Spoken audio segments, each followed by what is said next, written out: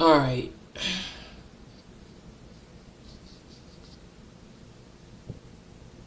Hello YouTube, how you guys doing? Sorry about last night. I was feeling terrible, man, and I didn't feel like recording. So I ended up stopping the recording a lot earlier, but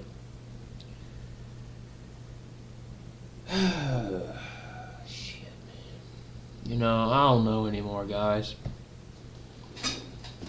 I'm just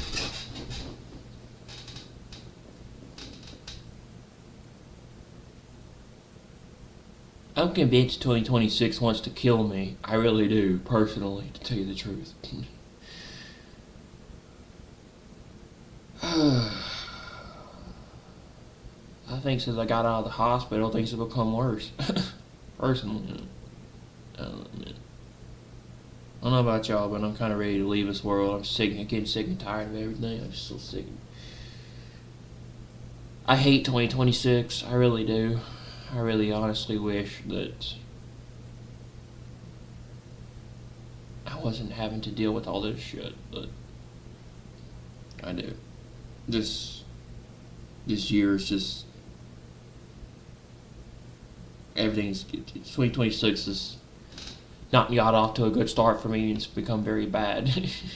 This year sucked and everything, and I really don't know how much more I can take, man. I'm kind of ready to leave. I'm just so sick and tired of shit. I've been doing some thinking, and I often wonder, with everything that I've gone through in my life now, is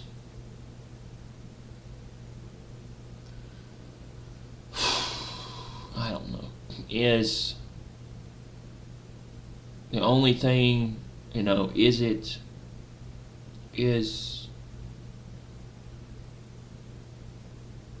the whole point of me going through everything I've gone through and suffered through, is it just, what I mean is, are we still here with everything we go through just to suffer? It feels like it's just nothing but suffering and hardship. At least for me, that's like my life. That's what my life has been for the last 4 years, man. And I'm sick of it. I'm sick of it. Like I told you guys, I came to a point where I felt so bad yesterday and the day before that I wanted to die because it was just. I feel like we're just here sometimes to suffer. And and I've been thinking,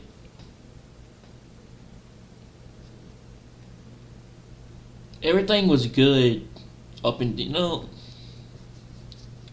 been thinking a lot about what's going on in the Middle East, what's going on in America, what's going on with the administration and everything, and all this stuff. And it's been more chaotic than the first time, and I'm wondering, like, the first 4 years of Trump's term as president, didn't nearly all, half of this stuff did not happen at all. But then you get to his second term, and it's just crazy, man. And 2026 is just crazy shit, and it's like, I don't know, man. There's a lot of people out there that believe Trump is the the Antichrist. He's going to usher in the New World Order. He's going to bring in what's coming, set up the system of what's going to happen, and he's all buddy with people like Israel and the Sanhedrin and all these people, and the Pope and the One World Religion and all these things, and he's behind all the stuff with Israel, and everything. They've even got his name. They've even got Trump's name on the coin, on the temple coin for the for the Temple Institute. It's talking about rebuilding the temple, the third temple. He got his name on the coin. Trump's name on the coin of his and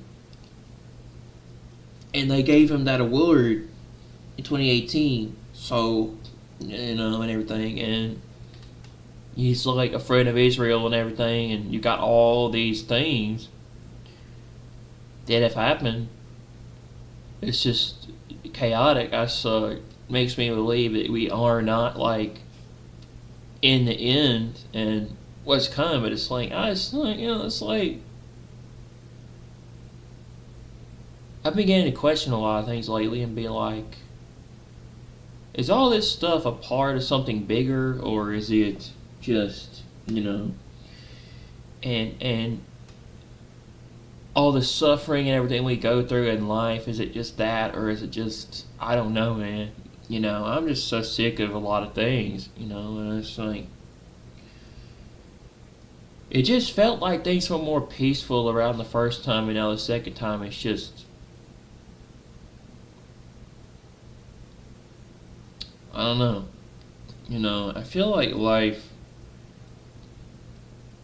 from 2017 all the way to 2019 was normal, and then 2020 changed everything, and then now we have the rise of AI and all this stuff, and I just wonder,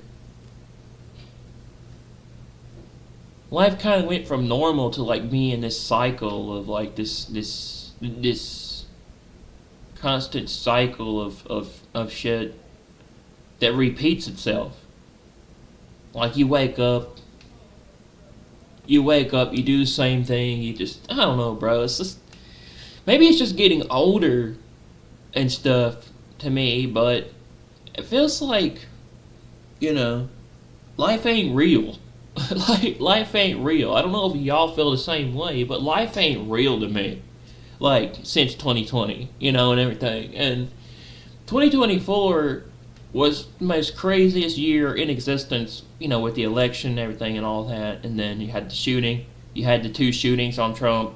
It feels like to me, life ain't real since 2020, It's like, I wake up, it's just, I feel like it's just, the world feels depressing. It feels sad. It feels like upsetting, and, we're supposed to be in a time of peace, but it looks like everything's leading up to war, including what's going on with Iran and the protests, and then Israel, gearing up for an attack on Iran in the future, the Jeremiah 49:37 thing, and I was trying, and everything. And I just wondered, like, people think I'm crazy when I go on these rants and I talk about this stuff, but I've been doing a lot of thinking lately. And I feel like I feel like the life we live ain't real, bro. I really do, and everything. And that's just me. What I mean by that is that it's like the Matrix, and everything, It's like a simulation. Like, it's the same thing over and over again. Like, we're in this cycle of constant repeat. And it feels like it's suffering. It feels like it's nothing but suffering and hardship and difficulty, and I get it. It said these things would happen before the end, and I understand that. But it feels like, when you're doing this stuff and you're trying to lead people to, the truth or God or other things, and tell them, it says you're going to face hardship. You're going to face difficulty. You're going to face.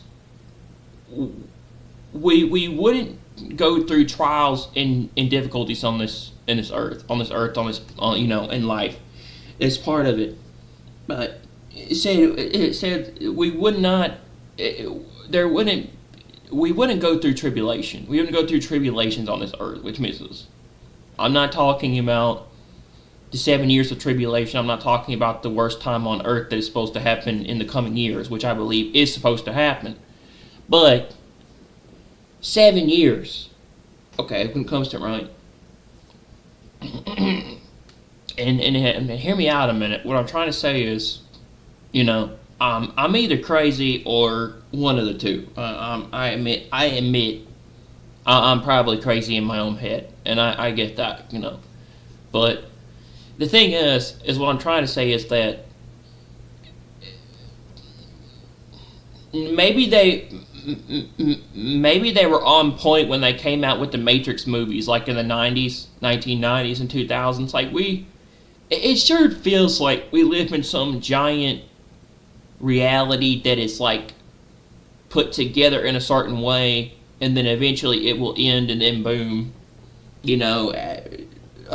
life will cease to exist eventually, when it comes to it. It feels like this temporary thing that we live in, but to me, life doesn't feel real. Life doesn't feel real, like, in a sense, like, after 2020, and then 2024 just made you question even more, about what was going on with stuff. No, life doesn't feel real. It's like they're covering up stuff, not telling people the truth and what's really going on and what our reality really is, and everything, And then there's that whole thing back in 2012 with CERN, which I'm not going to go into, but it's like this whole perspective, right? That's what I'm trying to say. It's that you have these very powerful government forces that run the world, and they don't tell you what's really going on. They don't tell you about these events. Like, you're just left in the dark, and everything. And I'm a believer. I believe in God. I believe in, like, these things. I do, and I believe they're meant to happen. But I've questioned things over the years of what has happened in my life, and I don't know. I'm like, it doesn't feel real. It doesn't feel real. Like, it feels like everything's getting worse, personally, this year in my life. Everything is getting worse in my life. Either that or I'm being put through a test and difficulties and things for what's happening. I don't know. Because I feel like I feel like, in my opinion, I've had to suffer a lot for 2026. I had, and everything, and it's been hard for me. So it doesn't feel real. Feel like that. I feel like I'm the odd man out, and everybody else is the same, and I'm different, and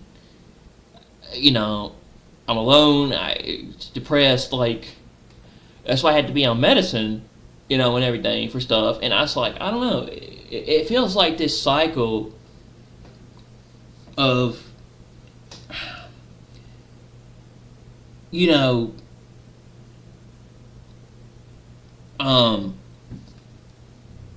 Keanu Reeves in The Matrix is doing something on his computer, and all of a sudden he wakes up to, he finds this evidence about the truth, and he starts wondering what's really going on, and reality don't seem real to him. And then, he wakes up to find out that, I go to Costa Rica. He wakes up.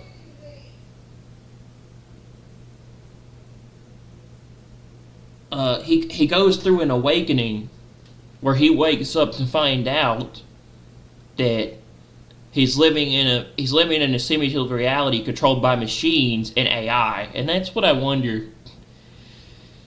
That's what I wonder. Reality's not what we think it is, because they hide a lot of things where they don't tell us. I'm even beginning to question the Trump assassination, the shooting, and I'm wondering, like, okay, and everything, are we living in some kind of simulated reality? How does a dude survive a bullet to the head? That's just not possible. There's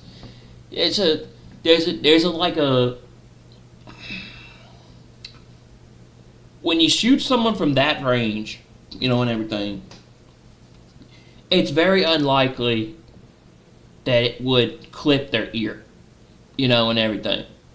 And obviously, the only other explanation is it was a miracle, or it was, divine intervention.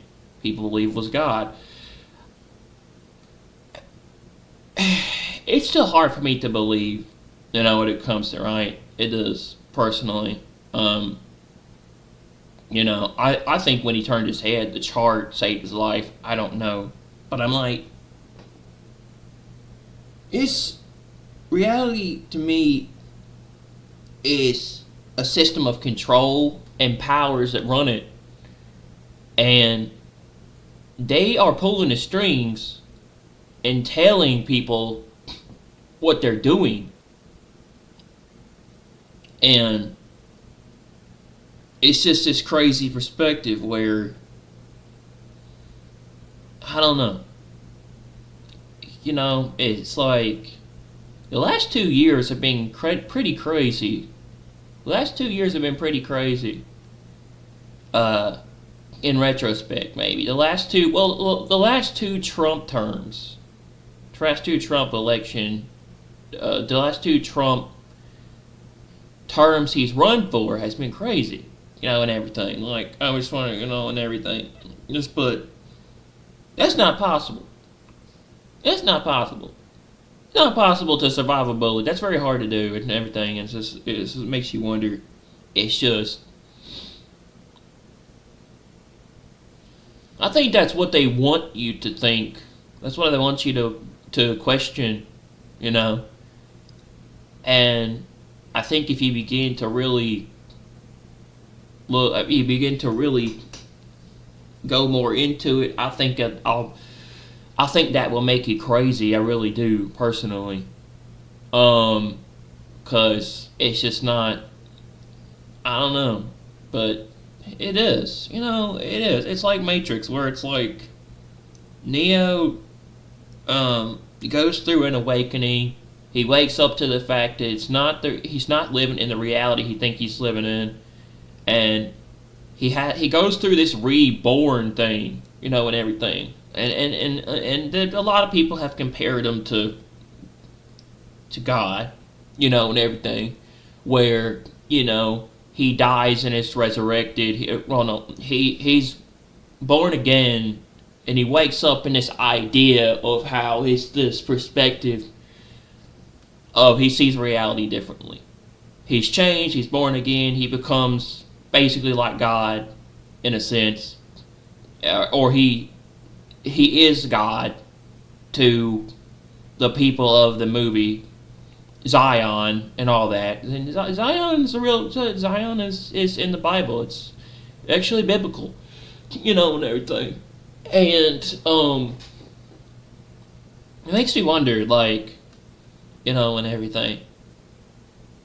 Did they make him God? Did they make him God? Because sometimes they compare him to some people compare Trump to the chosen person of God, and that he's going to save the world. And to a point that they sort of look at him like Jesus, which is scary in a sense. I don't know, and everything. But it's like this thing where he comes in and he becomes he's the chosen one. Trump has compared himself to the chosen one when he got elected. It's this idea of, I don't know, just reality. Just, it doesn't seem real to me. It doesn't seem like a real thing. I wake up and I'm like, this stuff is too good to be true. It doesn't feel real. It doesn't, and I've gone through a lot of events in my life the last couple of years that really changed the way I thought about things. And I'm like, we have to be living in some simulative reality, It's this stuff. What's going on with everything just seems too good to be true and real. And I'm just like, that shooting almost felt like a video game where it's like, he gets shot. He gets shot in the ear. He goes down. He comes back up, and it's like the dude respawns, like it's some kind. It's like it's some kind of video game, man. I don't know. It's like I always found the Matrix movies interesting because it was. They did a good job explaining our reality, in some ways, like in that way, it's like I get like later on they used a lot of CGI for the later movies, but it's like I don't know, and obviously I can't go out in the middle of the street and sit and stand in front of I obviously can't go stand out in the middle of the street and think I'm going to survive getting hit by a car, but it's a theory. That's the theory I think of when it comes to like, and everything. Trump reminds me of like Neo, where he can stop a bullet. Like he just puts his hand up and he's like, "Boosh, I'm gonna stop the bullet." It makes no sense. It's just like the last couple of years, it just made me like question what is reality. I don't know, bro. No, it's just when you look at it, from my father passing away to a lot of people in my life seem like they're just dying off or getting old or they're just I don't know, man. I've had a lot of loss in my life, and I began to question my reality and be like, what the fuck? Who's pulling strings? Who's doing this? I don't know. And I don't know if y'all feel the same way. I don't know if y'all think about that sometimes, but I do. And I don't know. I feel like I wake up to the same thing all the time. And I'm depressed, I'm sad, I'm lonely. My life doesn't seem like it's getting any better. It's getting worse. It's getting more difficult. It's getting harder. Something wants to kill me. Something wants to kill me, obviously, for what I'm doing and make my life harder. And it doesn't feel like it's changing. I mean, and everything. I don't know. People say God, we don't choose our destiny, God chooses our destiny, but I don't believe that, and I don't really know if I believe that as much anymore. And or we're not, we choose what we're gonna do, but God guides our steps or guides our path where we're going, and everything. And certain things are set up for some reason, but I don't know, man. I look at reality as being fake, being not real, being a simulation, or being just planned. Over the years, I've looked at the world as being run by very powerful people that have a lot of money and influence and know what they're doing and have been playing this stuff for over a decade, for years, and have been trying to create this system, since probably I'd say 2000 and 9/11 in 2001, which I think was planned by the government and set up. I could be killed for this shit, talking about these things, because, there's some very, very, very big stuff, but, you notice how, too, in Matrix, how Neo knew stuff that the world didn't know, and that every time he was getting this information, they tried to kill him. They tried to kill Neo every time he got it. It makes you wonder. It's like the Smiths were like the government, and Neo was like this force that was trying to stop them, but they wanted to get rid of him, and it's a wonder, makes you wonder. And I don't know, I just wonder. I wonder about these things. It just feels like life just feels. Life feels empty. It feels kind of just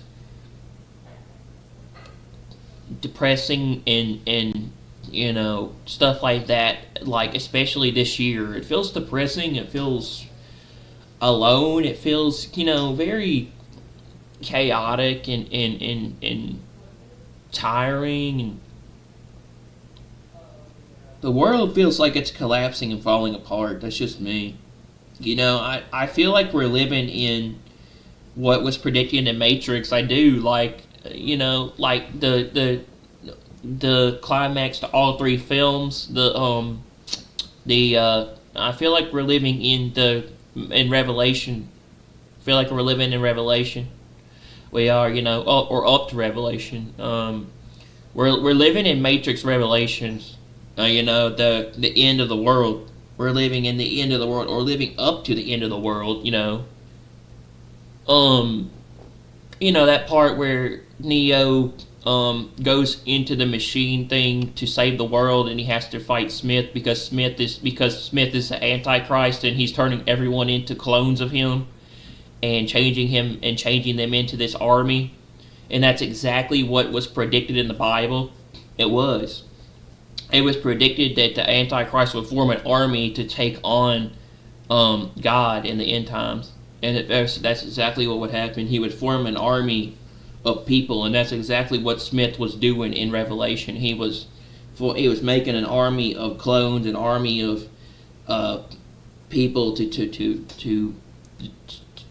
take over the world and destroy it, rebuild it, and everything. So I don't know. It's just I love the Matrix movies because Neo, or Anderson, I forgot his real name, Mr. Anderson. They call him Mr. Anderson. He went in. He woke up to a world and began to question this idea. And then these powerful people hated him. They didn't like him. They wanted him dead. They wanted to kill him. He was a threat to, certain stuff, and everything.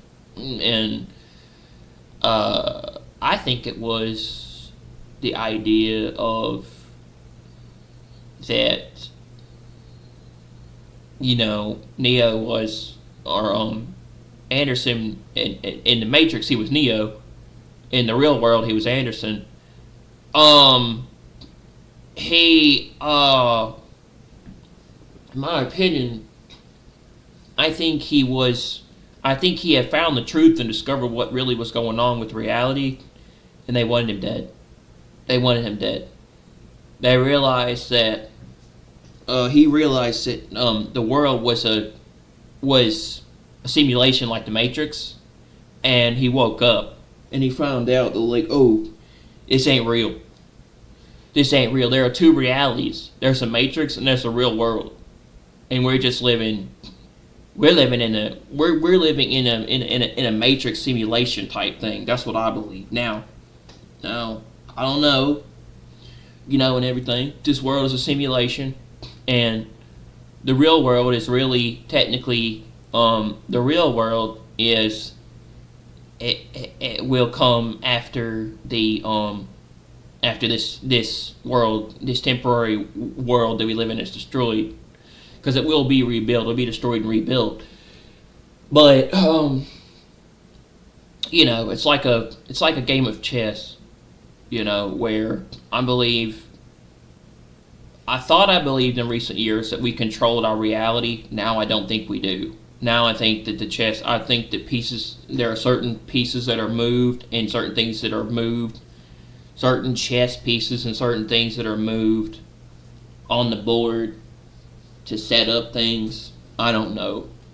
But it doesn't feel real. The last couple of years just don't feel real. They feel too good to be true, and they feel weird and strange, and it's almost like reality ain't what it is. How, like, when Neo woke up, when he woke up to the truth, he had this weird thing that happened to him, and everything.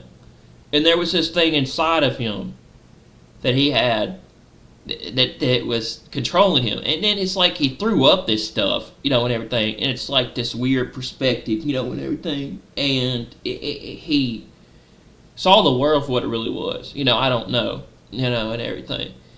And it's like this weird weird perspective, but he sort of got this idea of what the world was, and everything. I don't know. A lot of people don't believe in God. They don't believe in this stuff, but I do. But I also question the reality. I wonder, and everything. I honestly believe that we live in a simulation. Do we live in a simulative reality? Do we live in a reality like a video game where as you go up in levels, because it sometimes feels like it. You're born, you're a baby, then you're this, then you're that, kind of reminds me of Fallout, kind of, right? The Fallout game, Fallout 3, where like you go through, you're a baby, then you're a child, then you're a grown adult, then you're this and that, and everything. And your life is kind of like levels, where, I don't know, but like it just feel like that sometimes. It does feel like that sometimes, like reality ain't what we think it is, and I don't know,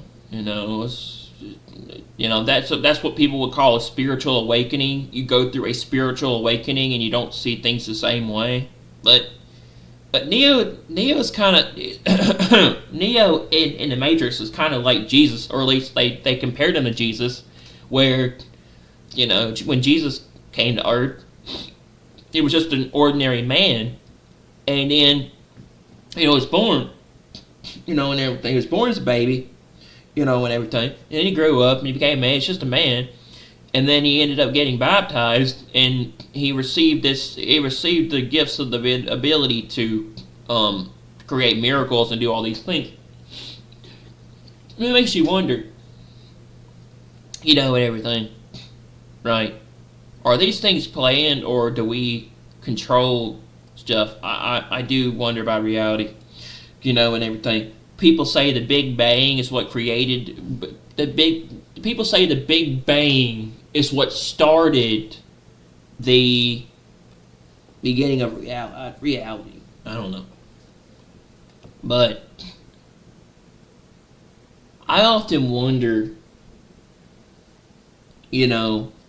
what is reality anymore? Or, am I going crazy? Right? Is Trump really, is Trump the Antichrist? Is he going to usher in the end? Like a lot of people believe that Trump will bring in the one world religion and the new world order. Or, that's a conspiracy, but people believe that Trump will introduce the mark of the beast in the beginning of the system that will control the world. I don't know. But everything felt normal until 2020, and then that changed everything. And then 2024 to me felt like a video game where it's like, yeah, a bullet's fired at this dude, and then all of a sudden he stops the bullet with his ear, and everything turns. It's like, how do you, and he wasn't even like, when you look at it, that he wasn't, he was like, that shot wasn't even that hard to hit, I mean, he wasn't an inexperienced sniper. He trained to hit this target, and he planned it, and everything, and he was on the roof that close to the president. He could have, and everything, and that shot, it had to have been a miracle that saved his life, or he just turned at the last minute to look at the chart and it saved his life, and everything. But you have to look at it like, how do you survive a bullet? How do you survive a bullet like that close? It's just, I don't know.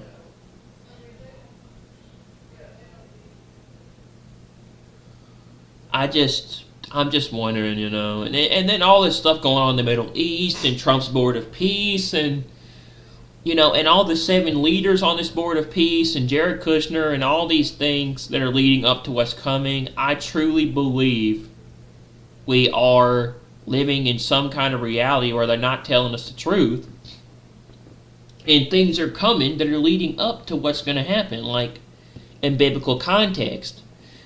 And they know stuff we don't know. They know stuff we don't know, and this is all part of the end time plan for what's coming, and it's leading up to the 10 kings, and the eventual 7-year covenant with many, the 7-year covenant, the covenant with many for 7 years is eventually coming with the Abraham Accords and all these other things. Just it's hard for me not to notice that, to see that, and be like, it has to be. But reality just, it doesn't feel real. It feels different the last couple of years. It really does. 2025 felt different. 2026 has felt really different. And when you look at the and 2024 was pretty crazy. Was a pretty crazy year, including one prior to the election. So you gotta look at it like, I don't know, and how Israel's got, Israel is using Trump. Trump is using it. There's stuff going on with Israel and Trump and everything, and all these things leading up to what's coming, and the Gaza 20-point peace plan, and the phase 2 of the plan to disarm Hamas and demilitarize Gaza, which is leading up to, and it's just this big, huge thing. And and I guess ISIS, I guess the whole thing with ISIS is a big part of that. But I'm beginning to wonder that our reality and what we think it is, and they're not telling us what's really going on. They didn't tell us what happened with the assassination. They didn't tell us what happened with the assassination attempt, the 2 assassination attempts. They didn't tell us what was going on. They're not telling us what's going on with the Middle East, really. You kind of have to do your own research. They're not telling us about Jared Kushner, which he's a shady dude, which no one actually knows much about, but he has a lot of plans going on in the Middle East. And they're not telling us about what this bigger plan is with ICE and going into these cities and raiding these places and taking and arresting these people and taking them and stuff. I think they have like detention centers set up like Alligator Alcatraz and stuff like this, in these places. Sending these people to these places and individuals, kind of like the Nazis, and they're not telling us like, and they're also not telling us what's going on with with the Iran stuff and the protests and the whole thing with Trump saying he's going to strike Iran and all this stuff, and they're not telling us this bigger plan. You kind of have to do your own research, and you have to pay attention to what's going on to really understand, that this stuff is much bigger than what's going on in the U.S. and in Minnesota. It's there's a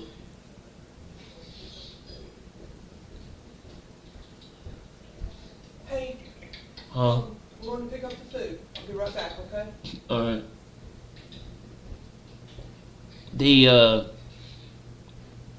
I don't know, man. It's much bigger than what's going on with ICE, and everything, but I don't know, man. I wonder about stuff sometimes, and just, it feels like it feels like that there's a lot of suffering going on in the world, and it's happening all over the place in protests and just, I don't know. things seem like they're falling apart and going the other way, man. And I really don't know how much more I can take of this world, guys. I tell you, man. I hope pretty soon that we have a rapture this year and see the return of, see God come back. I don't think this world's going to hold up much longer, especially including in the Middle East. And I don't think we'll be able to deal with it. Everything's going crazy. There's so much protesting, so much chaos, so many riots, so much destruction, so many killings, so much shit going on in 2026 that this year feels like this is going to be the end, personally, to me. This feels like this will be the end. I think we're going to see something by Christmas, and I don't think we're going to have a normal Christmas like we did in 2025. I don't. Oopsie, my bad. I don't think we're going to have a normal Christmas. I think 2026 is going to be a very interesting thing for Christmas. This world's not going to hold up. I think 2026 could possibly be the end of the world, or possibly be very chaotic. But I don't see this year getting off to a good start, and I don't see it, and I especially don't see it in the coming months getting better. I don't. Now, I did like the fact that Trump took all the ICE people, or took the National Guard out of all the cities of, Portland and I think it was Portland.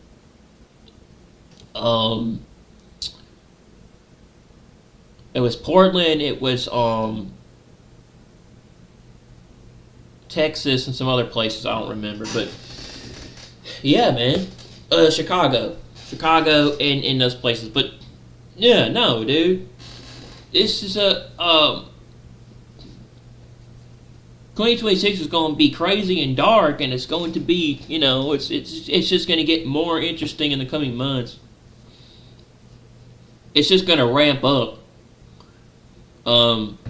Going in June and beyond. I think that we could possibly have a war with Iran. I don't know, but that's what I think. But yeah, man, we're entering we live in some crazy ass times, and there's no denying it. And we very well could see the rise of the Antichrist in 2026. Because they're setting everything up for what's coming. The Nikolai Medvedev, or whatever that dude's name is, could be the Antichrist. But they're definitely setting it up for the rise of that leader to come into the fray, that will control, that will give power to all these nations and countries for 1 hour with the beast. The beast will rise. I think we'll see the beast rise in 2026 and give power to these people for 1 hour. Trump's board of peace. I'm not saying Trump is the one that's going to do it. I don't think he will. I think he'll announce it, but I think one of these people that's on the board will be the one that will give power to these nations and leaders for 1 hour in 2026. I think we're going to see the rise of the beast in the coming months. I mean, he came out and said it himself. Trump came out and said it himself. He said this will be the last normal Christmas that you will have. That will be 2025 will be the last normal Christmas. And everything. And it's looking like, it's leading up to all this stuff happening. But even people that are not religious, don't really believe in God, don't really see that stuff as being real or true or happening, don't even think it's possible, they're beginning to look at it themselves. People that are secular and people that are liberals, and beginning to look at themselves and see there's something going on with the Middle East and what's happening over there with Iran and Israel and what Trump's doing. They're beginning to look at it and be like, yeah, this there's something bigger going on, and Jared Kushner. They're beginning to look at the Board of Peace like there's something happening there, and everything. There are a lot of people that are beginning to look at Trump's Board of Peace and see that there's something going on there, and everything. They're beginning to see that there's this connection. And I'm no evangelist, but I can tell you for a fact that matches up directly with the 10 Kings, possibly, and the rise of the Antichrist, the rise of this world leader that's going to come out of this, 2026, possibly 2026, and he's going to give power to these nations and these leaders that are on this Board of Peace for 1 hour as the beast. It wouldn't surprise me at all, guys, that we would see this dude rise up from this Board of Peace.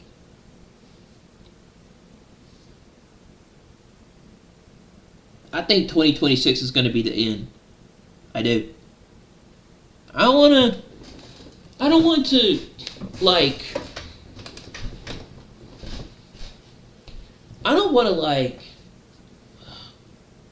scare anyone or worry anybody, but I do feel like 2026 could be the end. And there's a lot of things planned for 2026 by the economic, the Economist magazine and whatever, And then you got that meeting with the WEF in the World Economic Forum on January 21st.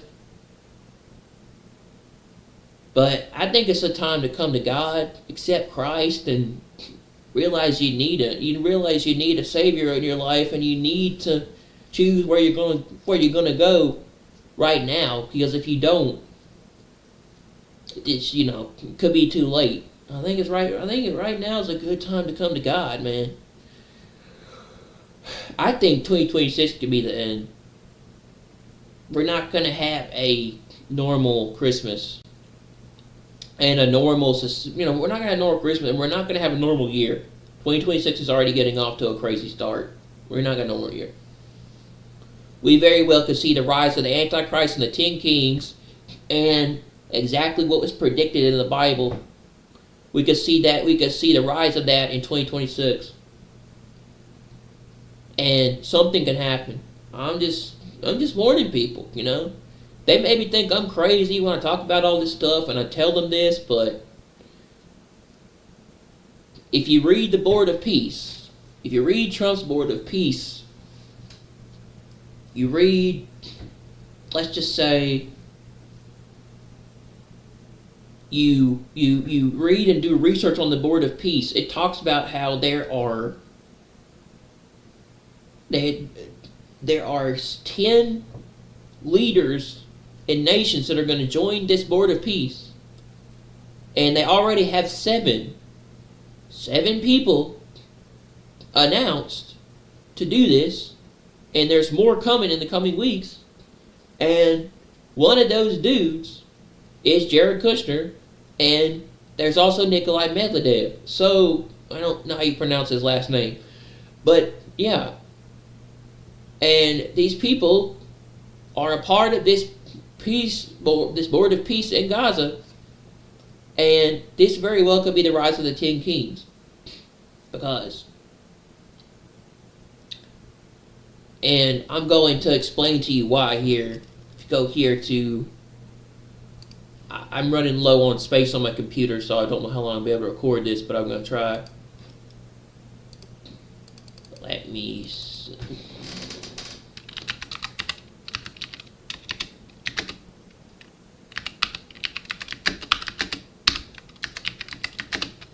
Just fair warning, people, we very well could see the end of everything this year.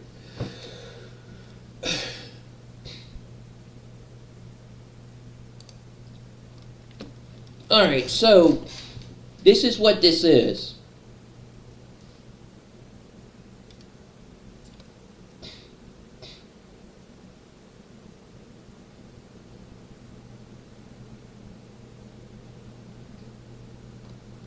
Donald Trump also was the Venezuelan girl that won the Nobel Peace Prize gave Trump the prize.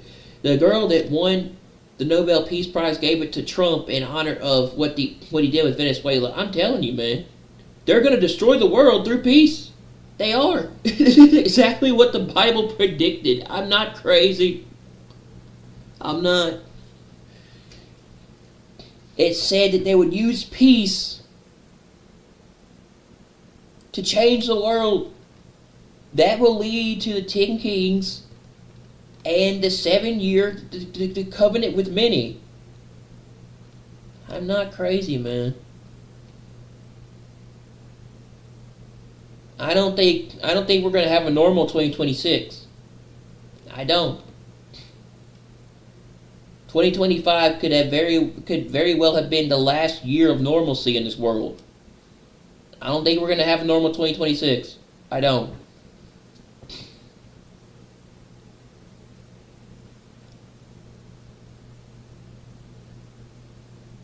So for all those people that were conspiracy theories that were wearing their hats, 2026 very well could be the year for us, where we've been telling people this all along and they don't believe us anymore, and yet, I believe God's building an army of people that are rising up, that are remnants, that will lead people.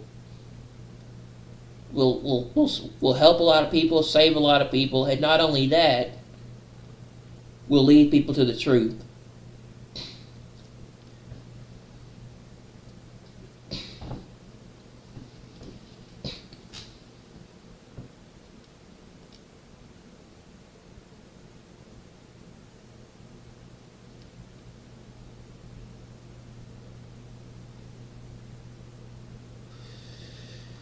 I'm trying to find the 7-year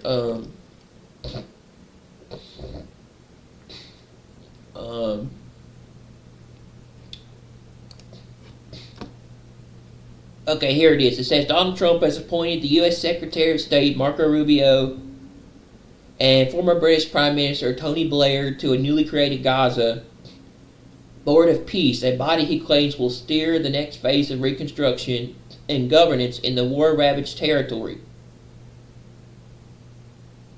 The White House said the 7-strong founding executive board will also include Trump's special envoy, the property developer Steve Witkoff, the World Bank president Ajay Banga, the president's son-in-law and longtime advisor Jared Kushner. Trump himself will serve as chair, with further adjustments expected in the coming weeks. So, that's 7. There will be 3 more in the coming weeks.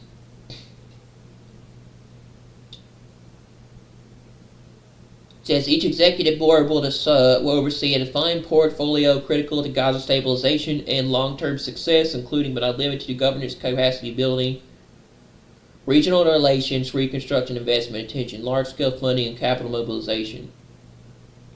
The United States remains fully committed to supporting this transitional framework, working in a close partnership with Israel, key Arab nations, and the international community.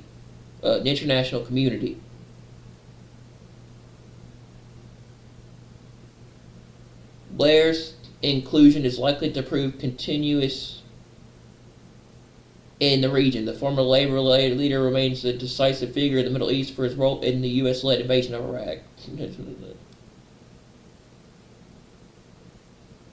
The president also appointed Era Lightstone and Josh Granenbaum as senior advisors to the board to oversee day-to-day strategy and operations. Nikolai Medvedev, a Bulgarian politician, the former UN envoy to the Middle East, will serve as high representative for Gaza. This dude, Nikolai Medvedev, he could very well be a possible figure for the Antichrist, because he's a permanent UN envoy, and he says he's a high representative for Gaza for the Board of Peace. Him, I'm thinking it's either him or Trump's son-in-law Jared Kushner.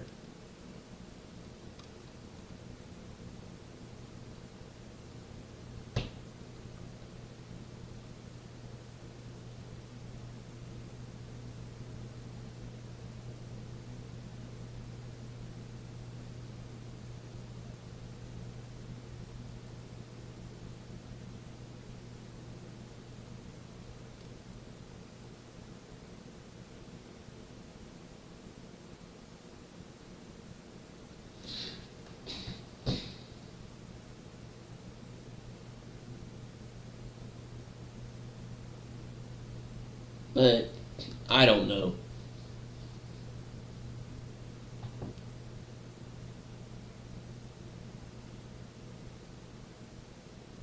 2026 just doesn't seem like it's going to be a normal year for stuff to me. I mean, at least that's not how it's starting out, at least in January.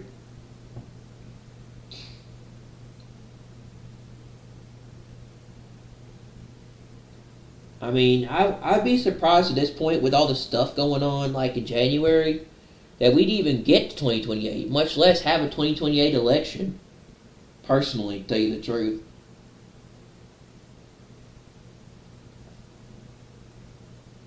Maybe we'll have a 2020 election. Maybe we won't. I wonder about that third term stuff with Trump. So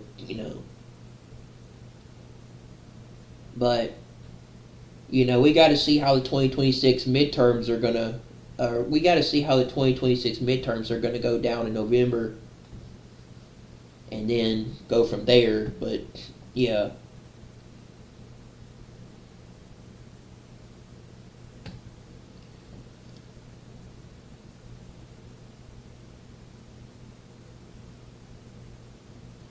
I don't know, man. That's just my opinion, but it just feels like things are just kind of off the rails personally with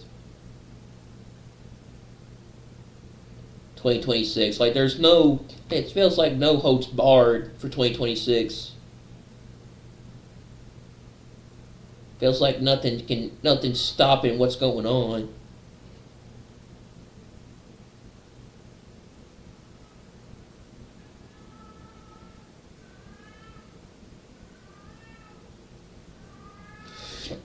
But we're gonna go over the news, and then we'll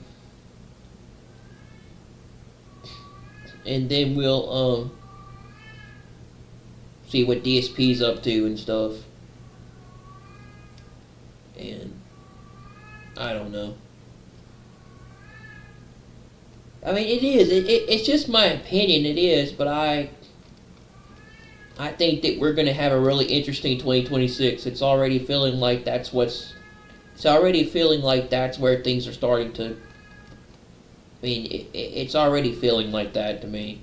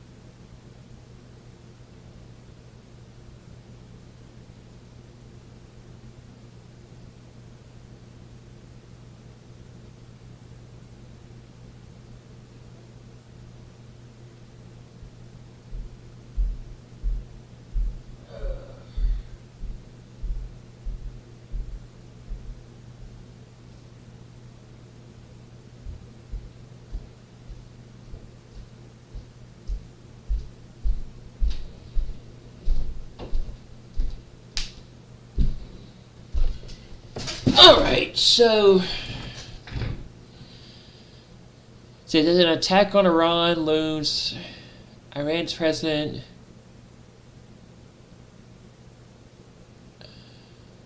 Pezeshkian warns Israel and USA not to take out the Ayatollah Khamenei. If the people of Iran face hardship and difficulties in their lives, one of the main reasons for it is the long-standing immunity and inhumane sanctions imposed by the United States government and its allies. And aggression against the supreme leader of our country is tantamount to all-out war against the Iranian nation. The religious role of Ayatollah Khamenei supersedes his political role. He is a religious authority for over 110 million Muslims that interpret Islamic law.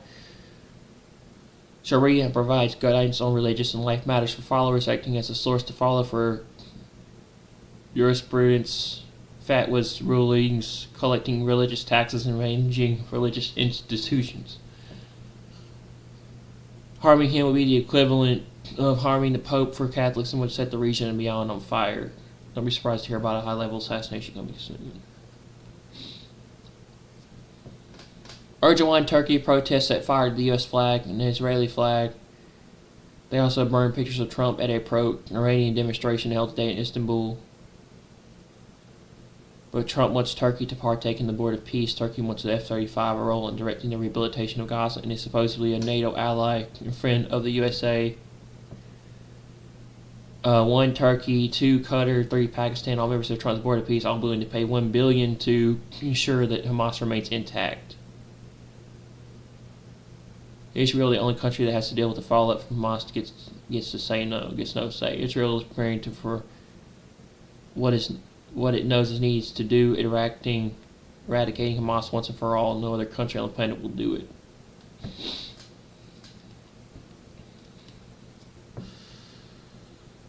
All options on the table. U.S. boosts presence in the Middle East as Iran strike remains a possibility. Netanyahu tonight had a high-level meeting with several ministers with the senior defense echelon to discuss the developments in the region. Israeli officials believe the U.S. strike on Iran is still an option. There's a reason why the United States military continues to reinforce its forces in the Middle East, amid the possibility that Donald Trump may order an attack against Iran.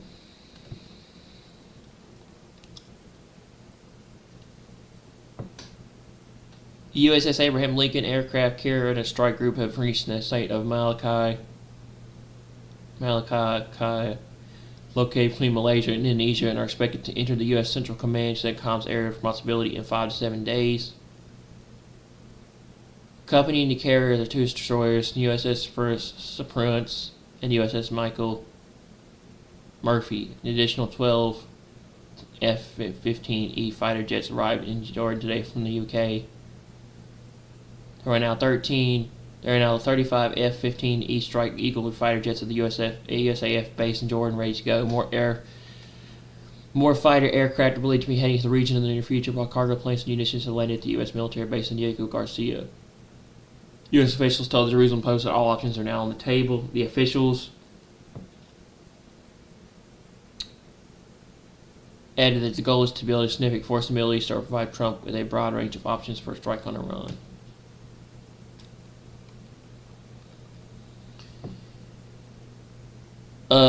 Netanyahu's secret plea to Trump to play on Iran. Here's why. An interesting analysis from the Jerusalem Center for Security and Foreign Affairs explains why Israel has asked President Trump to not delay a strike on Iran. The assessment is simple. The Ayatollah Iranian regime will not collapse as long as the Army and IRGC stay loyal. A military strike could now strengthen the regime, not weaken it. External pressure works best when internal unrest strains the system. Israeli intelligence analysis assessed that as long as the Iranian military and IRGC remain united and willing to shoot protesters, the likelihood of regime collapse remains low. An immediate military strike now risks triggering a broader regional escalation without achieving decisive regime change results. Iran retains substantial retaliatory capabilities through its allied militias and proxy forces all across the Middle East. A conflict now launched Conflict launched now without a realistic path to regime collapse could therefore result in prolonged war rather than a strategic solution.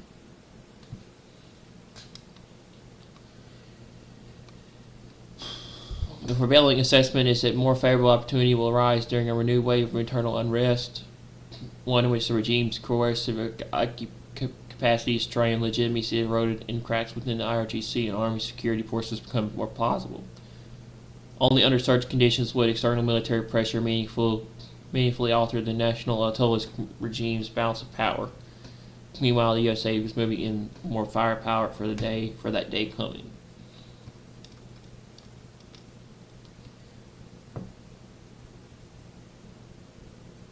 Iran's Channel 3 was hacked with pro-monarchy messages for 2 minutes.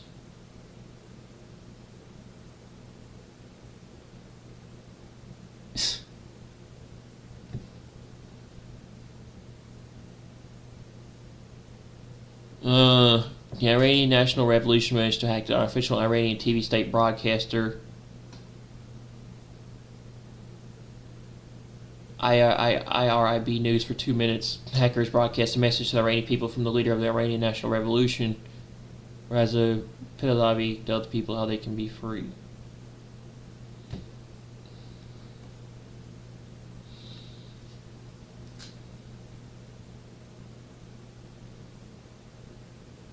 Ugh.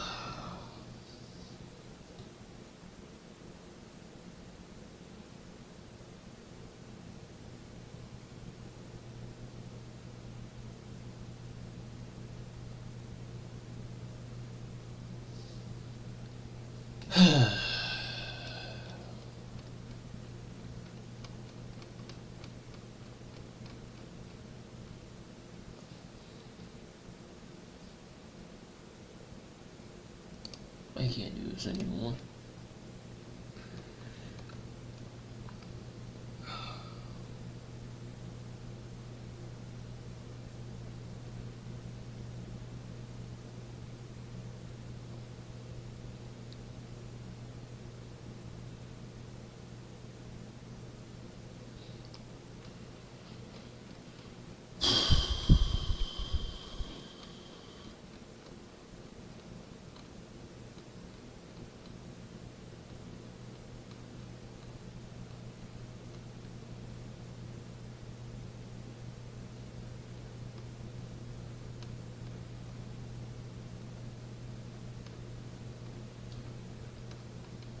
I'm going crazy and losing my mind, dude.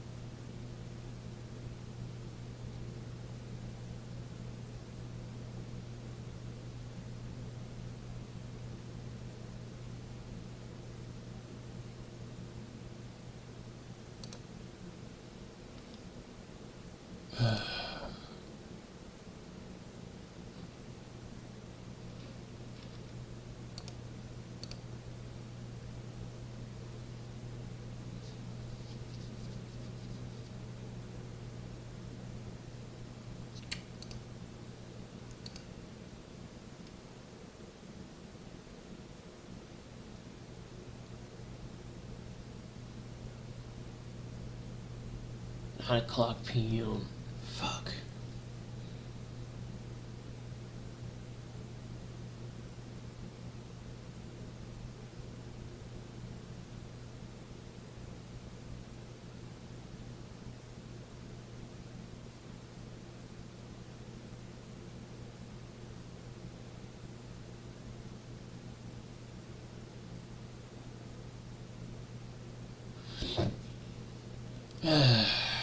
Shit.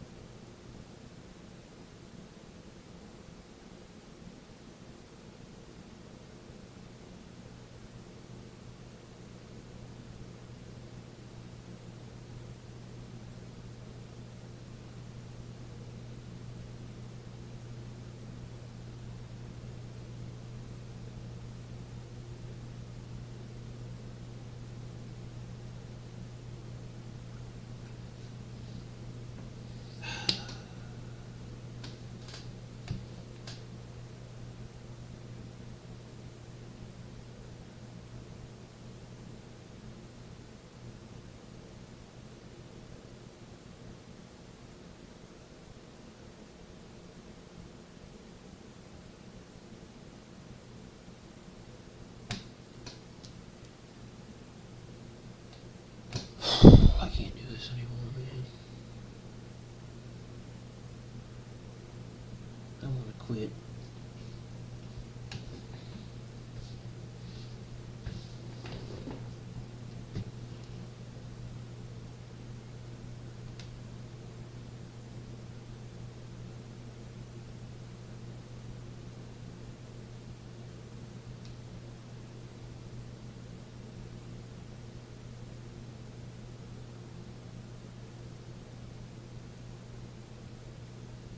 Whatever you do.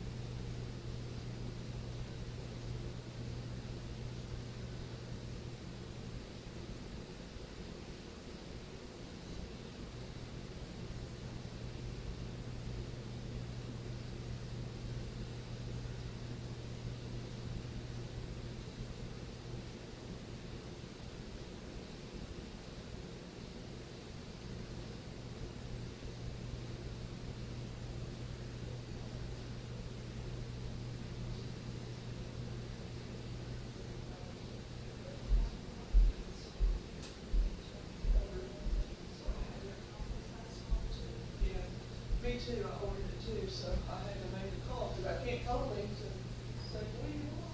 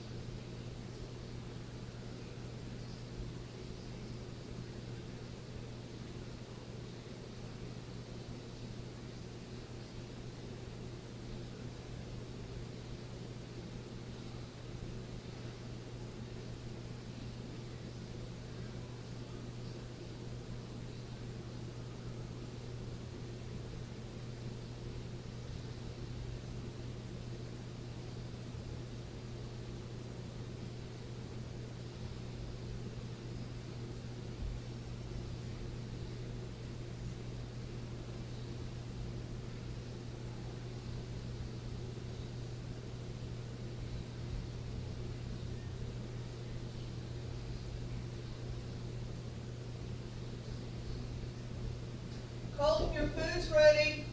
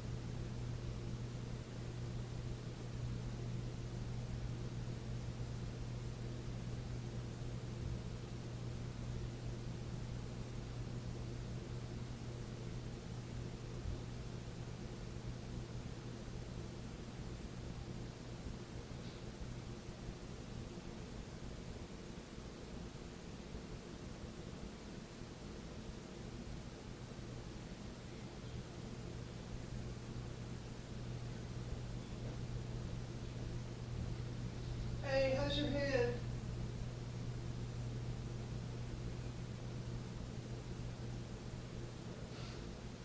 It's not too bad? It still hurts though?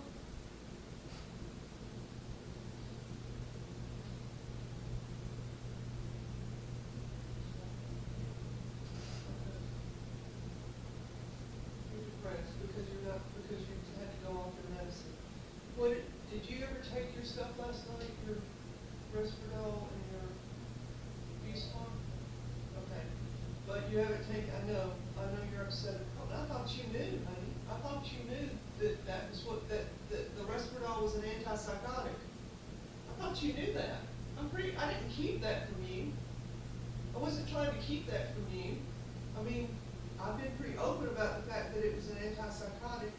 All right, so are you afraid to take your Paxil because you think it's giving you headaches?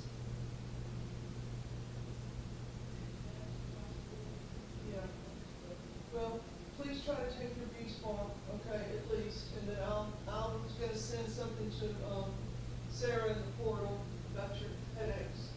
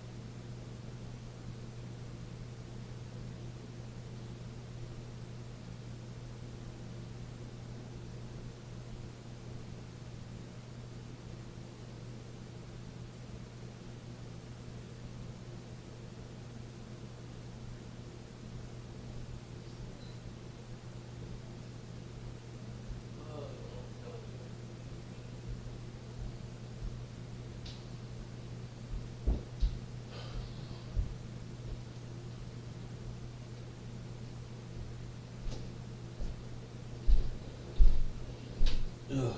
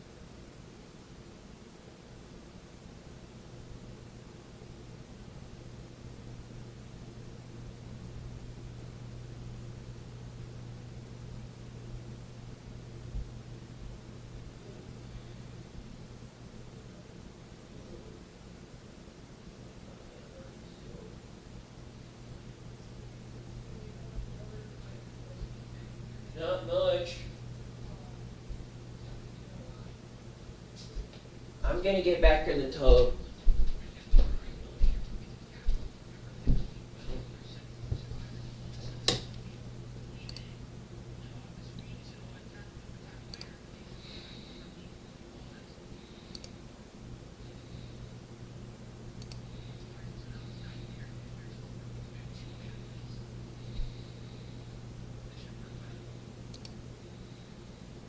I hope you will join me for that. It's going to be cool because I'm going to try to use my new Rode microphones and see how they sound. That way, as I'm building, I can move around and you should still be able to hear me talk. Uh-oh, minor break risk, I don't like. I'm going to check on that. And we're going to see how it works. If it doesn't work, we'll still use this mic. It'll be fine. But I wanted to try my new equipment and see how it worked. So we're going to try that out, too. We'll see. Minor break. Lee. He's in a poor mood. He's pissy. What's going on with Lee?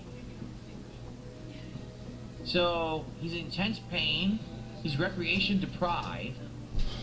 Unsightly environment. Slept in the cold. Slept in the cold? Ate without a table. He says it's an awful bedroom. What can we do to make him happier? What do you think? I mean, he's got the food poisoning. That's why he's in the pain. That's going to go away in a little bit. What do you think we should do? What's the temperature inside now? 67 degrees. Yeah, 67.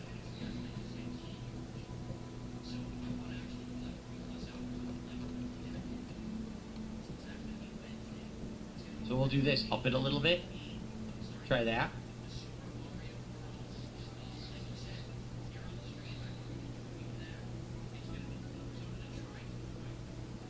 I said, oh no, I said 6'7". I said 6'7". He's vomiting, but it's fine. Salty vinegar did 500 kicks. That's our first kicks of the day, actually. We had no kicks today whatsoever. And he told a crude and rude joke. Do you guys want to hear it? I'll only tell it if you guys are okay with hearing it. Because it is kind of a crude and rude joke, and some people might be offended. Here we go. Thank you, salty vinegar.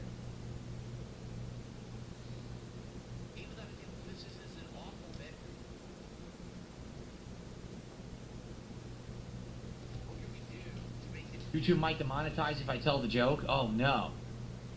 Oh no. Crude, rude, and totally lewd. Well, if you're in Kick Chat, you can see it. I guess I'm not going to read it then. Build him a table by his bed. It improves the room quality. A little table, like a nightstand for this guy. He's that snooty, huh? Okay. A stool. A small bookcase. What does he want? An end table. He wants an end table. Former UK Prime Minister Tony Blair, US Secretary of State Marco Rubio, and Special Envoy for the Middle East Steve Witkoff will form part of the team. Donald Trump's son-in-law, Jared Kushner, who is one of his senior advisors, has also been named. The US President will chair the board. It's part of Mr. Trump's 20-point peace plan. Now, one other development today, US President Donald Trump invited the Prime Minister to join Trump's Board of Peace. That is the multinational institution charged with overseeing the reconstruction of Gaza. And Prime Minister Carney has accepted the invitation. The progress that we have made in the partnership sets us up well for the new world order. Prime Minister Mark Carney speaking during a high-stakes trade mission in China. Both Canada and China have now signed an economic and trade cooperation roadmap. Even as the US president is seeking to corner Beijing, Canada has signaled a new world order by forging a new strategic partnership with China. Canada's Prime Minister Mark Carney held talks with Chinese President Xi Jinping in Beijing. This is the first visit by a Canadian Prime Minister to China in 8 years. According to the White House release, there will be 2 executive bodies under the Gaza Board of Peace. The first is called the Founding Executive Board.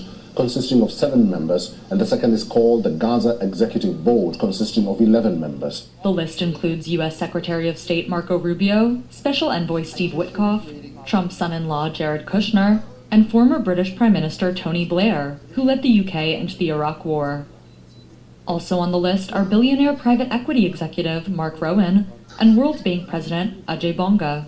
Chairing the board, of course, is President Donald Trump himself. It is my great honor to announce that the Board of Peace has been formed. I can say with certainty that it is the greatest and most prestigious board ever assembled at any time, any place. President Trump is, though, assembling a group of officials to oversee the reconstruction of Gaza. He is calling it a, quote, Board of Peace. The group is a key step in the United Nations-backed American plan to demilitarize and rebuild Gaza. The board includes U.S. Secretary of State Marco Rubio, Canadian Prime Minister Mark Carney, and former British Prime Minister Tony Blair. The White House has also invited leaders from Albania, Argentina, Paraguay, and Turkey to join the board. We're going to be given a very short period of time to disarm, and we'll see how that works out. Steve Witkoff and Jared Kushner will be in charge of that from our side, but if they don't disarm, as they agreed to do, they agreed to it, and then they'll be held to pay for them.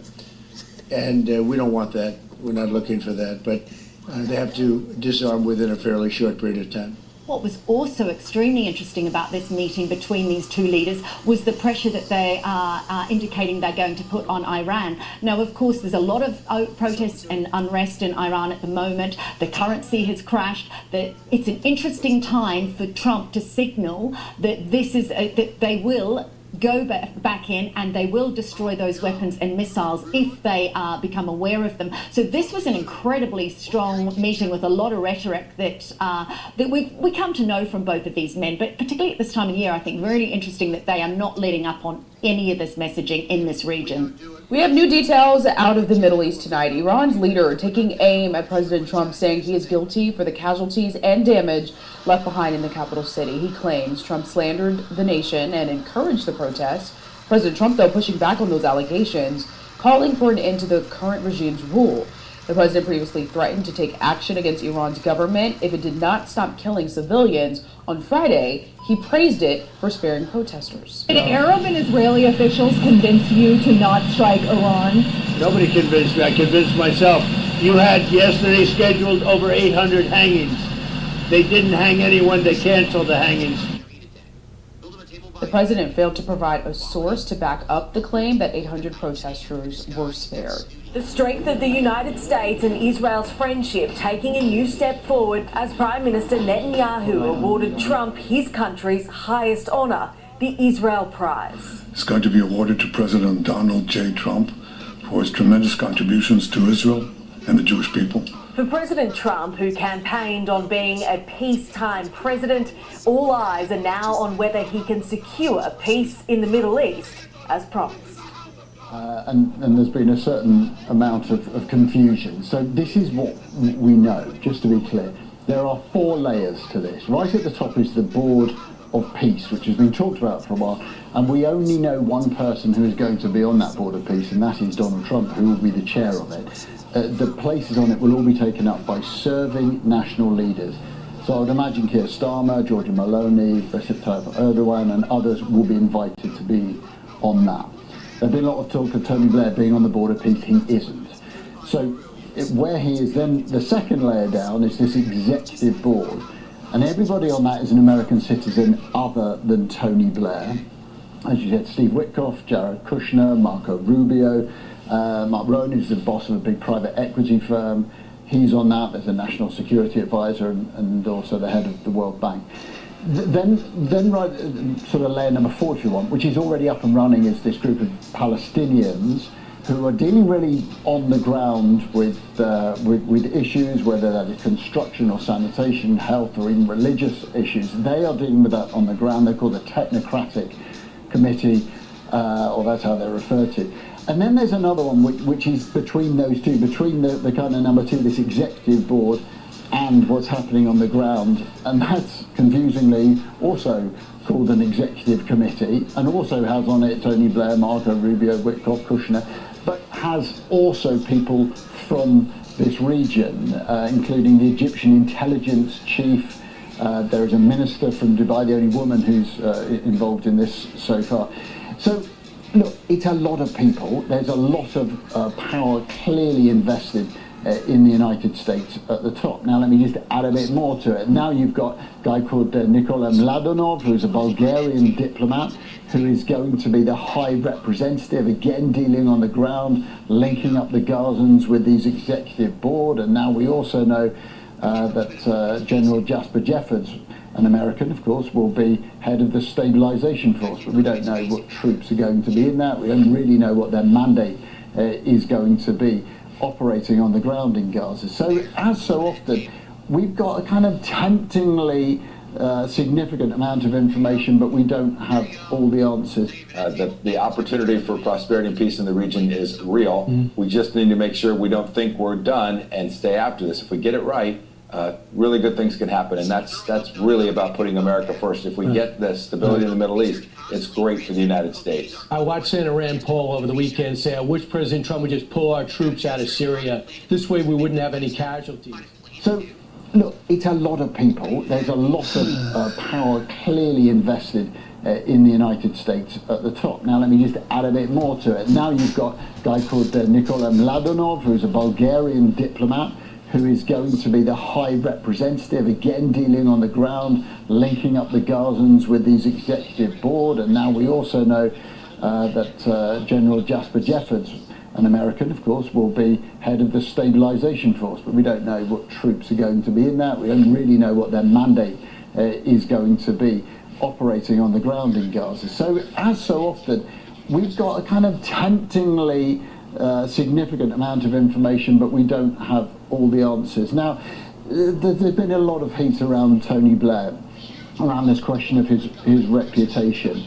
And certainly he can be a divisive figure in this region. A lot of people remember his decision to take the UK into the Iraq War. There are others, though, who say, look, the Good Friday Agreement was an extraordinary effort at bringing communities together. He's a man who has spent years here, part of the Quadrant, and within many countries in this region, he has seemed to understand transactional nature that unites some leaders here with the Trump administration. So he can be divisive here, but I would say at the moment there are plenty who are prepared to give him a crack and to stand back and see how will this, what on the one hand seems quite unwieldy structure, how will it work in practice?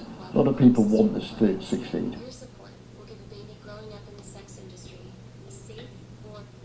One last chance. That's what God wants to give you. God wants to give you one last chance.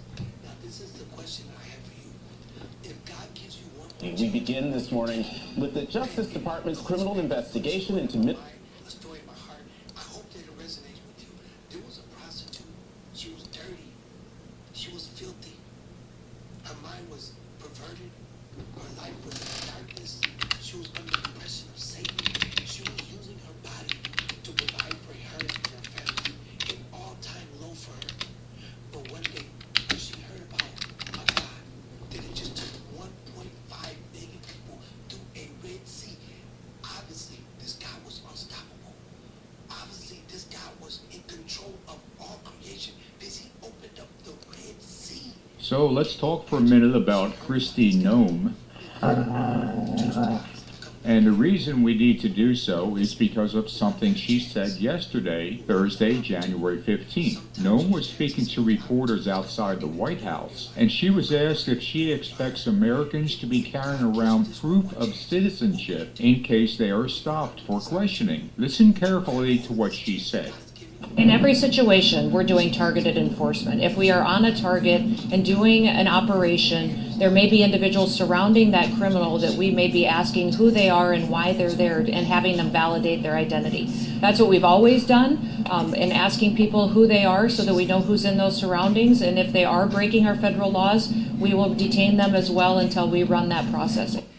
Now here is the key part of what she said. If we are on a target and doing an operation, there may be individuals surrounding that criminal that we may be asking who they are and why they're there and having them validate their identity. I see three major problems with her statement. First is her reference to that criminal, because in many cases ICE is doing these wide sweeps of people and picking up who they think might be in the country illegally. And caught up in that wide net many times are American citizens. The second problem is that she says individuals surrounding that criminal, meaning that even if you're in the area of someone suspected of being in this country illegally, you may have to validate your identity. In other words, you may have to show your papers for no other reason than you were in the vicinity of someone they were targeting. Statements such as "show us your papers" or "your papers please" are expressions associated with police states and the demand for identification from civilians during random stops or at checkpoints. Police states want to know the identity of civilians on demand. And this brings up the third problem with what she said, which is us having to carry around something to validate our identities, because that is where we're headed. We're headed to a point where, not just in America, but all around the world, people will be required to carry their identity with them. And of course, to any Christian who knows a little bit about Bible prophecy, that sounds like an opening for the mark of the beast, a mark that will have your identity and that you will carry with you wherever you go. And also, as we look around the world, we see that immigration is a major concern for a lot of countries. Thus, the introduction of a mark that can prove your identity on the spot is not really that far-fetched of an idea. And in fact, many people would agree to take such a mark if it meant helping their country fight illegal immigration. So the Trump administration moving in a direction where they want people to carry something with them that validates their identity should be a red flag to all of us who are wondering about the mark of the beast, because to me, this is definitely opening that door. Thank you for watching, and I will talk to you guys soon.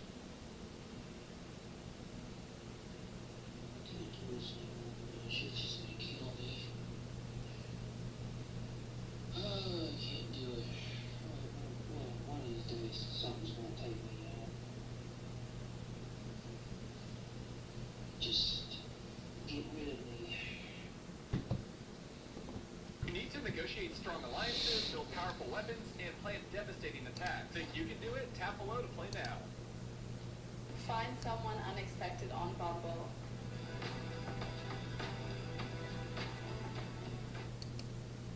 A friend of the channel referred me to this article on Newsweek International, which talks about Trump's Venezuela raid and the so-called Don Road doctrine. The magazine cover is quite striking, with Trump's picture in red and the words, "Can anyone stop him?" The article itself is called "No One Can Stop Trump's MAGA Manifest Destiny," and it's well worth the read if you have a few minutes. Normally I would take a few quotes from the article, but this time I'll just put a link down below so that anyone interested in reading it can do so. You may have to register with Newsweek to actually read the article, but registration is free and they give you one free article per month. As soon as I saw this cover and the words, "Can anyone stop him?" I immediately, and I mean immediately, thought of Revelation 13:4, which says, "Who is like unto the beast? Who is able to make war with him?" And that is precisely what we're seeing all around the world today, as no one knows how to fight against Donald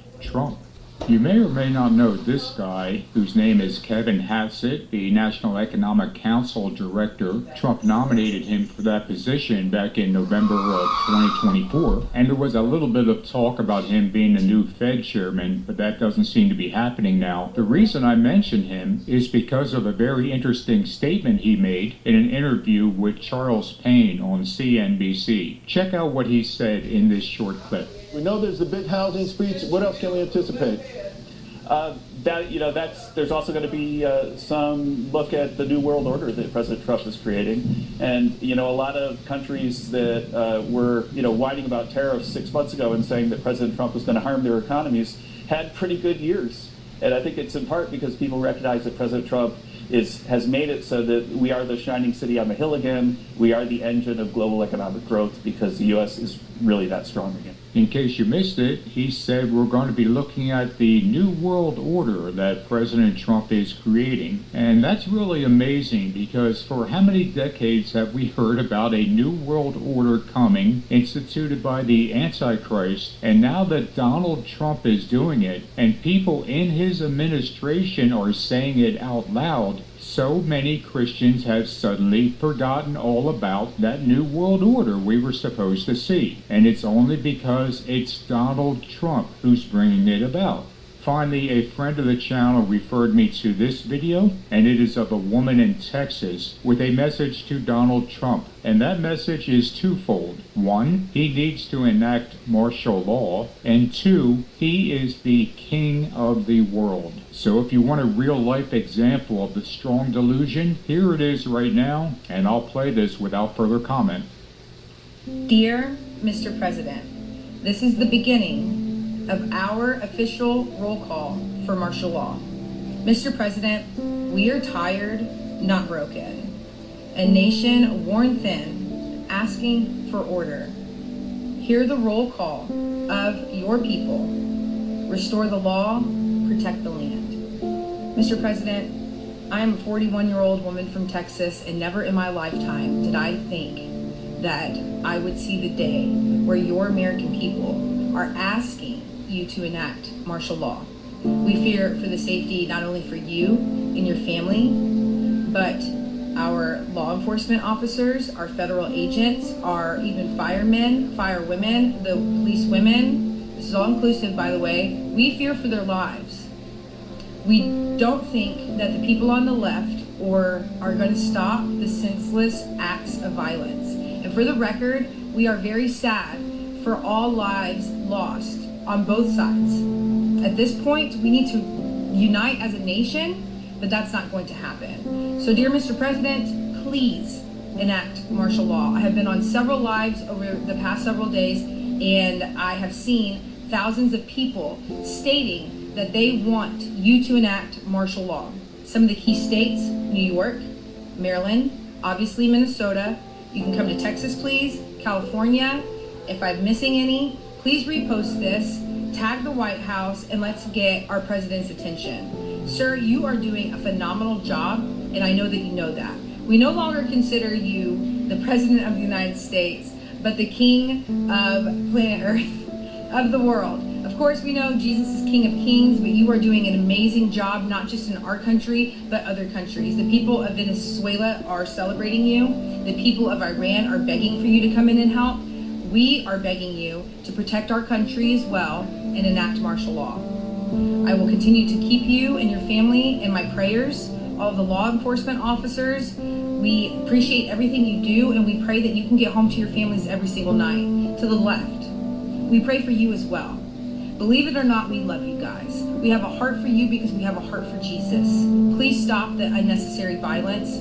This is not helping anything. If you have children to go home to. That should be your first priority. Please stop getting in the way of these officers that are just trying to do their jobs. Thank you. Please repost this, tag the White House, and let this be our official roll call for martial law. Thank you, Mr. President. We appreciate you so much. And I also want to point out that a lot of the people in the blue states, which are really hard to be left anyway, but they also are asking you for this.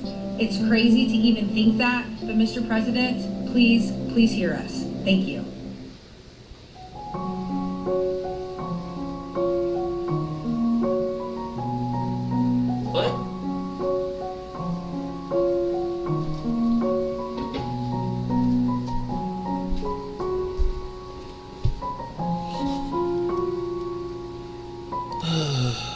Roll call is not helping in my prayers, and amazed that Minnesota, several days sides.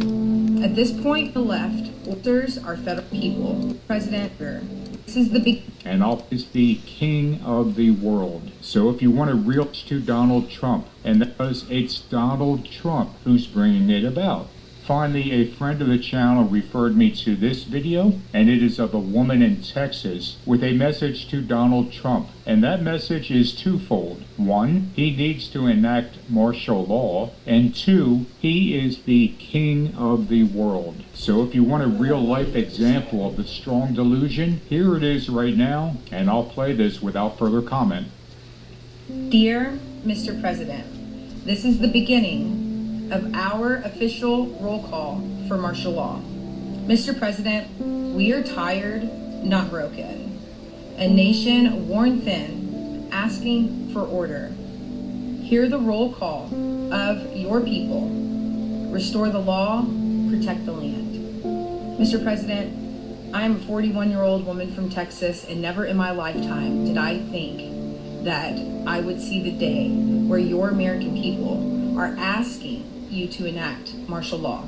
We fear for the safety not only for you and your family, but our law enforcement officers, our federal agents, our even firemen, firewomen, the police women. This is all inclusive, by the way. We fear for their lives. We don't think that the people on the left are going to stop the senseless acts of violence. And for the record, we are very sad for all lives lost on both sides. At this point, we need to unite as a nation, but that's not going to happen. So dear Mr. President, please enact martial law. I have been on several lives over the past several days, and I have seen thousands of people stating that they want you to enact martial law. Some of the key states, New York, Maryland, obviously Minnesota. You can come to Texas, please, California. If I'm missing any, please repost this, tag the White House, and let's get our president's attention. Sir, you are doing a phenomenal job, and I know that you know that. We no longer consider you the president of the United States, but the king of planet Earth, of the world. Of course, we know Jesus is King of Kings, but you are doing an amazing job, not just in our country, but other countries. The people of Venezuela are celebrating you. The people of Iran are begging for you to come in and help. We are begging you to protect our country as well and enact martial law. I will continue to keep you and your family in my prayers. All the law enforcement officers, we appreciate everything you do, and we pray that you can get home to your families every single night. To the left, we pray for you as well. Believe it or not, we love you guys. We have a heart for you because we have a heart for Jesus. Please stop the unnecessary violence. This is not helping anything. If you have children to go home to. That should be your first priority. Please stop getting in the way of these officers that are just trying to do their jobs. Thank you. Please repost this, tag the White House, and let this be our official roll call for martial law. Thank you, Mr. President. We appreciate you so much. And I also want to point out that a lot of the people in the blue states, which there really aren't any left anyway, but they also are asking you for this. It's crazy to even think that, but Mr. President, please hear us. Thank you.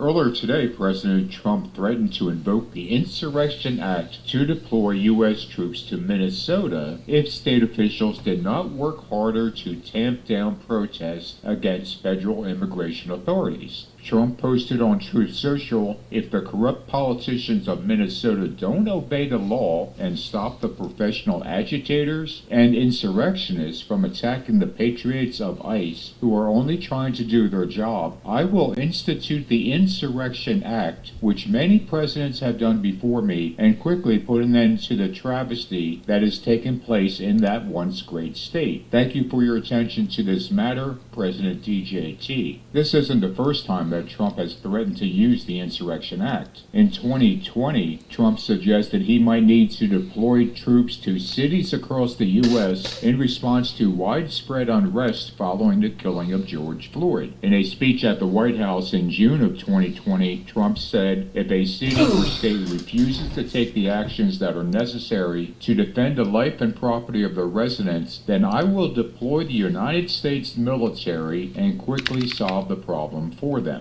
In October of 2025, Trump told reporters, "If I want to enact a certain act, I'm allowed to do it routinely, and I'd be allowed to do whatever I want. But we haven't chosen to do that because we're doing very well without it. But I'd be allowed to do that. You understand that? And the courts wouldn't get involved. Nobody would get involved. And I could send the Army, Navy, Air Force, Marine."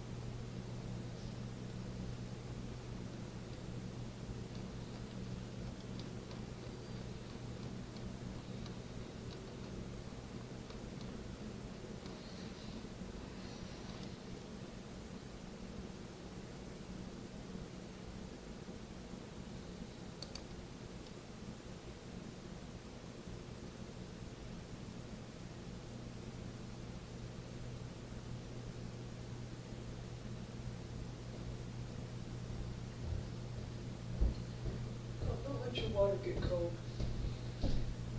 Here, take this, please. Don't need to keep waiting. That's some Berkey water with some ice in it. Can you please take this? Oh, you already got it? Yeah. You already got it out? Yeah. Okay, okay, man, thanks. Take it, please. Thank you. All right. Yeah, we gotta get this, we gotta get this room put this room into shape. I hope there's room in the trash cans for this, keyboard holder, because we'll just throw it out.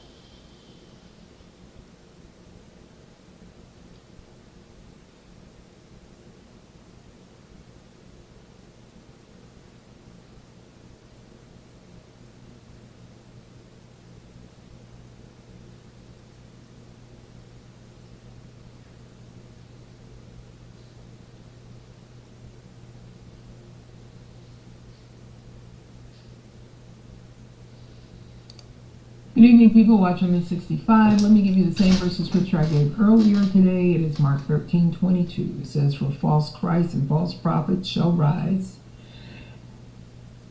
and shall shew signs and wonders to seduce, if it were possible, even the elect." So let me give you the gospel. It's in 1 Corinthians 15:1-4. Christ shed his blood for all of our sins, past, present, and future, was buried, and rose again on the third day according to Scripture. That's how we're saved, why we're saved, how we're kept saved. It is grace through faith in Christ alone, not of ourselves, not of works, least any man should boast. It is grace, something we didn't earn, something we don't deserve, that God gave His only begotten Son, that whosoever believe in Him will not perish but have eternal life. How do you come to that? You admit you're a sinner in need of Christ. The moment you put your faith and trust in Christ and His blood, the moment you accept Christ as Savior, you're saved. Not only are you saved, but you are justified by the blood of Jesus. You are protected by the blood of Jesus. You are rapture ready, which is going to happen at any time. And you're sealed until the day of redemption, which means you cannot and will not lose your salvation. The Holy Spirit will indwell in you, lead you, guide you, minister to you, encourage you, speak to you, teach you, and change you if you let Him. So, we have a problem with our heater here. Out of all nights, it's fine because I have an electric blanket on me. So, Samson is laying on it right now. So, let me give you this. You know what? There's a lot happening right now. This probably confirms everything. It's a powerful X-class solar flare that has erupted from the sun directed at the Earth. So, today, astronomers confirmed that the sun unleashed a strong X-class solar flare from a large active region known as Region 4341. One of the most energetic types of eruptions one star can produce. Now, the reason why I'm saying and why I'm coming up with this is because of everything that is happening right now. We got a cold spell that's here. New York is facing a cold snap that could drop temperatures below 0 with no end in sight. Yeah, no end in sight. So,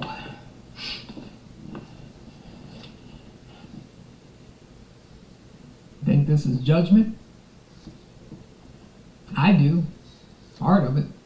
X-class flares represent the highest category on the scale of solar eruptions.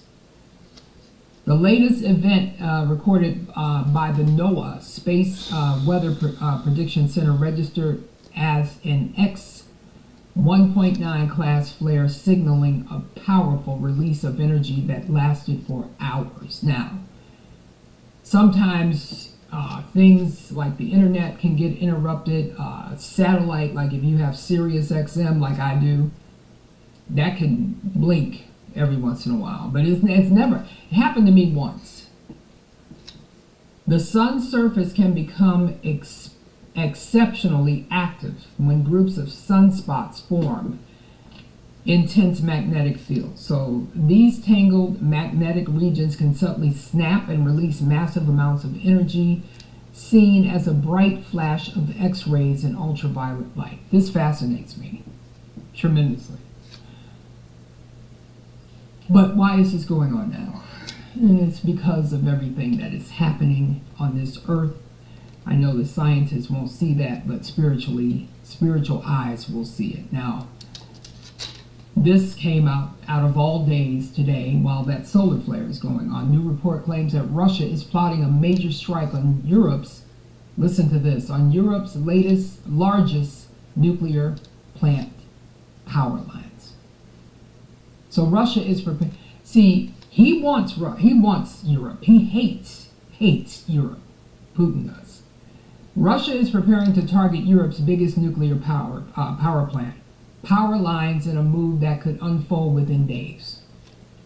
According to a source familiar with the matter, it says the Ukrainian officials have said Moscow's plan was focused on high voltage transmission infrastructure rather than direct strikes on nuclear reactors, but a source has since claimed that the Zaporozhye nuclear power plant lines are Moscow's focus right now. So in a statement released yesterday, the main Directorate of Intelligence, of Ukraine's defense ministry has warned that Russia was weighing attacks on substations critical to nuclear power generation. So in order to force Ukraine to sign unacceptable surrender demands to end the war, the aggressor state, Russia, is considering the option of attacking strategic facilities in the state's energy system. We're talking about electricity transmission substations that ensure the operation of Ukrainian nuclear power plants. This is huge, because if he does this, I'd like to see how Trump is what he's gonna say about this. It says the threat is at the Zaporozhye nuclear power plant, a source just told Fox Digital. There are talks of a massive attack either tonight or the coming nights.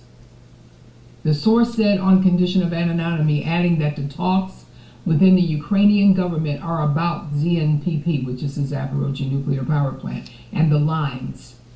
And these talks have not been for the first time. So now we got to look at what they're doing. So according to the Associated Press, Russia also targeted energy infrastructure in Odessa region overnight tonight, according to Ukraine's emergency service. So the Zaporozhye plant is located in southern Ukraine and consists of 6 VVER 1000 pressurized water reactors and has been under... Hey guys, hope you're doing well today. Pull up a chair. You know, today I wanted to pull some things out of my mind and just put them out there to you all, see if you're feeling the same things, because last week I went to a social event, and the rudeness and the weirdness that I experienced last week, it was on another level. So people were just acting weird. And I've noticed that this mistrust that I've been kind of feeling coming on for years, it's hit an all new high recently. And I think that this is different than what I've experienced in the past. And I actually think people are afraid right now. You hear people saying, you know, that there's been some kind of shift just recently. And I've got to tell you that I think there has been some kind of shift. And I don't particularly like to admit it right now, but I feel fear right now. And that's a strong word, but trust me when I say, you know, I don't want to overreact or anything, and I still feel like things can work out, but there's this feeling in the air, and it took on a whole new thing recently. And I think it's just been a major, major shift. And it's weird because you look up at the sky, you look at everything, maybe your apartment or your house, wherever you live, everything looks the same. But deep down, you know something out there is very wrong in the world. And it makes you start to believe in like energy and aura and all that stuff, because if you're like me, you're picking up a lot of weird vibration right now. And the only way I can explain it is when you're having like a really realistic dream, but you know deep down that what you're seeing is not real. You know it's a dream, but it's so realistic. And I just feel like my life feels like that right now. And I was wondering the other day, I'm like, is that shock? Is that what shock feels like? Because I know when I had my motorcycle wrecked, I got tossed into the ditch, and when I got up, I was like checking to make sure all my limbs were still attached. And I remember the world having this same kind of detached look, like it's not real. You know, I think that's shock. And right now, I've got a hint of that just walking around the house, just going out, and it's especially when I get around people, it's like it's enhanced or something. And I just think there's this underlying current of anger and dissatisfaction right now, and I think it's flowing through our country, you know, the United States, and I think from what I'm hearing, it's also worldwide. And I guess it's some kind of uncertainty, some kind of dread. It's like a feeling of some kind of anticipation Like, what's going to happen? You know? And I think part of it is that you don't know what kind of news that you might get at any minute. So it feels like my heart is always beating harder than normal. And I think I had an anxiety attack the other night because I started like having shortness of breath in the middle of the night. And when I got relaxed, everything was okay. But I think I understand a lot more about anxiety now, because I think there's this constant state of stress, this constant low-level adrenaline, and I keep trying to get it to calm down. It's like I'm having to battle it all the time. And I just feel like it really feels like right now in the world that your life could totally be changed at any second. And you could find out about it at any second. And because of that, it's like when I look at my phone, when I turn on the TV, I watch YouTube on the TV, that's become like a source of stress. Like what's going to be in my recommended videos. And it's like I'm afraid to look or something. And it's just this overall stress level that's just too high to deal with. And I'm going to try to explain what it feels like to me. So it feels like I'm carrying a weight around on my back, and it's a weight that used to not be there. And so being around people right now feels kind of like it's increasing that weight and the worry. And sometimes I think, well, that's what getting older feels like. You know, you feel like more things can happen. The people around you are older, so you tend to have more fear. But I don't think that's true. I think that this is a lot bigger, and it's on a worldwide scale. And I think everybody is feeling what I'm feeling. So that's another reason that I don't think it's just me. And I want you to stay till the end, because I want to talk about why I think this might be, why I think that this might be happening. But I also want to hear what you think is going on. Because these times are really tough. I think that I have this longing to go back to a better time. And I can't seem to shake that off. I keep longing for the past. And I was watching these videos that were showing kids from the 1990s walking around in high schools, like a graduation video. Nobody had any cell phones. Things looked so much easier.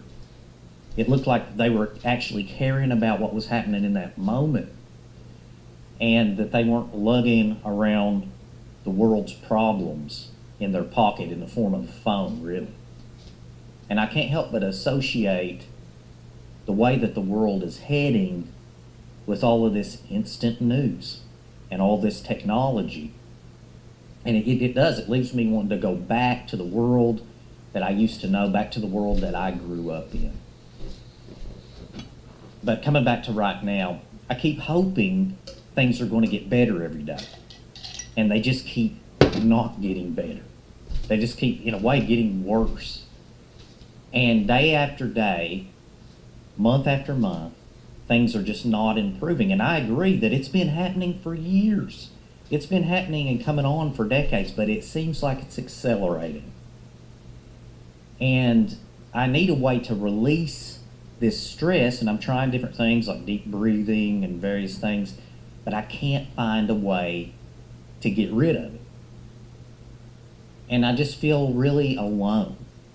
And I want everybody to just care about each other again, But it seems like everybody is dead set on doing bad things to each other, on being aggressive towards one another right now, and really on causing trouble in the world right now. It feels like sometimes that I'm the only sane person in the whole world. And I'm kind of yelling out to everybody, this isn't going to end well, this is a bad idea, that's not good, don't do that. But it just keeps happening. And I wanted to reach out to you guys because no matter how much I say it, it seems like nobody is listening in the world, and we keep dividing ourselves, and instead of coming together and being grateful for what we have. And so I wanted to reach out to you guys because I'm hoping some of you all out there will understand. And this is not about politics as we see politics right now. This is about, like, I guess you'd call it basic human dignity, basic human morals. That love is better than hate, and that kindness is better than aggression. And it seems like that's in jeopardy or something, like we're not sure that that's what is true anymore. And it's not complicated. It's about humanity, and it's about our future. It's about the kids' future, the grandkids' future. And I'm just tired of the distrust that's everywhere. And I'm tired of us all being split apart. I'm tired of feeling that distrust when I go out in public. I'm tired of other people wanting to change other people into what they want them to be. And they think they have the right to do that. And I even go in simple places, like the grocery store, and I've talked about that. It's really stressful because it seems like people don't say hi anymore. I mean, sure, people do every now and then, but it's like a weird thing when somebody will say hi back to you. It seems like nobody trusts anybody. It seems like it's getting worse. They just glare at you, walk straight by you. I nod at them, and they're just glaring, walk straight by me. And I'm still trying, though. I'm still trying to be nice. I'm the one that gets out of the way when they're coming at me with a cart. I will open the door for them. I try to be a bigger person. I'm trying to show love through all this. But I said before, I found myself wearing sunglasses in the store just so I don't have to deal with it. But I'm still always on the lookout so I can show a good side to people if they acknowledge me. But anyway, the way I would explain the world that we're living in right now is one word: exhausting. And it's an exhausting time. And it's exhausting because of the way that humans have started interacting now. It's exhausting because of the news that we get bombarded with now. And it's exhausting because we always seem to be on the verge of some kind of catastrophe. And we know that it's not like the past. When catastrophes hit now worldwide, there's a lot of problems that can occur. And I wish I was imagining this stuff. I wish I could blame it on, that I'm getting older, or that I have an anxiety problem. But I'm not imagining it. It's real, and I'm going to be honest with you. It feels like a nightmare, and I try to distract myself, but then I come back around to it. And I think this is one of the times in life when being a thinker is actually really bad for your health. You're actually better off to be a shallow person right now, unfortunately. And friendship, I think about that sometimes, and I think back, and it's not like it used to be.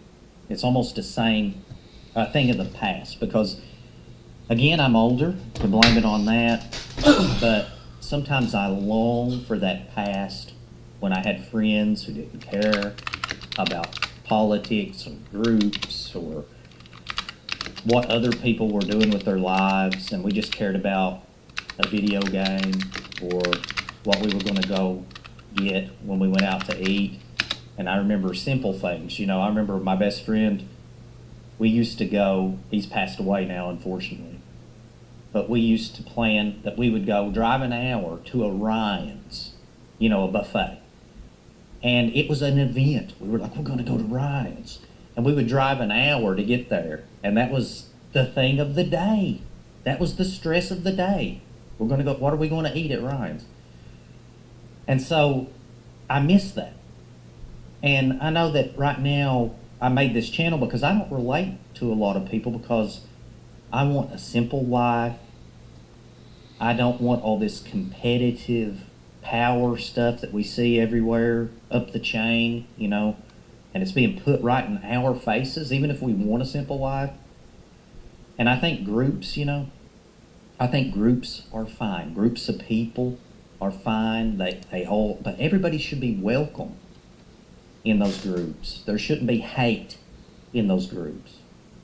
So what happens, I guess, is I end up talking to almost no one right now. I talk to my mom, I talk to you all, and I've got to say that it is lonely. And it's a strange feeling because even though I'm an introvert, I still want to belong to like planet Earth. I want to belong to society in some way and have some kind of part in it. But it feels like we're on the verge of all becoming robots, of all being filled with anger. And if you're not like that, you're not part of any group. Everybody's glued to their phones. They're being told what to think. And it's not good things, but they're being told to think. They're being told who to accept, who not to accept. They're being told to believe what those people around them believe, or that they're going to be banished from the tribe, whatever tribe they're in. And I saw a comment that said, social media has made us anything but social. And I think that that's true. That really stuck with me. Social media has started to have a negative effect because people are starting to use it for negative things. It's all becoming about echo chambers. It's where people who all think the same way get together and then they reinforce what they already believe anyway and get all hyped up off each other. They think, who cares if this is right? Who cares if this is wrong? At least I'm in a group. They engage in, that kind of thought. And it's some kind of dystopian thing that's taking place here. And I noticed something back in 2020 when we were quarantined. And what I noticed back then was that I felt peace.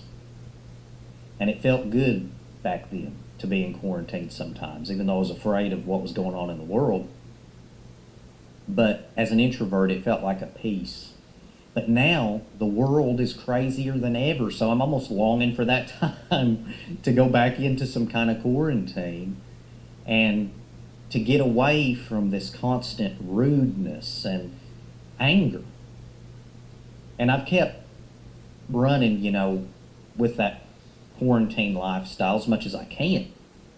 But we do have to get out as humans from time to time. If you work, you have to go work, you have to go to the store. And so I think that the biggest problem here is that people have outsourced their thinking to people who don't have their best interests in mind. So we think about the media. We think about politicians. We think about whatever event is going on in the world at the moment to get everybody stirred up. And I think that's a big problem. And I want to talk next, I think, about real connection versus...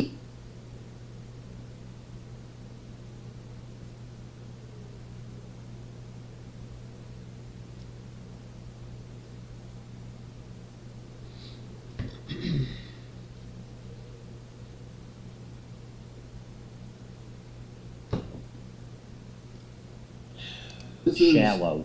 Been a crazy day, man. It's been so busy. And I've been so swamped. As an introvert, so much going on. I personally, and I haven't even had a chance to answer replies from yesterday's video yet. That's my next step.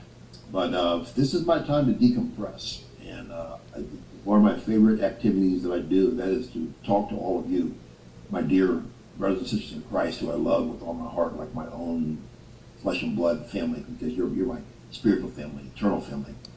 Not even a month into 2026, and America just kidnapped a dictator. Trump is trying to take Greenland. Tesla's introducing monthly subscriptions. But hey, at least the government is banning big corporations from buying houses. I'm both excited and terrified for what the rest of this year will bring us. I wonder how the people who hyped up 2026 as the new 2016 on TikTok, whenever it was December 31st, I wonder how they're feeling right now. The 2016 glaze is unreal. Are we sure we want 2026 to be like 2016? Do some of y'all forget what actually happened in 2016? Because it wasn't just blasting chain smokers closer, we also blasted a poor gorilla too. Y'all remember Harambe died in 2016, right? And that's That's like why our timeline is so screwed. And no, please don't jump into a gorilla exhibit this year in an attempt to recorrect history. I don't think history works like math. 2 negatives will in fact not cancel out. If World War III really happens in 2027 next year, I just pray that Grand Theft Auto 6 actually releases this year in 2026, because at this rate, I don't know if we're all going to be alive to play it by then. Hell, Yeah, I don't that's what I even think wonder, we'll too. have enough RAM to even run it, much less other new games at the rate that their prices are going these days, because everyone would rather sell RAM to AI data centers who are buying it instead. Like, guys, 2026, it's not going to be 2016. It's going to be exactly what it was always meant to be, 2026. Yeah, no. Regardless of your stance on politics, the Venezuelan raid was insanely impressive and also incredibly terrifying. We can capture and secure another nation's leader like we're just ordering next day shipping, but we can't redact files properly. Well, if there's one thing America was always We can good at, capture a it's the nation's leader military. like it's next We may day not have shipping. universal health care, but hey, how many nuclear-powered aircraft carriers do y'all got in your backyard, huh? None? That's cute. We got 11. Whether people believe this was for oil or to intimidate Russia or China, or whatever takes the college-age Twitter users are coming up with, the result of this raid has made most Venezuelan people happy. And you know what? I don't want to take that happiness away from them. They've been liberated from a de facto terrible leader. Everyone's talking about the Call of Duty games they're going to make out of this raid, but no one is mentioning how this was more Ace Combat coded than COD coded. Regarding the aftermath of this raid, the United States is now overlooking the country. Whether that's going to bode well or not is not something I'm an expert in. So instead, what I'm just going to say is I get the feeling that our taxes alone won't be enough to cover this possible multi-year endeavor of overseeing another country for however long we need to. But hey, they got oil, so maybe our gas prices will go down? Like seriously, alright, if this entire situation somehow doesn't benefit the average American citizen in the slightest way, I'm genuinely wondering what the job of our government is these days. Like what are they going to do? Oh look, they are doing something for the average citizen.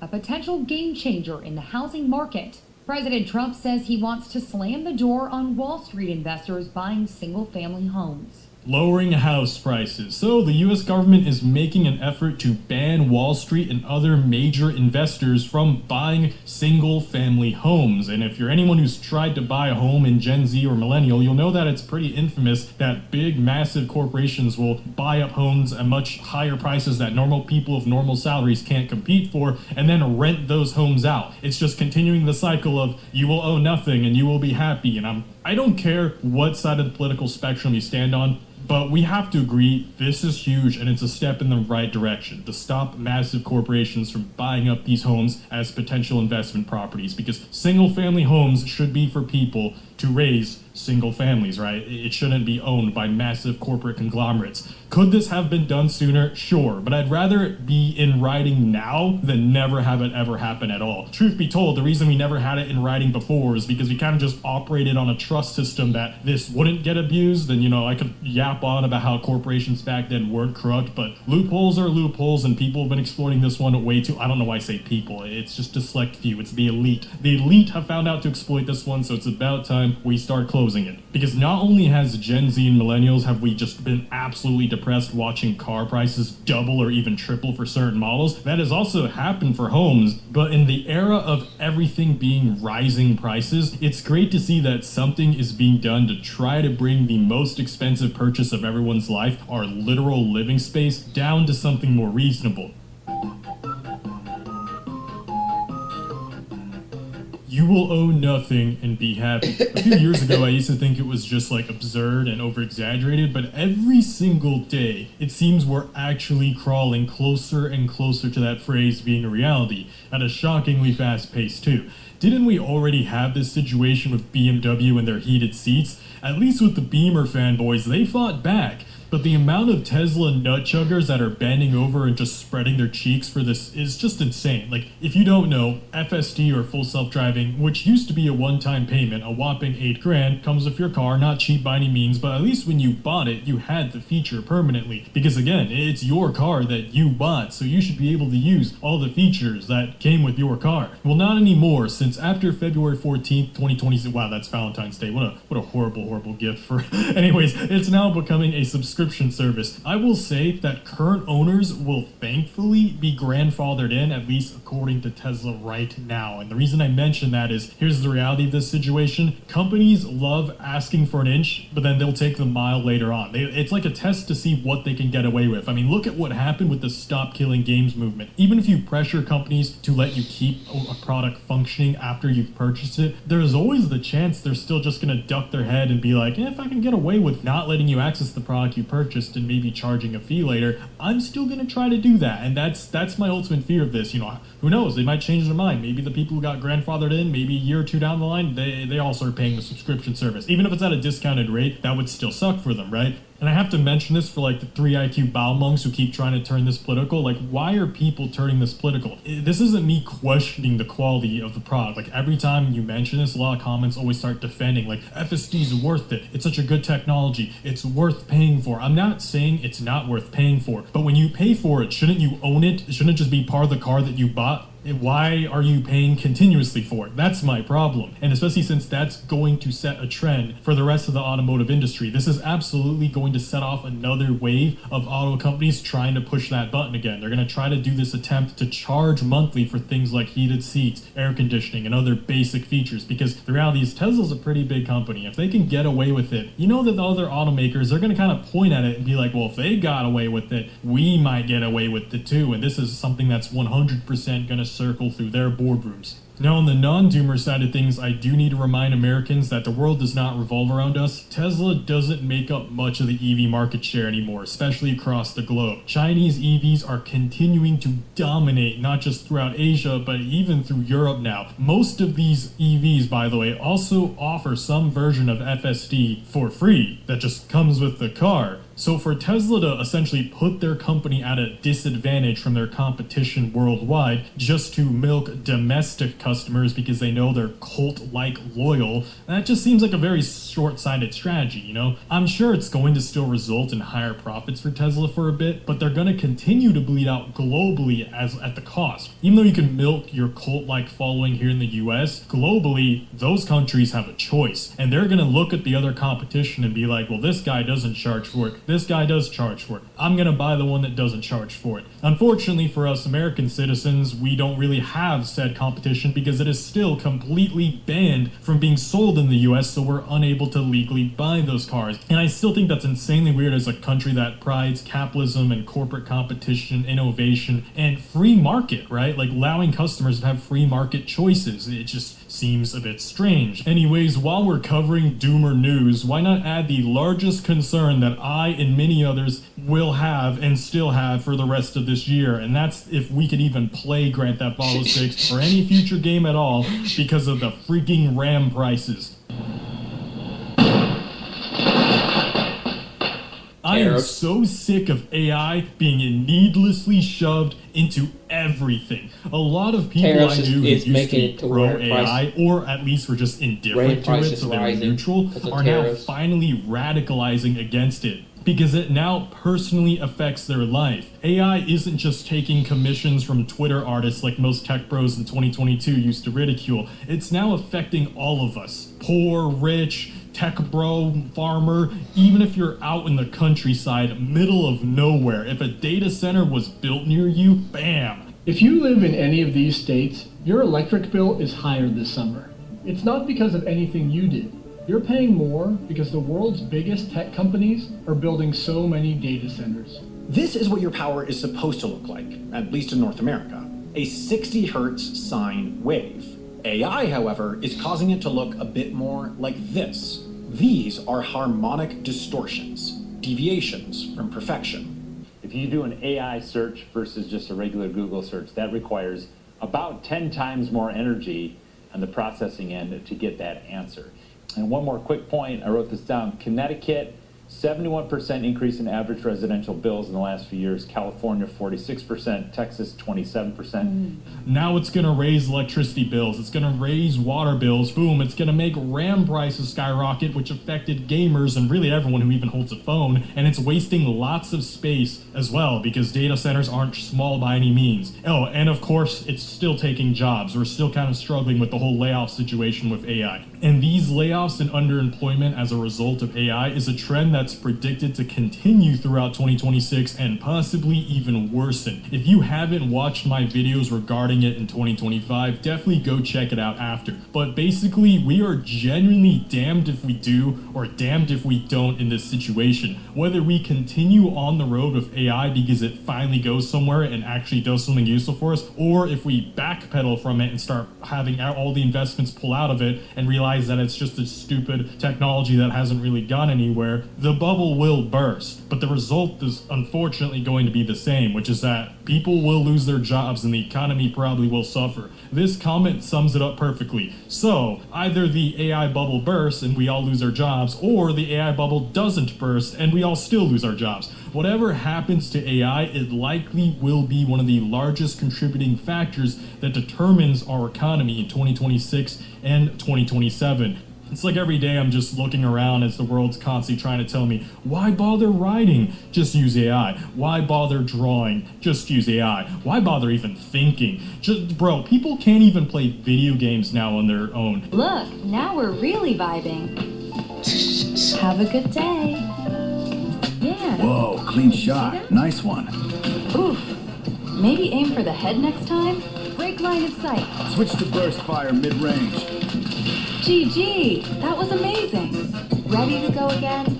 Now we have these stupid AI goon jars that are designed to backseat game people because people don't even want to think for themselves anymore. Like, isn't the whole point of playing games or really any hobby? It's supposed to be like an enjoyable experience. Like, why have a robot do that experience and leave you behind with it? Like, this is just some weird technological cuckoldry that I'm just witnessing. Like, people just want to be on that endless doom scroll and just have AI literally do everything in their life for them, even the enjoyable aspects. And that just sucks. Like, all of this needless shoving of AI into everything, it's so fatiguing. Why do we need AI in our vacuums, fridges, toys, and hell, I'm pretty sure there's even like an AI toilet somewhere too. Like, I wish I was exaggerating, but like, it's in everything now. Why are we wasting time on making things like this? If my computer breaks anytime soon, I legit won't be able to fix it. So I'll have to go back to playing RuneScape on a laptop. No more photorealistic Ultra 4K anime mods in Skyrim or any hope of GTA 6 or even, bro, I've got Forza Horizon 6 and Ace Combat 8, bro.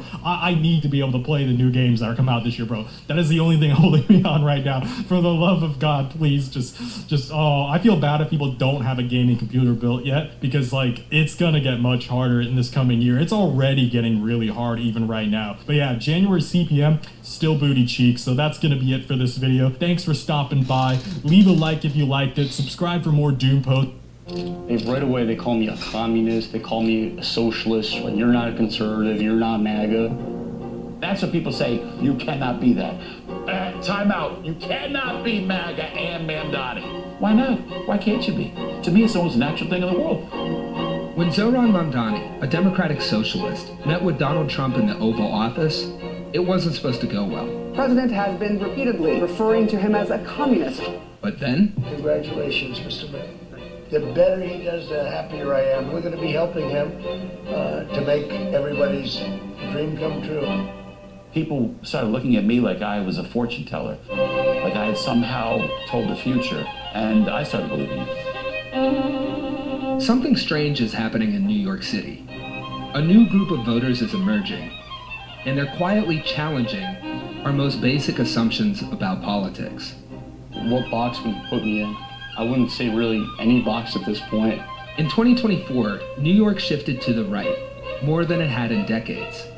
Just a year later, the city swung back to the left, electing its first ever socialist mayor.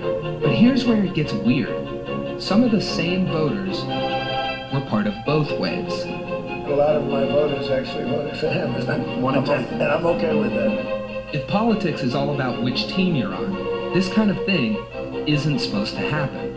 I mean, did you see the guy who has the MAGA from Mamdani hat? So who are these voters? What are they after? Are they just outliers? Or are they a preview of whatever comes next? I'm just trying to figure out what's up with these highly weird election results. How you doing? What's up, man? You got thoughts on these too? Let's talk Trump and Mamdani. who the fuck is that? Finding Trump to Mamdani voters was never going to be easy. You got thoughts on Trump and Mamdani? According to exit polls, about 1 in 10 Trump voters in New York also voted for Mamdani. Hi guys. Which may not sound like a lot, but in politics, those kind of margins can swing elections. Quick question, I got 5 minutes. 1 in 10 New Yorkers who went for Trump also voted for Mamdani. Like, how do you make sense of that? I have no idea. I definitely did not. It does not make sense. Time out. So basically, you're a hypocrite at that point. Like, I mean, if you did, there's something that you gotta screw loose. So when I go, MAGA for Mamdani makes me cry. My friend who's a Republican goes, that's the line I like. MAGA for Mamdani makes me cry. Ron Barba is an actor, a stock trader, and the unelected leader of MAGA for Mamdani. I think a lot of people, right from the jump, they look at MAGA for Mamdani and it's confusing. That was the most beautiful thing. When I showed up at the rally, is to see the faces. Oh my God, bro. Oh, hell no, man. Boom, a home run right from the get-go. We had someone come to our Forest Hills rally with a hat that said MAGA Mamdani. Different news outlets asking me questions about it. Literally, that's one of those moments where I was like, is this AI or not? Because you never know these days, but he's real, right? Yeah, he is. This is real. People taking pictures with me immediately, and people started commenting, this guy is sick, this guy can't be MAGA, what am I looking at? I don't know why it was natural to me. That is where you could go do the psychological, analysis of me. It's easy to dismiss Ron as an outlier, and in a way, he is. Most Trump to Mamdani voters live in working-class immigrant communities across the city, and many belong to a group that the Democratic Party has been losing for years. What's up, brother? Young men. How was that? The day of Charlie Kirk's murder, the United States Secretary of War, Pete Hegseth, led a group of troops in the Lord's Prayer in honor of his fallen friend. A man of faith, Hegseth hosted a Fox series on the life of Jesus, and he opened his Senate confirmation hearing by thanking God. All glory, regardless of the outcome, belongs to our Lord and Savior, Jesus Christ. And his third wife. He also thanked his third wife. When he's not basking in the glory of Christ, he's breaking international law by giving orders to kill them all during boat strikes in the Caribbean. But the wildest thing is that Hegseth's faith and militaristic bloodlust aren't mutually exclusive. In fact, they're both perfectly consistent with American evangelical Christianity, which is maybe a problem. Maybe that's not great. Maybe we don't love it. So how did a religion that calls for loving your enemies and praying for those who persecute you get transformed into a white nationalist political project? No more identity months, DEI offices, dudes in dresses. No more climate change worship. No more division. And how can we stop this project from turning America into some white Christian ethno-state? Well, this video is a companion to my recent video that discusses my own personal journey out of evangelicalism and into the loving hands of Karl Marx. In this one, I'm going to examine the historical and political convergence of these ideas, but if you want to check out my personal backstory, I'm going to leave the link to that video in the description.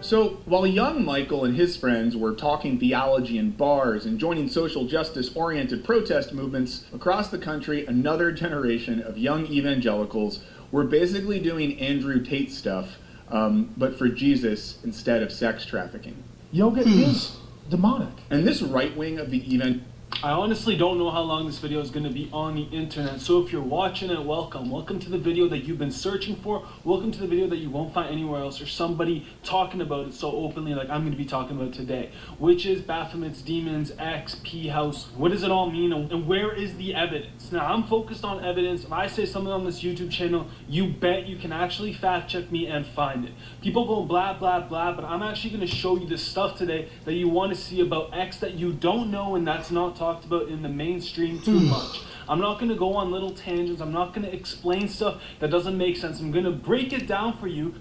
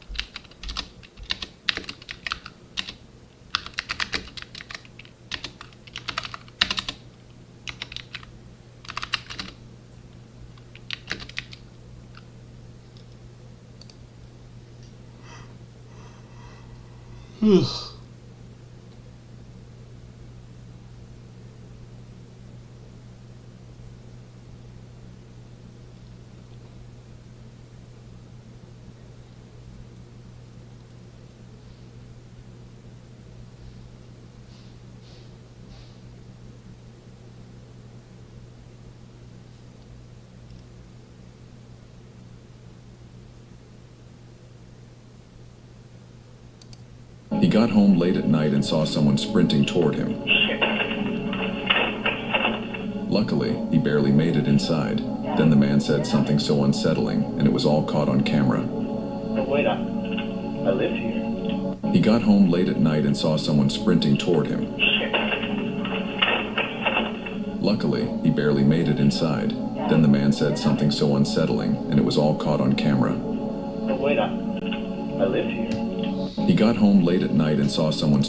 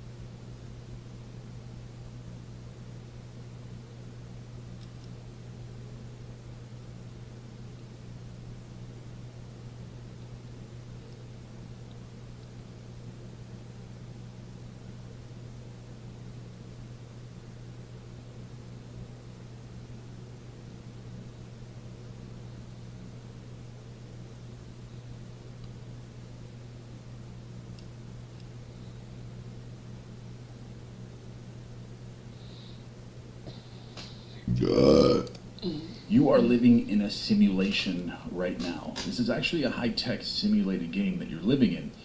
And in this video, I'm going to teach you how to break free from that and unlock the tools that are within you to manifest anything that you want to come into your life. Because if you're reacting to your three-dimensional world as if it's real, then you are going to keep it real, and you're not going to be able to unlock the power that you have within you. And the more you understand that you're living in a hologram, a high-tech simulation, the less you're going to react. So just imagine right now, just take what I'm telling you as truth, just for a moment, that your world is a simulation and that it's all being projected from inside of you out based on your imagination and your inner dialogue and what's going on and everything you consent to be true of your world. So knowing this information, why would you react negatively to anything in your world? Why are you getting upset about anything that's happening to you in your world? And if you notice, and you're very present, you will notice glitches in the simulation or glitches in the matrix, kind of like climbing the ladder to sleep. You picture yourself climbing up and down the ladder as you're falling asleep every single night, or you do this for 1 to 2, 3 nights, and then all of a sudden,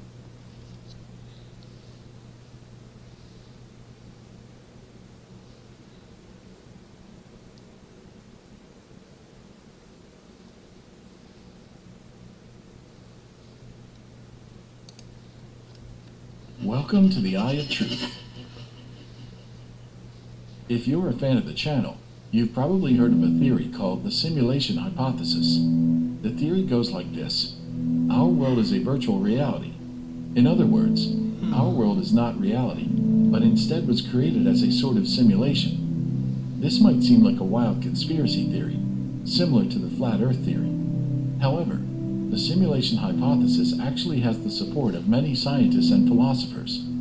Personally, I believe that the simulation hypothesis is very likely correct. In this video, I'll talk about the evidence we have for the simulation hypothesis, the reason why the theory is supported by some scientists, and why it's so likely that our world is a virtual reality. Be sure to stay with me until the end. The simulation hypothesis has its roots over 2,000 years ago. The ancient Greek philosopher Plato came up with the following thought experiment. A group of people imprisoned in a cave spend their whole lives allowed only to watch shadows of objects cast on the wall of the cave by their guards. These prisoners would believe the shadows themselves to be living things, rather than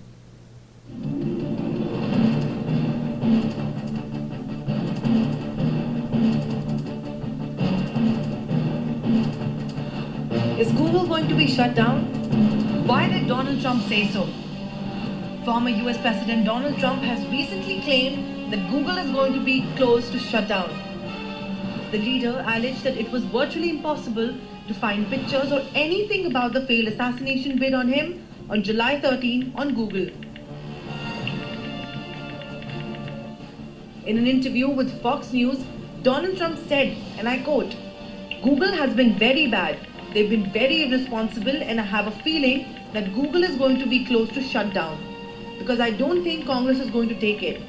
I really don't think so. Google has to be careful." Google has denied the allegations of censoring news and photos of the Republican presidential candidate. Google said autocomplete wasn't providing predictions for queries about the assassination attempt against former President Trump. That's because it has built-in protections related to Welcome to the Eye of Truth. Reality. Be sure to stay with me until the end. The simulation hypothesis has its roots over 2,000 years ago. The ancient Greek philosopher Plato came up with the following thought experiment. A group of people imprisoned in a cave spend their whole lives allowed only to watch shadows of objects cast on the wall of the cave by their guards. These prisoners would believe the shadows themselves to be living things, rather than...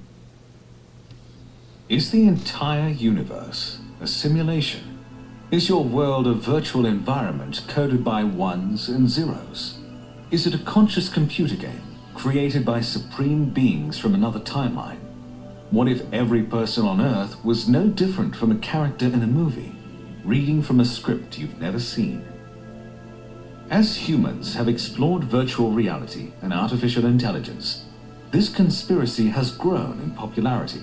Leaders at the forefront of modern technology have declared it's not just a possibility, it's a likelihood.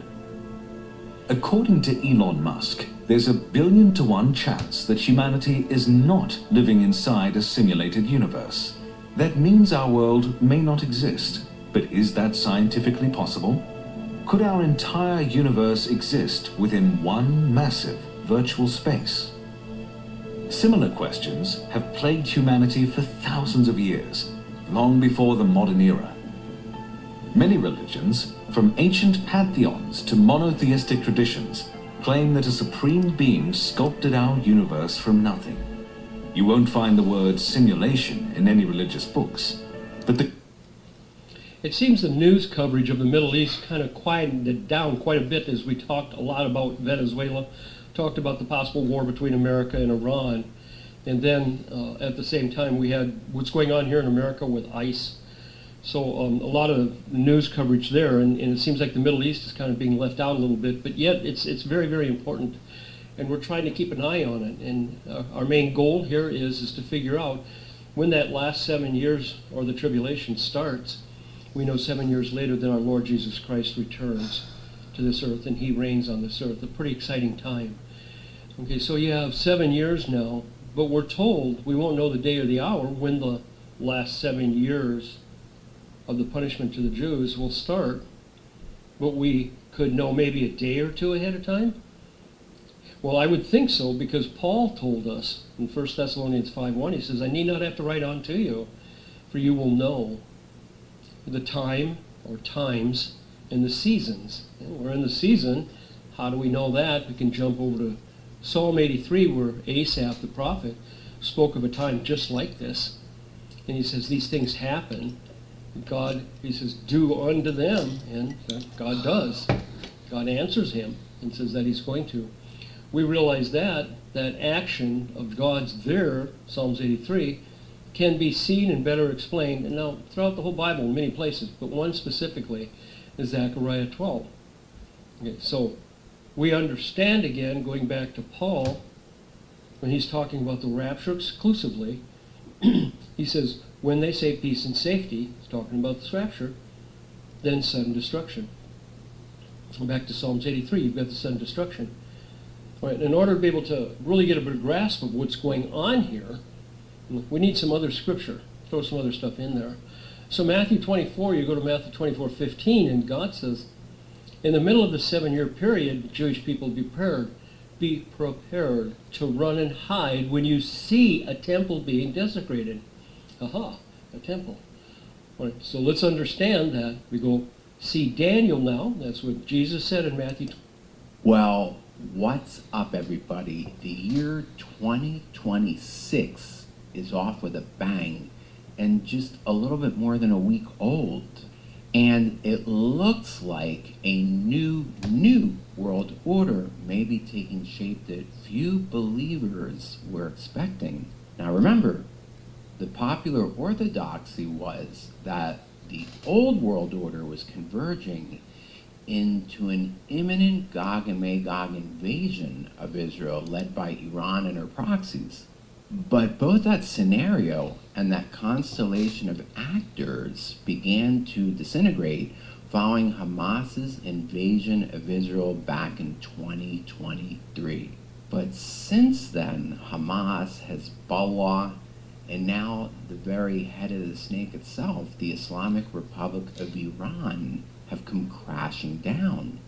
Well, thanks to Israel's pager attack last year and its equally impressive 12-day war this past June, and remember, I got caught in Israel during that war, the regime was sufficiently weakened and its people encouraged to attempt this counter-revolution underway to reverse the original revolution in 1979 that brought the Ayatollahs and their Islamic regime to power. But just as critical to bringing an end to this world order that has reigned since 1979 was President Trump's intervention in Venezuela, which kicked off the...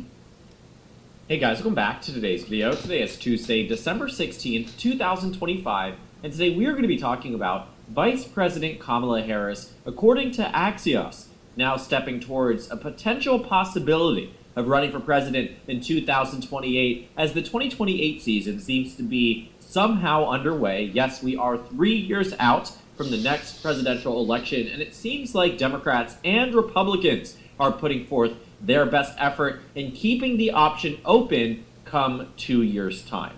And what has been interesting so far, largely, about the 2028 election is just not how early it has gotten. I think, this is a standard time for potential candidates to explore, but just how much of it has really been circulated around the same exact people that we were talking about 6 months ago, that we were talking about a year ago, right after the 2024 election. Now, the 2028 race on the Democratic side has a lot of top names that are probably household names at this point amongst the average Democratic primary voter. People like Gavin Newsom, Kamala Harris, Pete Buttigieg, Alexandria Ocasio-Cortez, Josh Shapiro, Gretchen Whitmer, other names across the board that again ring in as names that are quite interesting for the 2028 election and have risen in stock as of late. Now, Kamala Harris's first step that she seemed to be maintaining a political presence in American politics came right after the election, when it came to be very apparent that she was launching her new book, 107 Days, and with that launch was going to be traveling around the country, doing tour stops, speaking on present-day political matters, and maintaining, again, that prominent political presence that existed when she was running for president of the United States. And after the book tour came to a close, there was a question about what the vice president might decide to do. And well, she extended the book tour as well as getting involved. It said that she will be now involved with upcoming elections and being involved on the Democratic side and really taking what many people see as steps to run for office. Now, the 2028 election, I think, being 3 years in advance, leaves a lot for us to speculate about who might run, who might not run. But at the end of the day, what we know is the data we are working with right now. And just like we speculate on all of these different topics, so does everyone else, including those who will be voting in the 2028 Democratic primary. And as of right now, according to Race to the White House, Vice President Harris leads the pack. She's at 24% nationwide, and it seems to be a slight reversal from when Gavin Newsom briefly overtook her in November of 2025. Now, recent data suggests that she is in a better position. Only Echelon Insights has Gavin Newsom ahead, but McLaughlin and Associates has her up 9. Big Data has her up 11. The data here shows that when Newsom, who had higher stock in November on Echelon, leading by 12 points against the former vice president, now he leads by 1. And I think a big reason for this is that, Gavin Newsom, his stock was really rising in the conversations around California's Proposition 50. The redistricting initiative led forth by the Democrats, pushed forward by Gavin Newsom and the Democrats in California, and voted on by the citizens there. That overwhelmingly passed. He was getting a lot of media attention, a lot of voters were really paying attention to him, and it really, again, rose the stock of the California governor across the country, enough so that he went from, at different periods of time, you can see in the average here. But Gavin Newsom, who at periods of time was polling in the mid to low single digits, is now in second place on the national level, and for a brief period of time, overtook the former vice president. Now, the real question is, let's say that Kamala Harris decides to run for president in 2028, how many of these other Democratic challengers go up against her?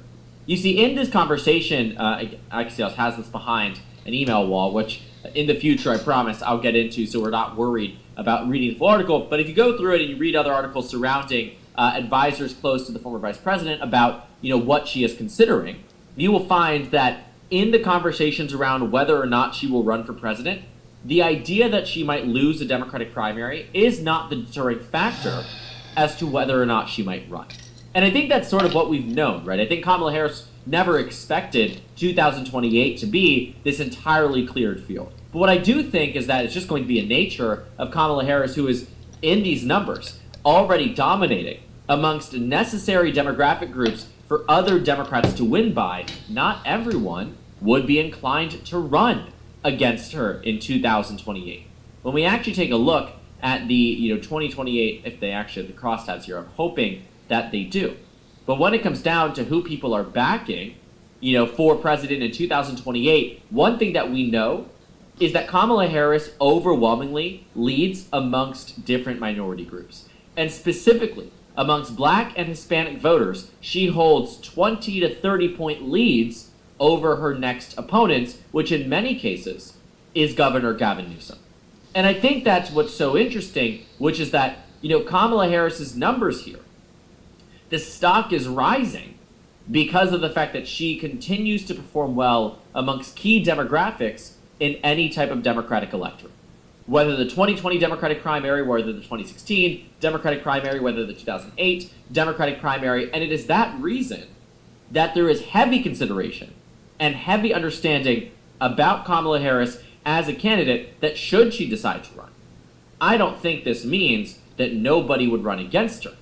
But what I do think is that there are absolutely candidates out there that might feel better off gunning for vice president rather than gunning for president and losing in 2028 in the Democratic primary. Now, that's obviously a conversation for later down the line, but what I do think is that there are a lot of top names. There are a lot of people who could run. Governors, senators, representatives, former secretaries, mayors, literally everyone could run in 2028. Just as in 2020, when we go back to that day and age of electoral politics, you saw on the Democratic side in that state, Joe Biden was certainly not the only Democrat to run. He certainly wasn't even one that cleared the field in 2020 enough that it made it so most people didn't run. Almost everyone ran, right? It was a very open... who believe in reproductive freedom will stop Donald Trump's extreme abortion bans because we trust women to make decisions about their own body and not have their government tell them what to do. It's very interesting because a fertilized egg is not part of a woman's body, it's separate to a woman's body, and it's a different combination of information. And we're made in the image of God, right from fertilization. So there we have someone running for president who wants to kill as many children in their mother's wombs as possible. That's who she is. And it's interesting how we don't want the government telling you what to do, but she's already said that she wants us to stop eating meat. So she's already telling us what to do with our bodies. And they want to tell us what to do with driving cars, and so it goes on.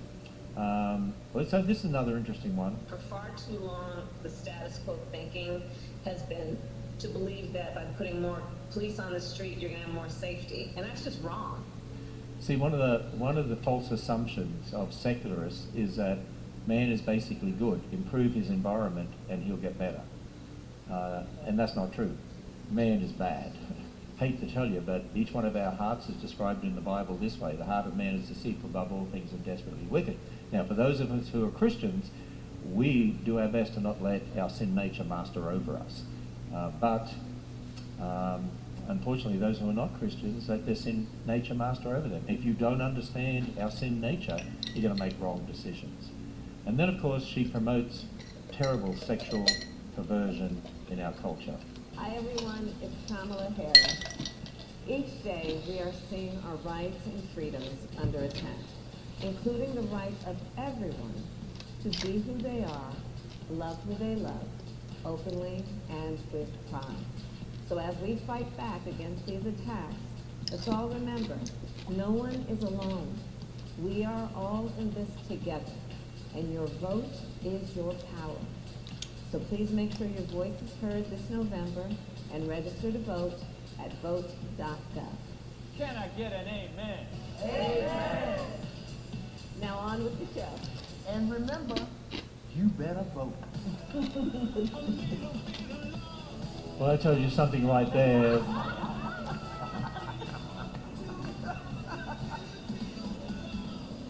There she is, dancing with the drag queens. And I mean, that tells you something right there on the state of this nation.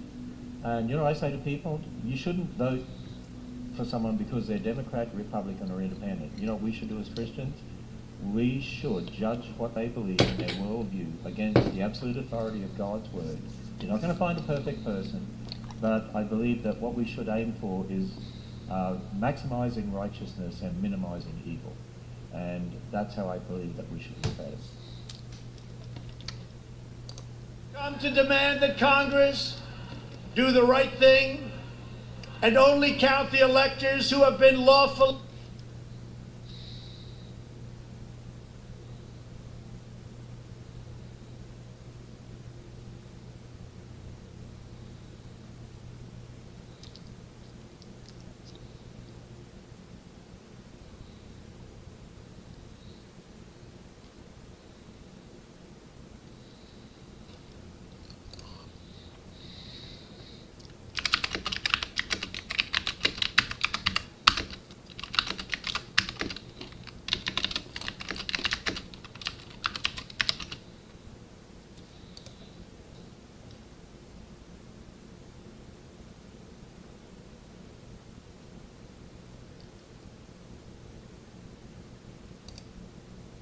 I want to touch on who does God want to be president? Who does God want to be president? I want to teach on this, and many people are going to get upset, but I want to teach on this from a biblical point of view. Because as we're about 6 months away, 5 months away from the election, I want to give you who I believe and who I know, not just believe, but know who God's will is for him to be back in office, and that's Donald Trump. You know, this is not about liking Donald Trump. This is not about him as a person. This is about, for instance, Cyrus in the Bible. And I'm going to break it down biblically. why biblically this is true, but also what the Lord showed me. You can get more about this in my book, The Messengers, but if you look at the Bible, God has raised up kings and used kings that have not always been integral in every area. We're not electing a pastor, we're electing a politician. We're electing somebody that is called to govern in a godly way, to govern in a way that would allow the church to continue to preach the gospel without hindrance, govern in the way where the laws of God and abominations are not being pushed and passed. And if you look at Joe Biden, whether you like him or you think he's a bad guy or you think he's a good guy, if you just look at the things Joe Biden has done over his last 3 years, whether it's pushed the transgender agenda, we know he's pushed it further than any president, even Obama. He pushed it further than Obama. He's tried to push for take away. He's tried to force churches to push that agenda on churches. If it wasn't for the conservatives in the House, they would have passed bills that would have literally taken away the speech of the church. We also have abortion. Now, it's not about what you believe, it's about what God says. And God, the same practice that we have on abortion with Moloch in the Old Testament, they had these statues. They had the statue, and half of it was a man, and half of it, they had these statues, and they would put fire in the belly, and they would throw their babies into it. That was their way of aborting babies. And God called that an abomination and an evil, and he judged because of that. So we have judgment for the transgenderism stuff with the Sodom and Gomorrah, and it's not a mess of hate. This is just biblical. And then we have abortion. These are two things that the current administration pushes. Now, if you look at Trump, he's pro-life. He was one of the first presidents to actually walk in the pro-life. That's a big deal to God. It might not even be a big deal to you. It should be if you're a believer. If you're a Christian, it should be a big deal to you. The second thing is he's okay with the LGBT movement. He's not against it, but he does not push it.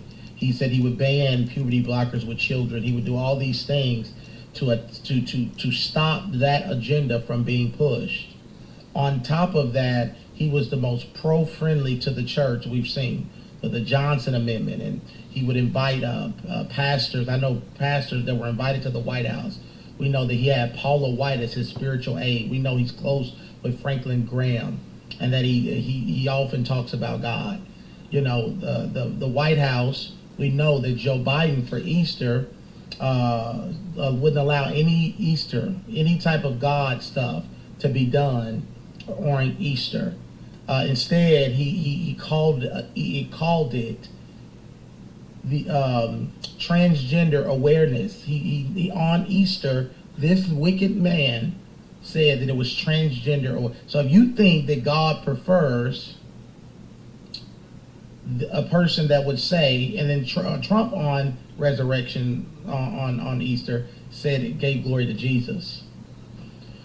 So you got to get out of politics and get in the spirit. So most people are too political. They grew up a Democrat, they grew up a Republican, they grew up whatever they are, and then they come into the kingdom and they put that on. No, you have to get out of that and get in the spirit and say, you don't have to like them. You can think that they are not a good person, but who is going to lead in a way that will not bring the further judgment? Because we're already in the midst of judgment on our country. I talk about this fully in my book, The Messengers. It's on Amazon right now. You can get it for about $5.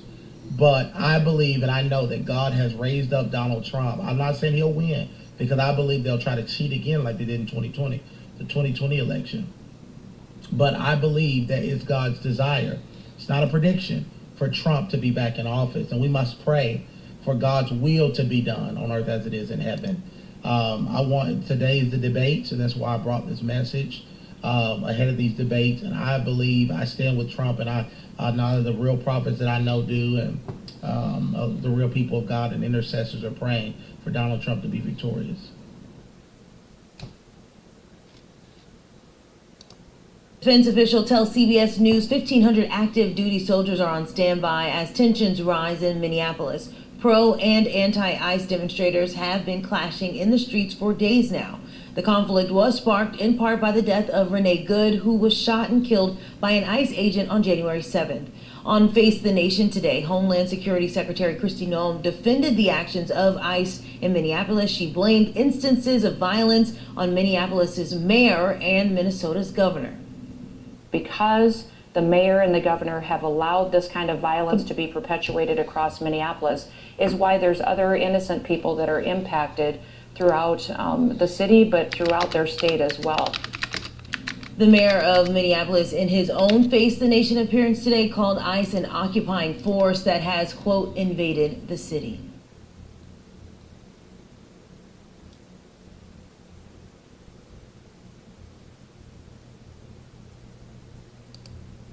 Donald Trump and the administration are facing a rapidly growing and increasingly furious set of former supporters. This is very, very interesting. Let's look at some of these examples.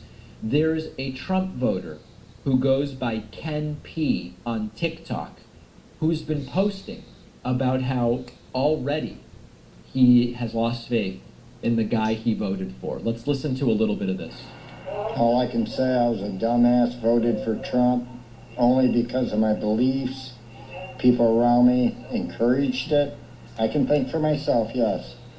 But I felt at the time that was the better choice. Now I'm looking at it with everything going on. It was the worst decision I ever made. I wanted not to vote. But people said you won't be able to have a say in anything if you don't vote.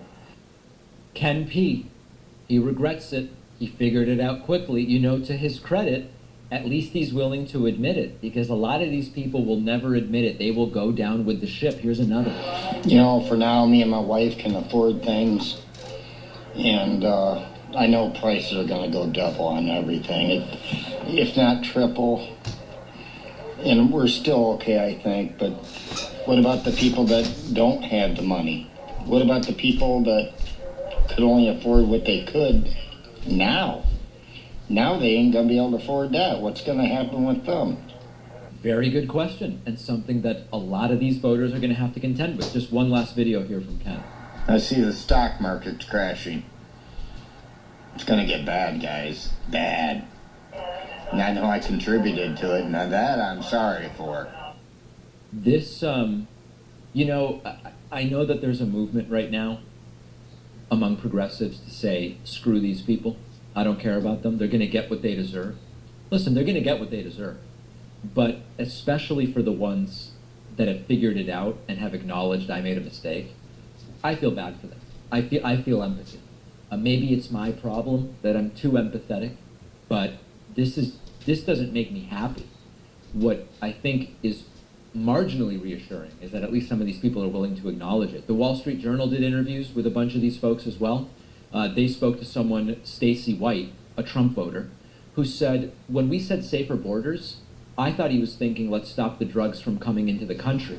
I didn't know he was going to start raiding places. Now I'm like, dang, why didn't I just pick Kamala? Well, Trump did say that he was going to start raiding places. If you didn't hear that, it's because you weren't paying attention, Stacey.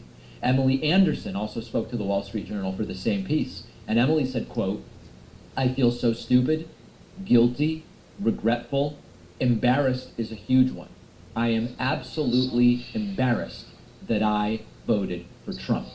And then we also have video of Robert, who is a laid-off worker, who said, I was a Trump supporter. I was a Trump supporter. You know, when he talks about government waste and all that, yes, I'm behind it. I believe there is a lot of stuff in the government that needs fixing. And that's part of the reason why I actually wanted to work for the government, actually, to help change the things that are wrong in the world, you know? And I thought that someone with like his business acumen would have come in with a fine-tooth comb and actually found it, instead of coming in with a wrecking ball and destroying people's lives for no reason.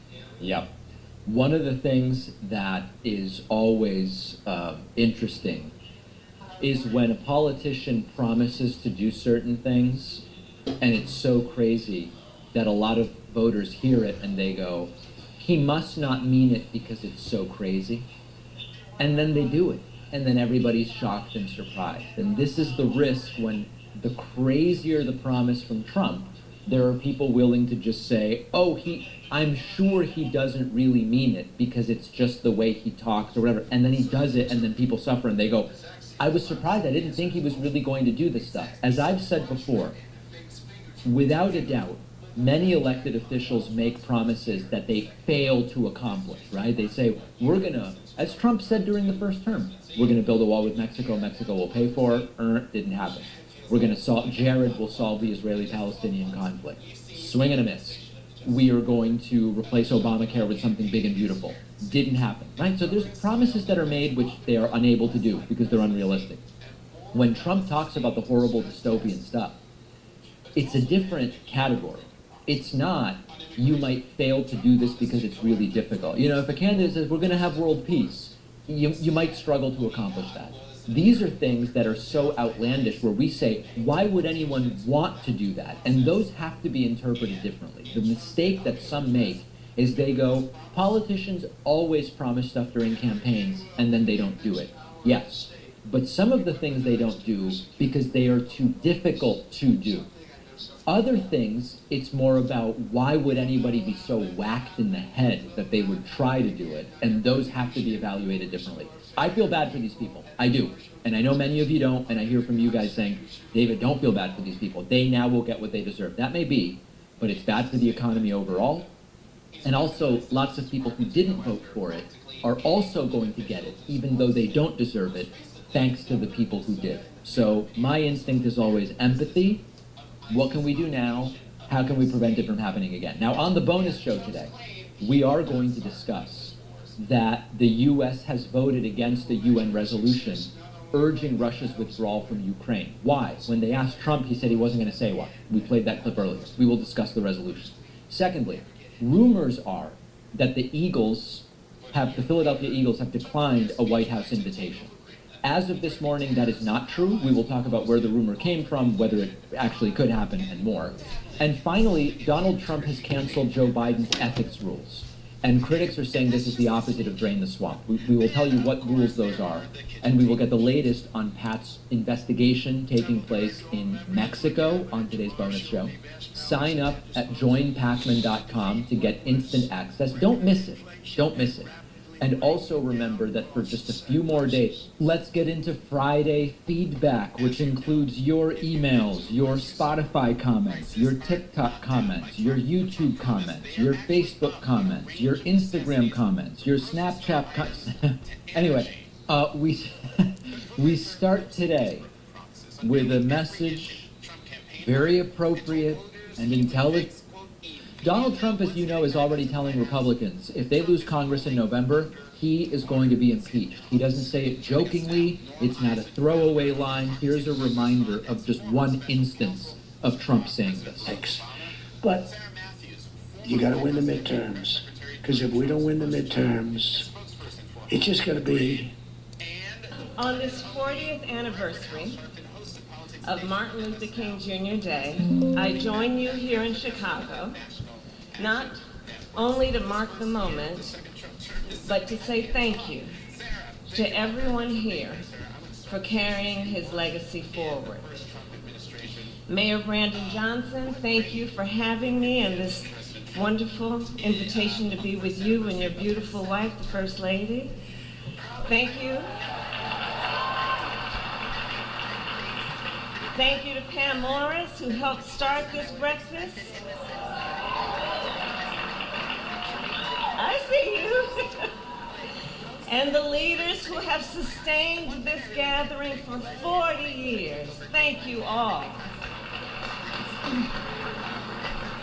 And of course, I could not be in Chicago without recognizing Chicago's native son, President Obama.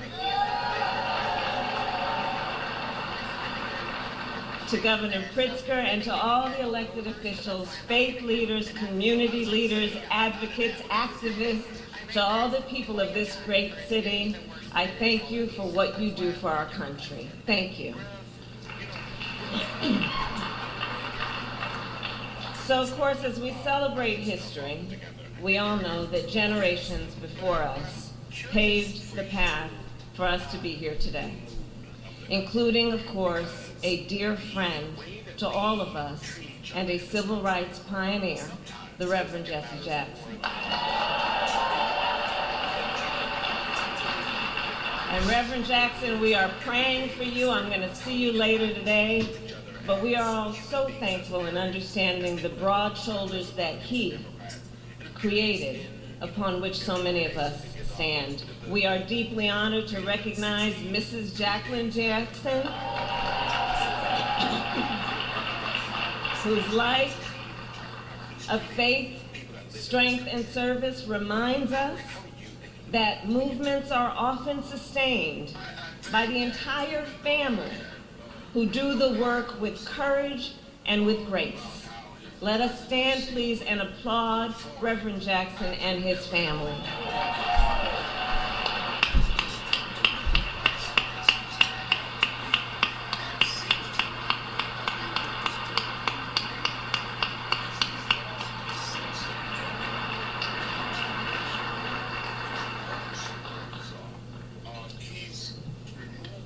Reverend Dr. Martin Luther King Jr. loved America. Reverend Dr. Martin Luther King Jr. loved America. He loved our country, and his love was not passive. His love was not patient, and it was unconditional. Dr. King loved our country so much that he dedicated his life, and in the end it was taken in a fight for America's highest ideal, the ideal of freedom.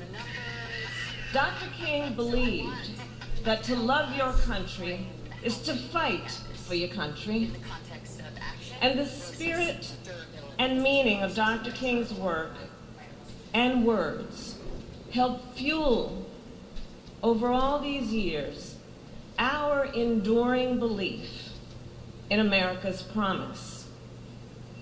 I got into Chicago late last night from Memphis.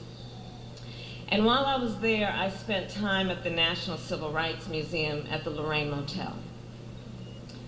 Standing there, one cannot help but feel the weight of the stakes of what Dr. King confronted.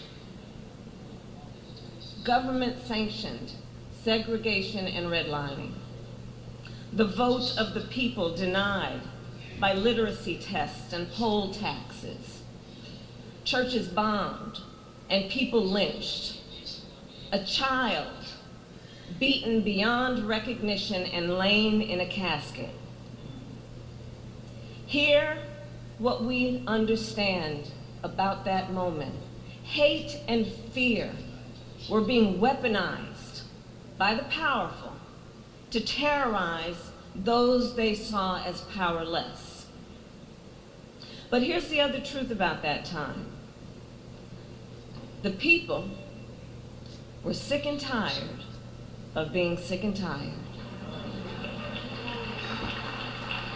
And so at lunch counters and on buses, in classrooms and in the streets, Dr. King and the leaders of that moment reminded the people of their power, reminded them that it doesn't have to be this way, that the power of protest, of organizing, of the collective can change the course of our history and its country, our country and its history.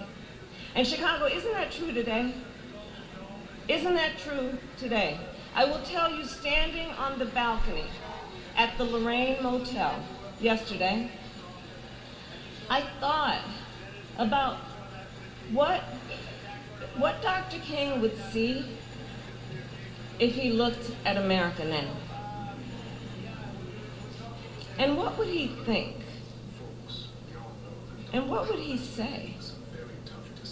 And I do believe he would see that people today are sick and tired of being sick and tired.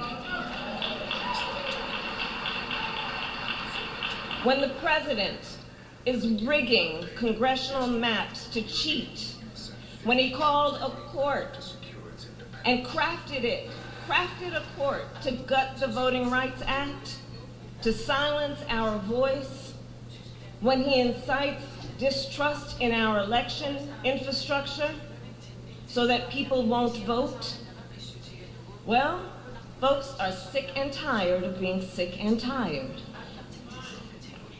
When the federal government rips people out of their car, out of their home, out of their church, when families are separated and a mother of 3 is shot and killed by an ICE agent in Minneapolis, people are sick and tired of being sick and tired. When our differences are treated as danger,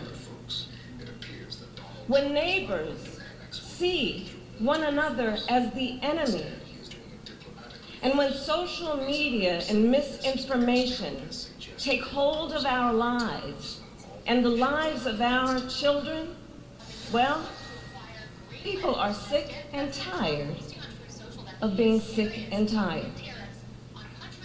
When rising costs and stagnant wages force working families to choose between rent or medicine, between childcare or groceries, between dignity or survival,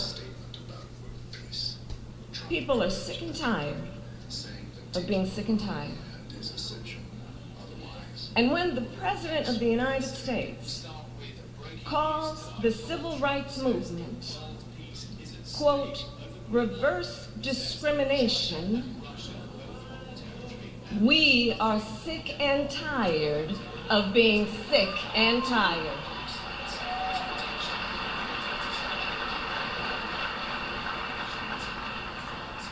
Now, I know many people in our country are feeling overwhelmed right now. Isolation and loneliness have led to despair.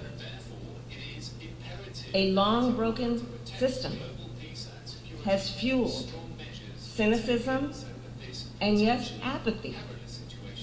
And people are rightly angry and profoundly frustrated. Far too many have resigned themselves that, well, I guess it's just gonna be this way.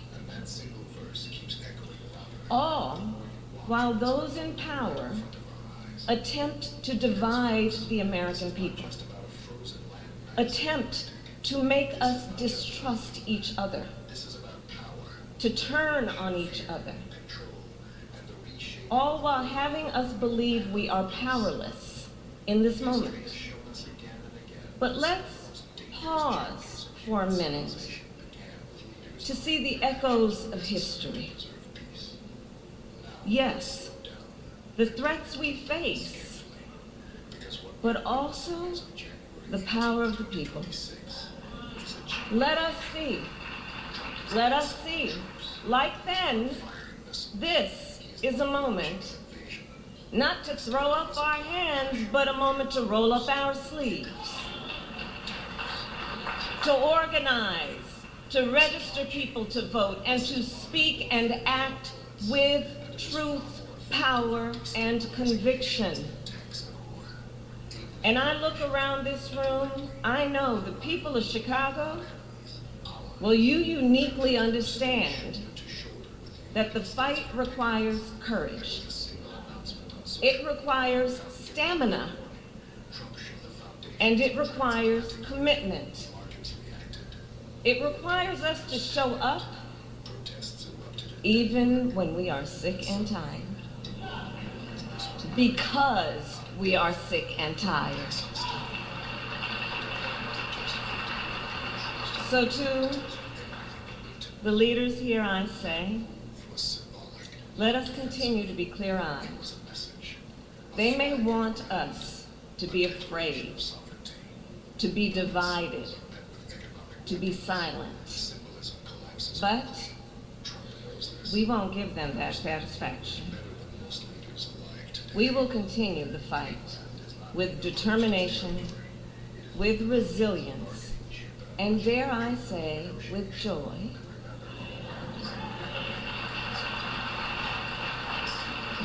So in the spirit of Chicago, it is time to bear down. Thank you all very much. Thank you very much.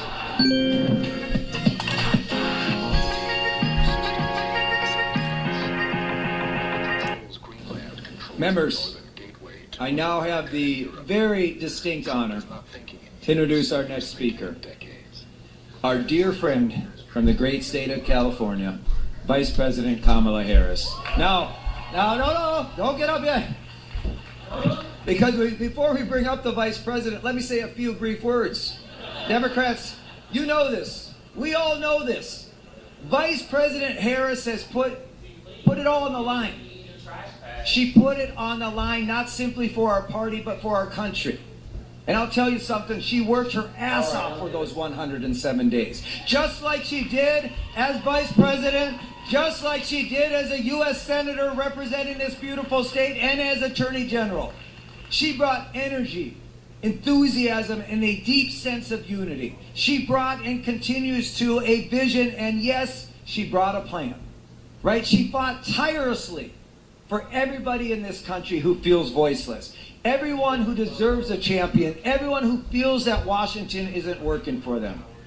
Kamala Harris inspired Democrats in this room, and she's inspired countless Americans in every corner of our great country.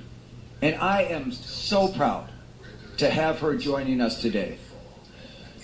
DNC, Democrats, let's give it up for Vice President Kamala Harris.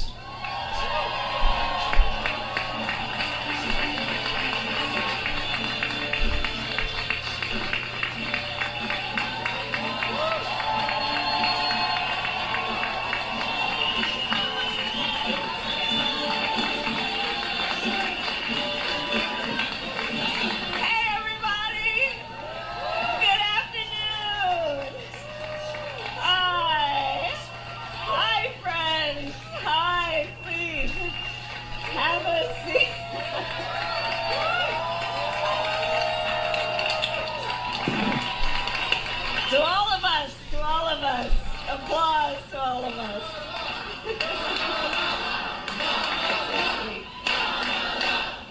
Thank you. Okay, it's my name. Don't wear it out. Thank you all. That means I love you back. You know that. We've all been in these rooms together for many years, and I had a chance to greet all of the members of the podium earlier today. And Ken, I just want to say in front of everybody, thank you for your leadership. You've been doing an extraordinary job. Thank you. Thank you. So it's great to see you all. Welcome to California. How's the temperature treating you? So let me just say, let me just start by saying thank you, thank you, thank you, thank you, all of you. Not only for the support you have given me and our campaign in 2024, but most importantly, thank you for what you do for our country.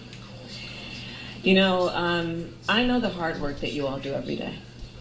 It is the work that is about the weekends that just vanish. It's about the work that does not trend on social media.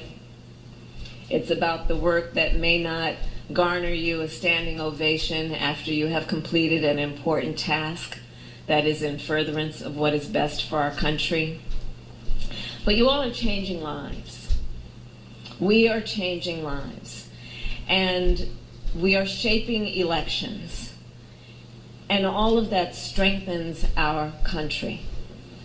So I start by just saying thank you. Because I am a public face of a lot of the work that we do, and people then come up to me in various places, and when they thank me, they are thanking you for standing up for our democracy, for the rule of law, for values and principles, for community, for the breadth and depth of who we are with all of our beautiful differences as a nation. When they thank me, they are thanking you for the work that you do that are about upholding basic principles that are at the foundation of the Declaration of Independence and the Constitution of the United States. So thank you for everything that you have done, that you are doing, and you will do. And I know, look, this year has not been easy, certainly for any of us. But the leaders here, you've not been deterred. And last month provides proof of that. Last month provides proof of that. In Virginia, Abigail Spanberger will be the first woman governor in that state's history. In New Jersey, Mikey Sherrill won the governor's mansion. In New York, Zohran Mamdani is mayor-elect, having inspired a broad coalition. In California, we passed Proposition 50. And in the Deep South, where maps were intentionally, over a long period of time, been drawn to silence black voters, the people were undeterred. In Mississippi, Democrats broke the Republican supermajority in the state Senate. In Georgia, Alicia Johnson and Peter Hubbard, I hear you're my Georgia friends, flipped 2 statewide seats. From Richmond to Trenton, from Jackson to Atlanta, from Sacramento to New York. The American people sent a message. They want leaders who fight for affordability, for health care, for the right of people to participate in their democracy. Americans want leaders who fight for them. And that is what we will continue to do in 2026. As we compete in every state, in every district, and every level of government. And obviously, we must focus on the midterms. But Democrats, we must also have a clear vision for what comes after the midterms and then after Trump. We need to answer the question, what comes next for our party and our democracy? And in so doing, we must be honest that for so many, the American dream has become more of a myth than a reality. Whether it's the cost of food, energy, health care, transportation, or housing, America is facing an affordability crisis. A crisis that we are witnessing is fueling cynicism, fear, frustration, and a lack of confidence in our systems. At the same time, AI has started to displace jobs, reshape the future of work, and cause Americans across the country to fear being left behind. Meanwhile, social media, which once promised us to make us feel more connected, is increasingly making us feel more isolated and divided. And all of this is happening against the backdrop of a political system that appears to not only be fractured, but broken. Both parties have failed to hold the public's trust. Government is viewed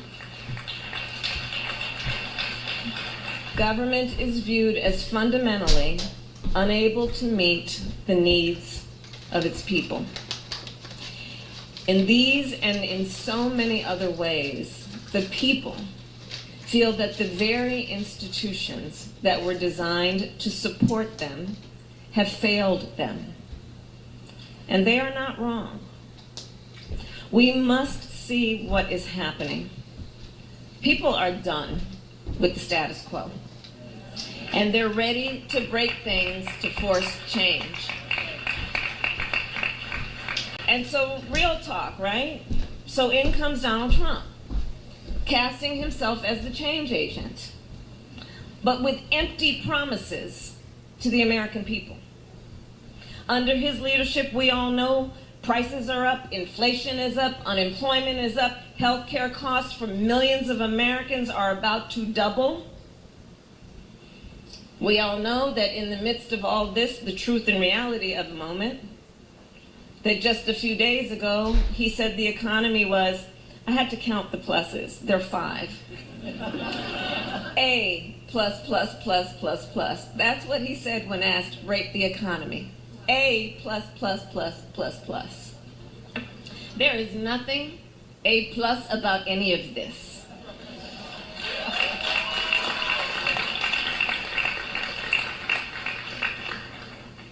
But real talk, we must be candid and clear. Donald Trump is not the only source of our problems. He and the rise of the MAGA movement, I believe, are a symptom of a failed system that is the result of years of outsourcing and offshoring, financial deregulation, growing income inequality, a broken campaign finance system, and endless partisan gridlock, all contributing to how we got here today.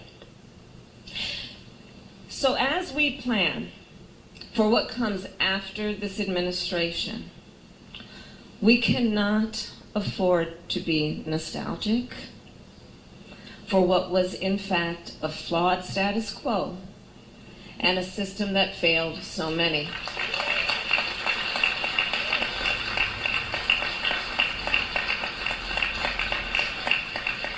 We cannot advocate for nor settle for a simple return to what existed in the past.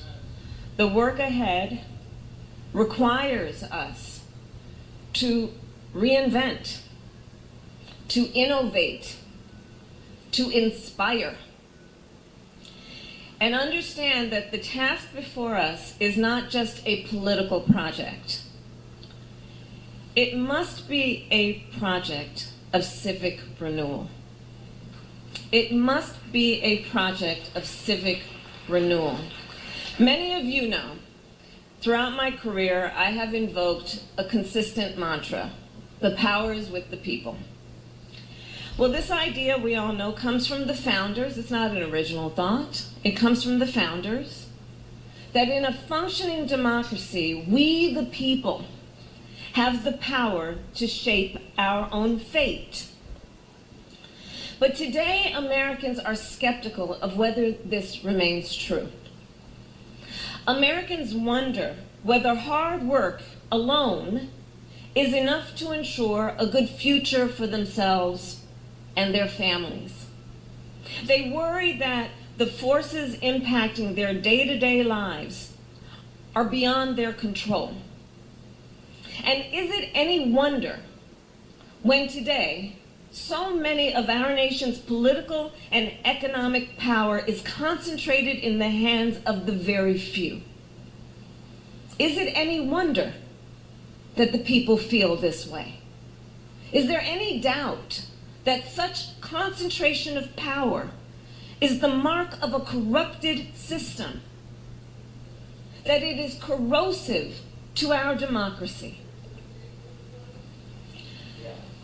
So a primary task, I believe, must be to confront this excess concentration of power and provide greater agency to everyday citizens. We must reform our institutions in ways that will put the people back in charge, in a way that actually promotes the general welfare. And while a project of civic renewal may sound lofty, especially given the challenges of this moment, I believe that it is a necessary endeavor and that it be grounded in certain values that I know we all share. The values that all forms of work contribute to the public good and deserve dignity, and all Americans performing that work deserve to be rewarded fairly. That in addition to economic security, Americans' well-being also depend on health, safety, and connection with family and community. That technology should be harnessed on behalf of the public interest, and at its best, it should always seek to enhance human ingenuity, not replace it, to deepen our connections, not sow distrust among us. That the government derives its legitimacy from the people, and so it must be responsive to the actual needs of the people, be more transparent in its activities, and most of all, that it cannot be bought by outside interests.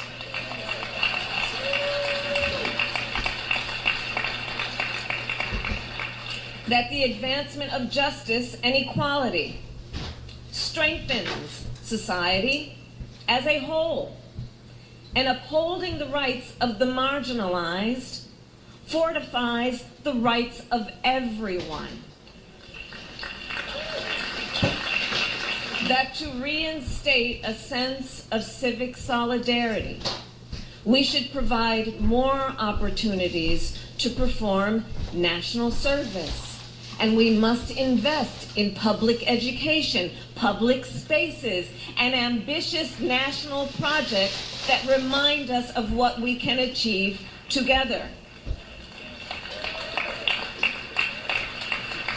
And that the strength of a pluralistic society requires that we embrace our differences with more than just tolerance, but with mutual respect and trust, with the belief that though we are different, each of our fellow citizens is a neighbor. These are the values that I believe must guide our project of civic renewal.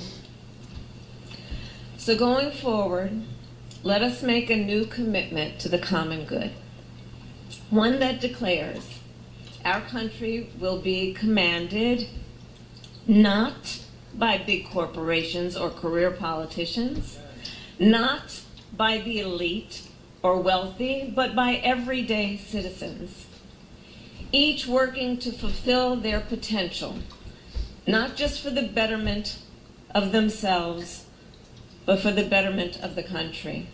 A commitment that declares that the power of this country does not belong to any king or set of oligarchs. It belongs to we the people. And I'll close by saying the stakes have never been higher, but we are clear-eyed with grit, determination, and fire that this moment demands. That when you know what you stand for, you go out and you fight for it. We fight for the future. We fight for the people. And we love our country. I thank you all very much. Thank you.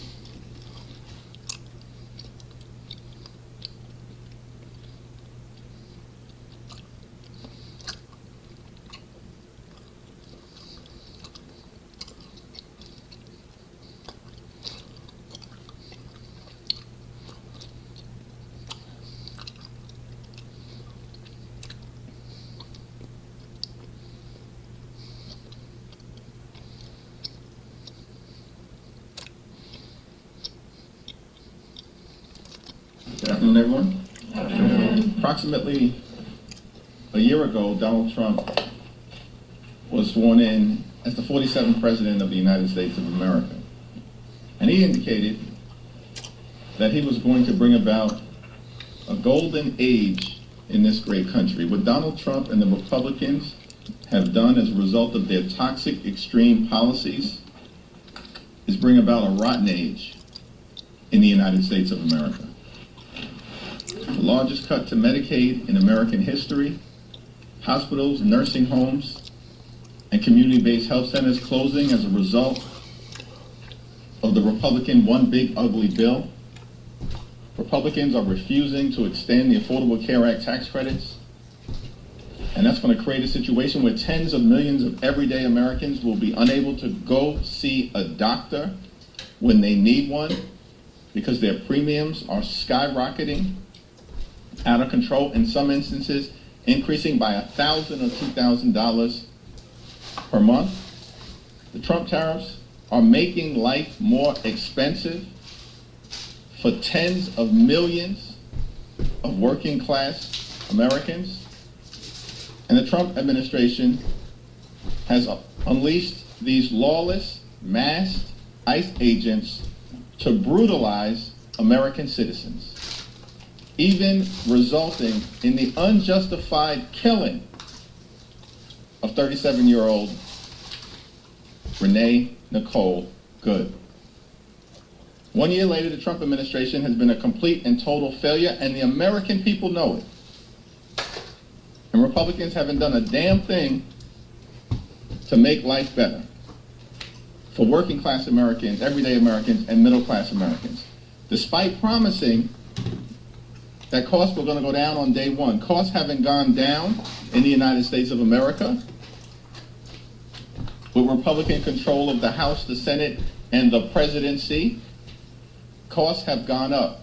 Inflation skyrocketing out of control. Housing costs out of control.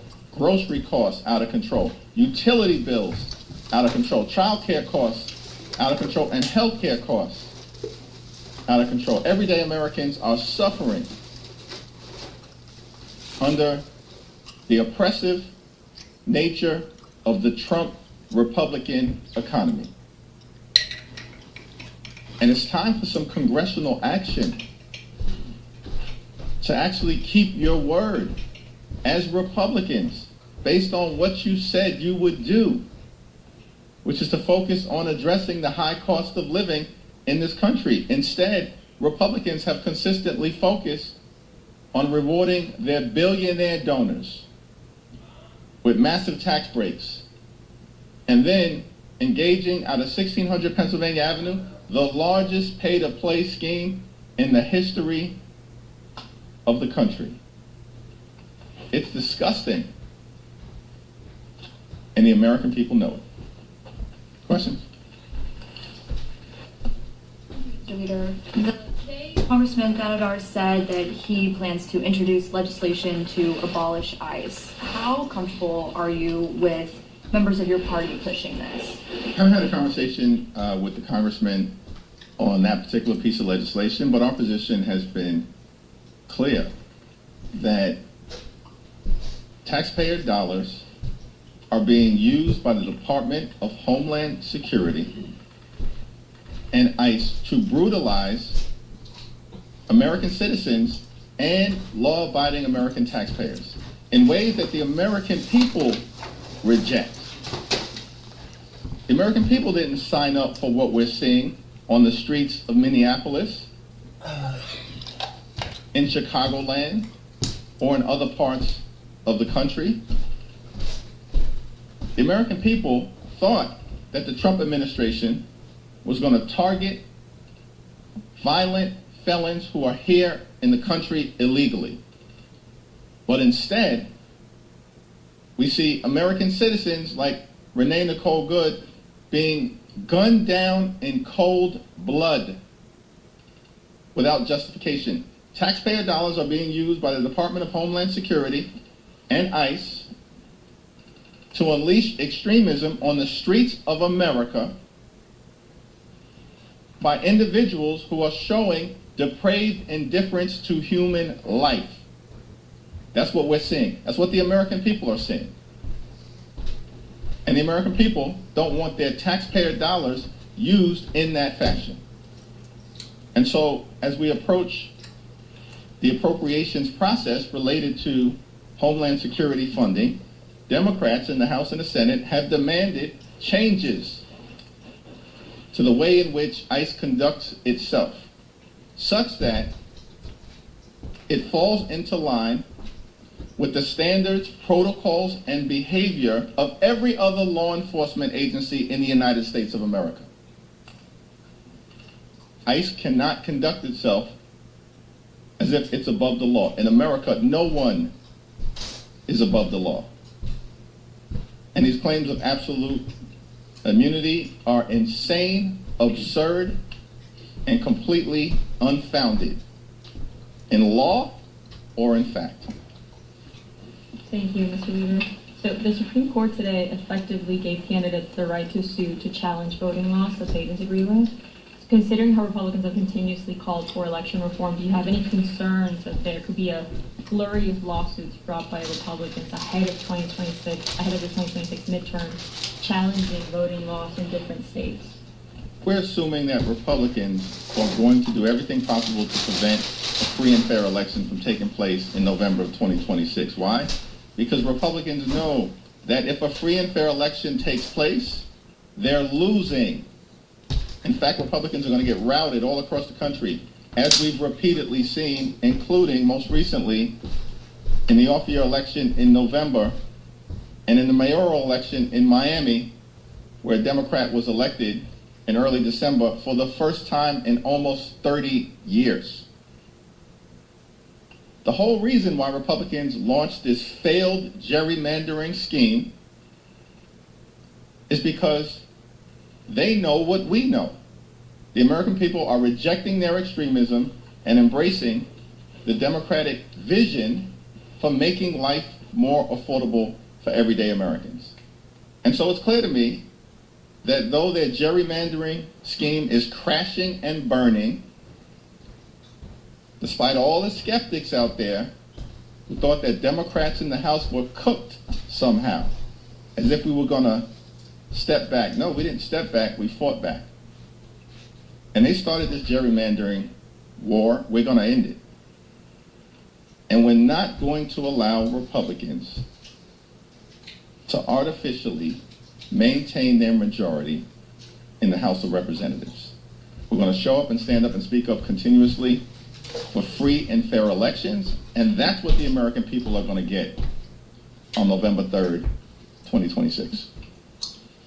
Thank you, Mr. Leader. Since the House passed the 3-year ACA extension, you called on Johnson to, quote, stop playing procedural games so they're jeopardizing the health, the safety, and the well-being of the American people. You said that there's a majority of votes in the Senate if the bill got to the floor. Are you calling for the Senate to get rid of the filibuster to bring forward this bill, since you say that it has the votes to pass if it made it to the floor? The American people overwhelmingly support an extension of the Affordable Care Act tax credits. The House has passed, in a bipartisan way, legislation to make sure that those tax credits are restored for tens of millions of Americans, working class Americans, middle class Americans, and everyday Americans who otherwise will be unable to go see a doctor when they need one. And these are in states all across the country, and disproportionately, red states will be the ones impacted by the failure to restore the Affordable Care Act tax credits. That's the reality. We're talking about states like West Virginia, Wyoming, Alaska, North Dakota, South Dakota, South Carolina, Texas, Alabama. These are the states that are adversely impacted, right at the top of the list. So this fight for us is not a partisan one, it's a patriotic one. We're standing up for everyday Americans. It's not red or blue, it's red, white, and blue, as far as we're concerned, in terms of the fight to extend the Affordable Care Act tax credits.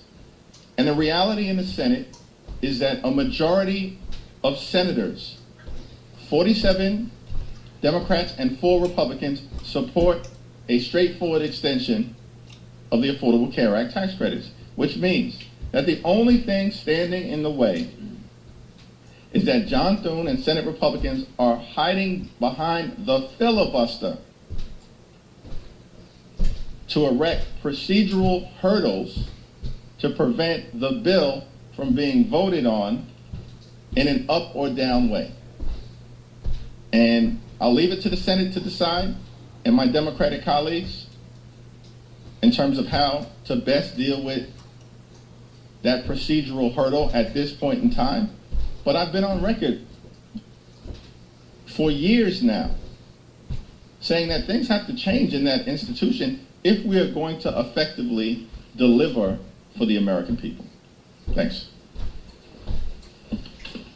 Got it. Where are you on the stock ban bill, and what would you say to some in your conference who have argued that it doesn't go far enough, it allows for loopholes for members to still continue to trade despite the intention behind the bill? There are several challenges with the bill as it's currently written, which is why Democrats strongly opposed it in the hearing and markup today. The so-called stock ban doesn't ban stocks. Let's start there.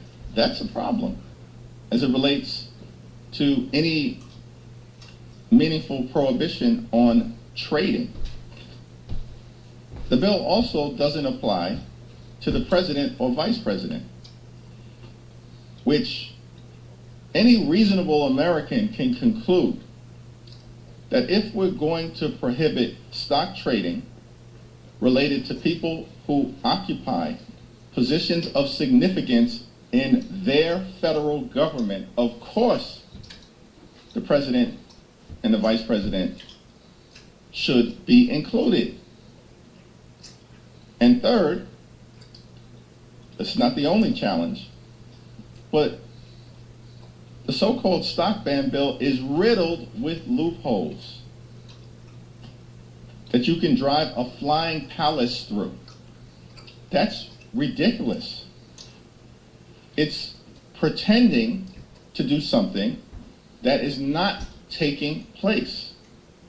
And the American people are correctly demanding that Congress take decisive action as it relates to banning congressional stock trading, so there can be some confidence that their representatives in the People's House are conducting themselves solely with the public interest in mind, not their own personal interests. So if the legislation comes to the floor, we'll have a caucus meeting to discuss it and then stake out a position thereafter. But as of the moment, the words, actions, and votes of the Democratic members of the House Administration Committee speak for themselves. Thanks. Thank you, Leader Jeffries. Since we last talked to you on Monday, there have been a growing number of House Democrats calling for ICE to be abolished. I'm curious, where do you stand on the issue personally? Do you believe ICE should be abolished? Same answer that I just gave to that question earlier in this press conference. Kevin?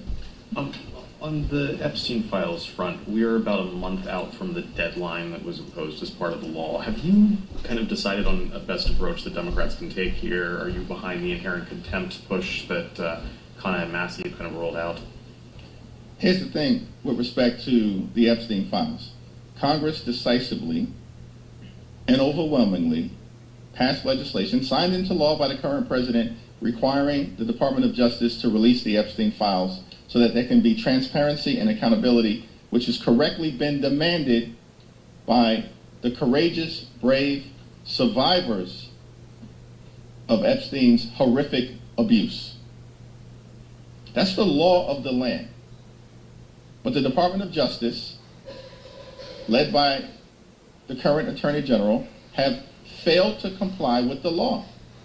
And it certainly is reasonable that contempt resolutions should be considered, directed at the Department of Justice, if they refuse to comply with a law that on its face requires the disclosure and release of millions of documents that they are currently hiding from the American people.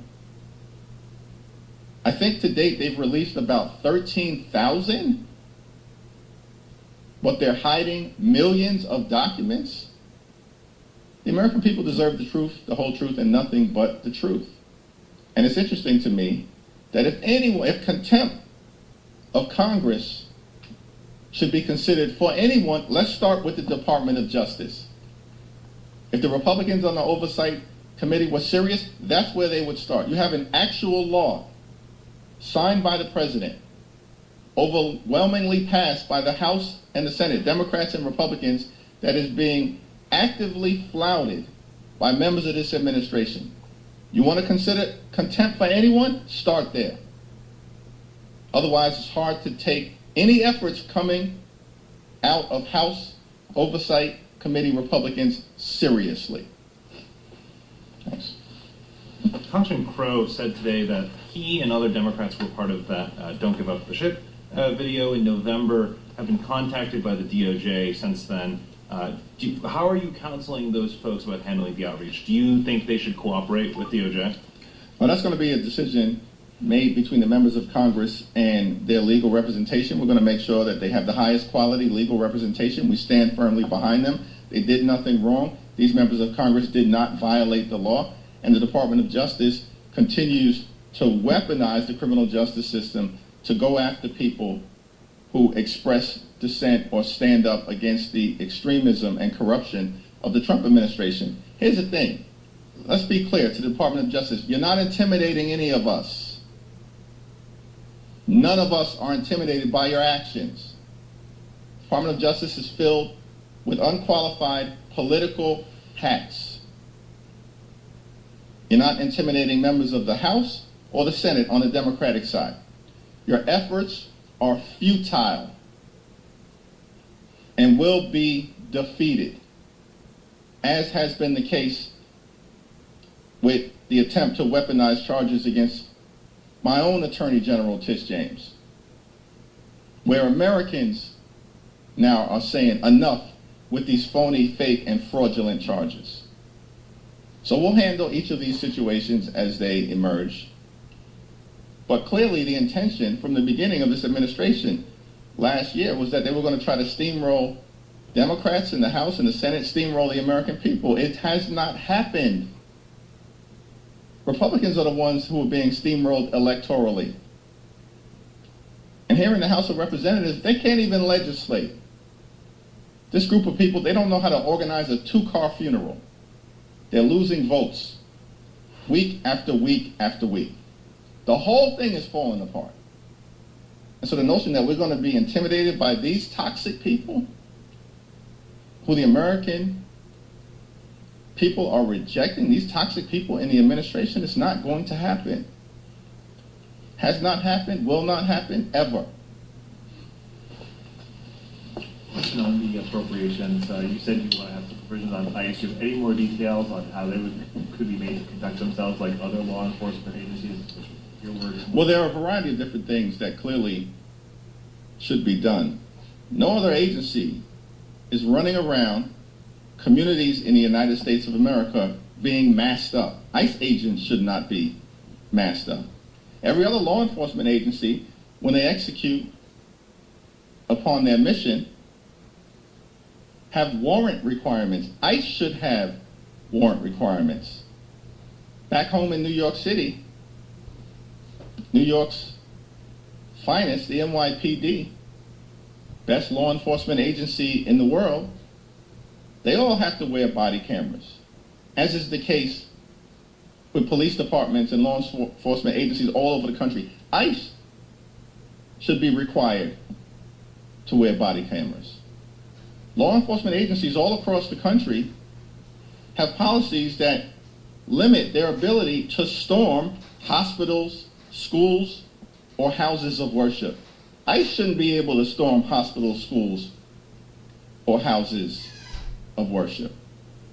There are a variety of different things that can be done that we have put on the table and will continue to put on the table to get ICE under control so that they are actually conducting themselves like every other law enforcement agency in the country, as opposed to operating as if they're above the law, somehow thinking they've got absolute immunity.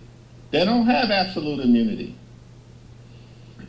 Supreme Court granted immunity, unfortunately, to one person, the President of the United States of America. It's one of the reasons why we've seen this extremism consistently unleashed on the American people, but it doesn't apply to anybody else. So every single one of these people who we see brutalizing the American people, they're going to be held accountable one way or the other, accordance with the law. And the statute of limitations, this is for every single member of the Trump administration, is 5 years. Donald Trump will be long gone. Left 1600 Pennsylvania Avenue. Statute of limitations will be alive and well. And there'll be a lot of people in this country, patriotic people, determined to make sure those who broke the law with impunity during the Trump administration are held accountable. Will you vote no if you don't get those?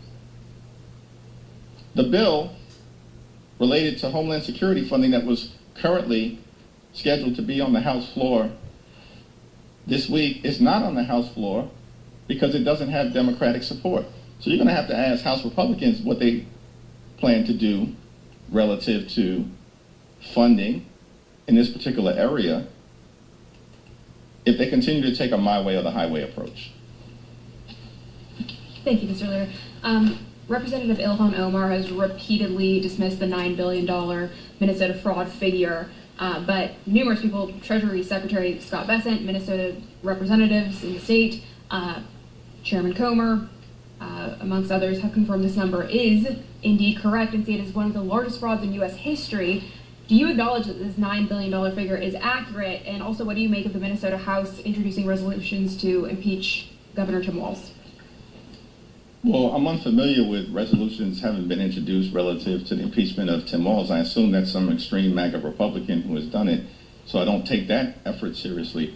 And if you're citing James Comer as a source for me, you better start someplace else, because he's not an individual that has any credibility, as far as I'm concerned, relative to the allegations that he's made. If James Comer wants to investigate waste, fraud, and abuse, start with the Trump administration.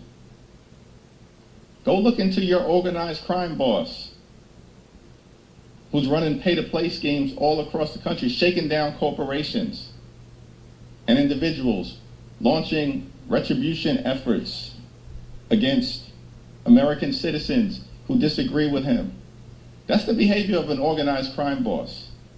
And taxpayer dollars are being used to run this toxic scheme. If James Comer is serious about waste, fraud, and abuse, go investigate what's coming out of 1600 Pennsylvania Avenue, the Trump White House. Now, as it relates to the allegations that have been raised in Minnesota, there are active investigations being run by state and local authorities who actually do have credibility to uncover the truth, the whole truth, and nothing but the truth. Follow the facts, apply the law, and let the chips fall where they may. Thanks. Thank you, Leader. As more and more members of your caucus call for ICE to be abolished, how do you feel that will impact Democrats who are in swing districts? Listen, House Democrats are going to take the majority back in November. Donald Trump knows it, Republicans know it, we know it. And the only question at this point in time is by how much. We're going to continue to fight hard to make life better for the American people. Lower the high cost of living. Fix our broken health care system. Make life more affordable. Clean up the corruption that is preventing us from delivering a government of the people, by the people, and for the people. And the difference between Democrats and Republicans at this point is very clear. The contrast is very clear. And voters are reacting to that all across the country, not just Democrats. Independents, swing voters, and traditional Republicans are recoiling at what they are seeing from the Republican Party. And what unifies Democrats is a focus on making life more affordable for the American people. Thanks, everyone.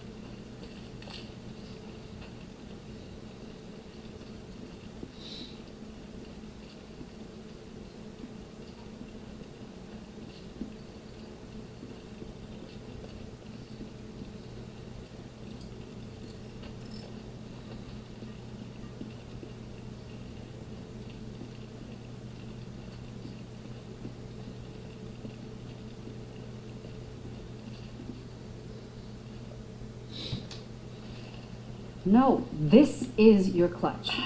I know where the clutch is. Do you want me to show you how to do this or not? Yes, but I know where the clutch is. Okay, fine. All right, you do it yourself, okay? Fine.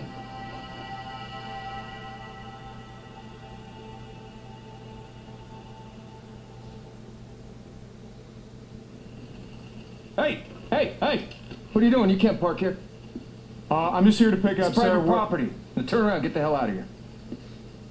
Come on. Okay.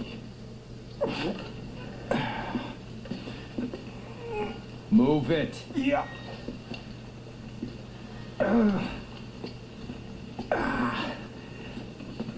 Okay. You know what though? I think I'm just gonna wait right here. You can go back to doing your guard the cornfields thing. This is Officer Moore at the gate. We got an issue here. Hey, listen, asshole. This is a restricted area. I told you, get the hell out of here. Hey, you just wait right there. I told you. Move it. It's like I was trying to say. I'm just here to pick up... Do you not see that sign? Oh, look at that. That's kind of hard to miss. I am authorized to use deadly force. Yeah, thank you. Thank you. Whoa, what's going on? I'm sorry, Miss Whitaker. It's fine. Do you know this asshole? Yeah, he's with me. He's with me. Sorry, ma'am. I Come on, didn't let's know go. that... It's fine. Honestly, I apologize. Shh. Oh, and Jim. Deacon. I'm not with her. She's with me. Hold on tight.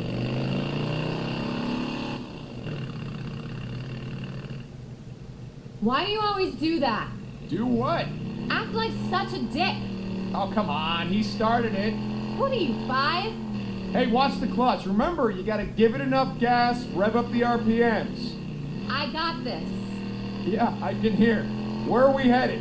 Over to the dam. That's a nice quiet road, right? With you driving? No. Are we still going out tonight? You said something might come up. Crap, yeah. Boozer and the boys want to ride down to Klamath State, visit Jack. So you're gonna blow me off to go see some guy in prison? Jack's not some guy. I know. I was kidding.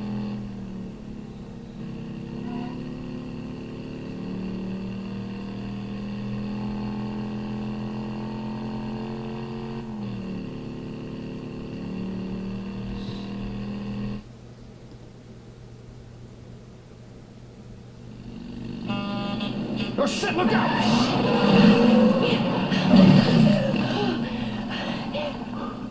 Oh, God. Oh, my God. Jesus. I don't know what it is, but every time I'm on a bike with you, some idiot in a truck tries to run us off the road. Oh my God, no, listen, you did great, most people that would have panicked, they would have oversteered, and that would have gotten us killed. I almost did get us killed. I wasn't paying attention and I was distracted. Hey, it's okay. Just breathe, you're okay. Wait a second, what did you mean distracted? No, it's just stuff going on at work. It's nothing, I just... Oh.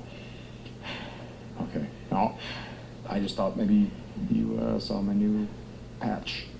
Your what? No. Nomad? Wait, you quit the club? No, I didn't quit the club. I would never quit the club. Nomad, what it means is, well, I'll be less involved from now on. Deke, I didn't ask you to do that. Oh, I know. If you had, I would have said no. You ready to try this again? Yeah, I mean, no, but yeah, I will. Okay. Thank you for saving my life.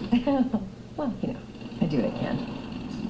Hey, the clutch. I know what the clutch is. Okay, no, Deacon. So, do you think your parents are gonna come? To the wedding? I don't know. You know, I thought if I stepped back from the MC that, I don't think it's gonna matter to them, Deacon. you're gonna at least tell them. Yeah, if you want me to. Look, it's just, I'm not gonna change who I am and who you are to make my uptight, middle-class parents happy. Okay. Look out. I see them. Hey, are they headed to your work? Shit. What about the MC? Are any of them coming now that you've gone nomad? I don't know. It's probably been a while since any of them set foot in a chapel. And you really want 27 Harleys rolling up in that little church in Marion Forks? Yeah. You know what? As a matter of fact, I do. Okay.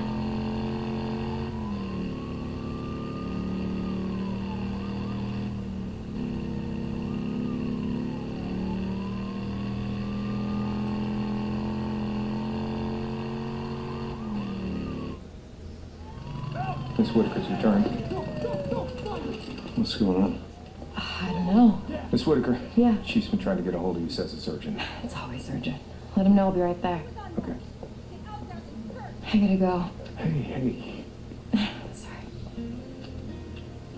It's fine. It's probably just a fire alarm or something small. Okay. How come dead? Love you. Just call me later.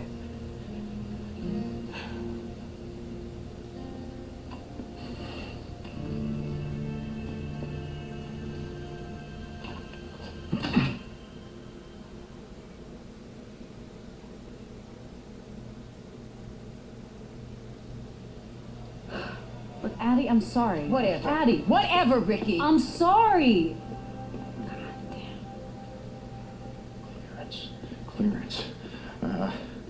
O'Brien, this is St. John. Come back. O'Brien, this is St. Just answer your goddamn radio!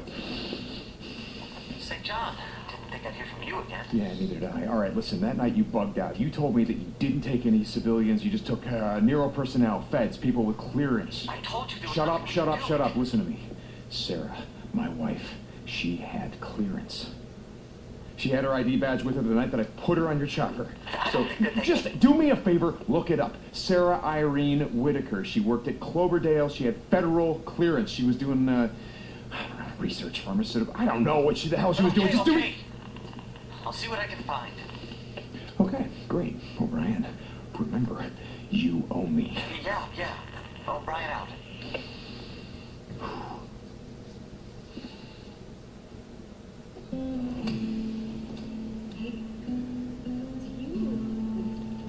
Remember anything about their life, you know, from before? St. John, this is O'Brien. O'Brien, what do you got? I need to see you in person. Oh, Jesus, O'Brien, just would you tell me what you found? Is she alive or isn't she? I have something to give you. O'Brien? I've transmitted the coordinates. Meet me there. O'Brien out. O'Brien? Oh, God damn it. Deke, Iron Mike's looking for you. He said... Booze, man, listen. Just tell him I'll be back. You remember what I told you, the night that Sarah died, Nero, they bugged out. They only took their own people, feds, and people who had federal clearance levels. Wait, Deke, what the hell are you talking about? Look, it's probably nothing, but there's something I gotta do. Deacon out. I'll be here if you need me. Stop by anytime.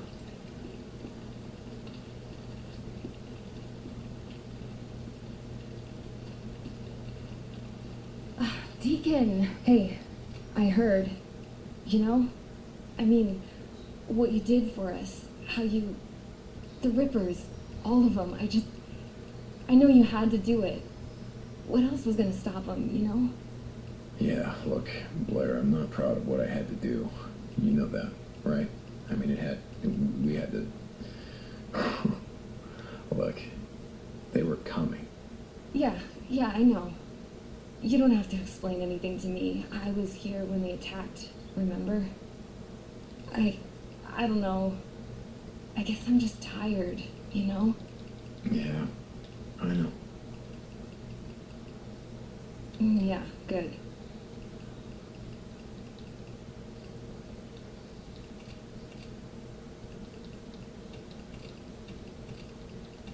All right. Don't be such a stranger. Yo, dude, Jesus, man. When the Rippers hit us, I thought we were all goners, Yeah, I know. I heard what you did, about how you took them on. Christ. Yeah, well, don't believe everything you hear.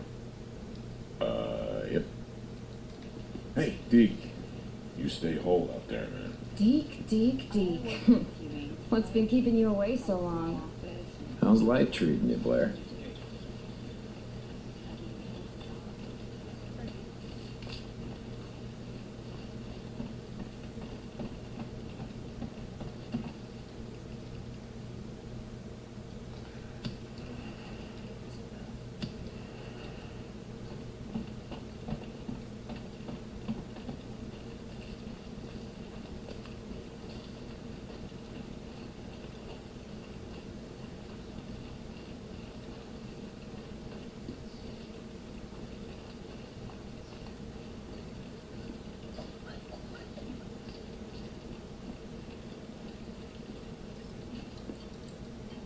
Hey, Deacon.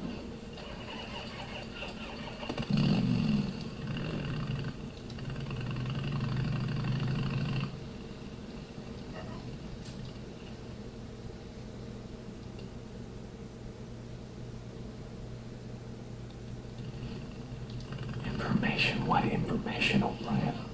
What the hell could you possibly have left to say? Everything about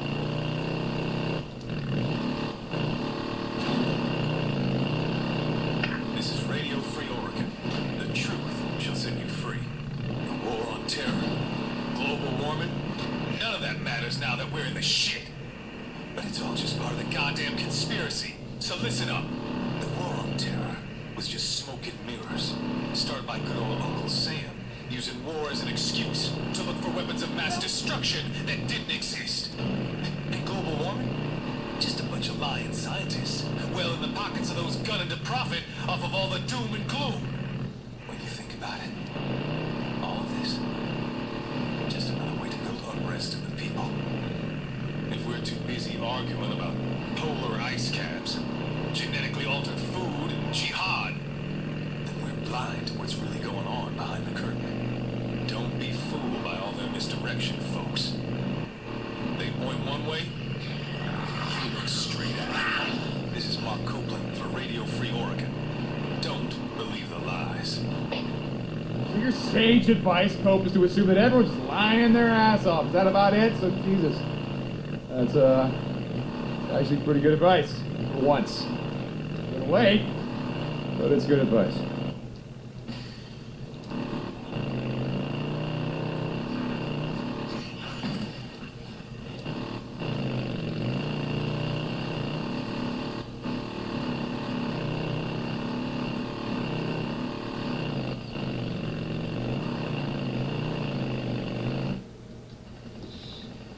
So what the hell?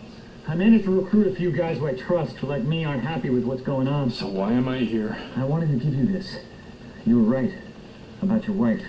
When did you get this? When Silver Lake evacuated, they took Nero personnel, federal officials, And well, Sarah Irene Whitaker had a Class 4 federal clearance level. Clearance level. Your wife bugged out with a recon unit east of Fort Rock. Take me there. No, No. Well, you got a ride. We're all friends now. the base is gone. What? A year ago, local militia group. Militia group? Where's their camp? I don't know. How the hell can you not know? You got a helicopter. You got satellites. Somewhere around Crater Lake, but it's a no-fly zone, okay? They got outposts, rockets, RPGs. Crater Lake. Crater Lake. Oh, I wanted to tell you about the work we're doing. Studying the infected, the freaks. They're evolving. As bad as things are right now, they're gonna get worse. A lot worse.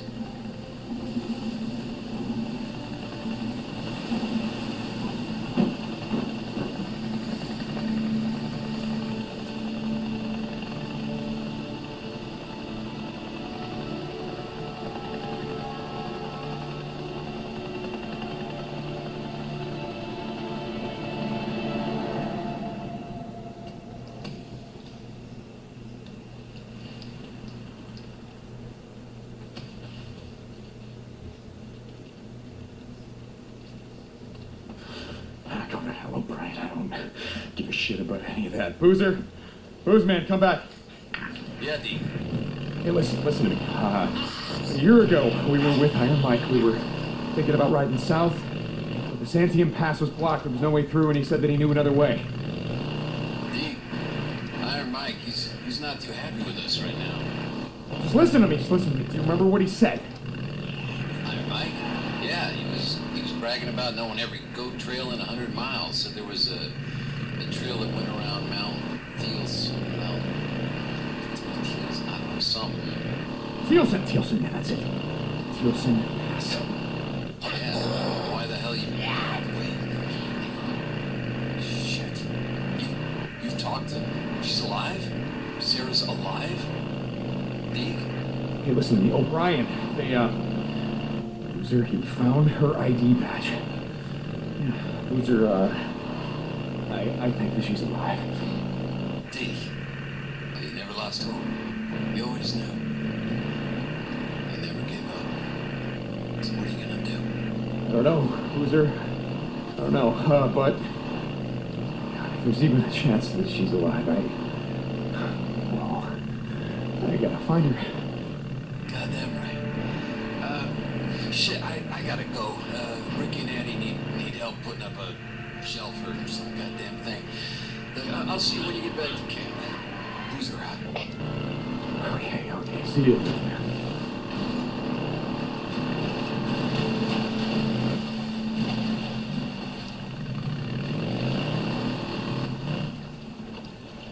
Deacon, where are you? Hey, Ricky. I got some shit.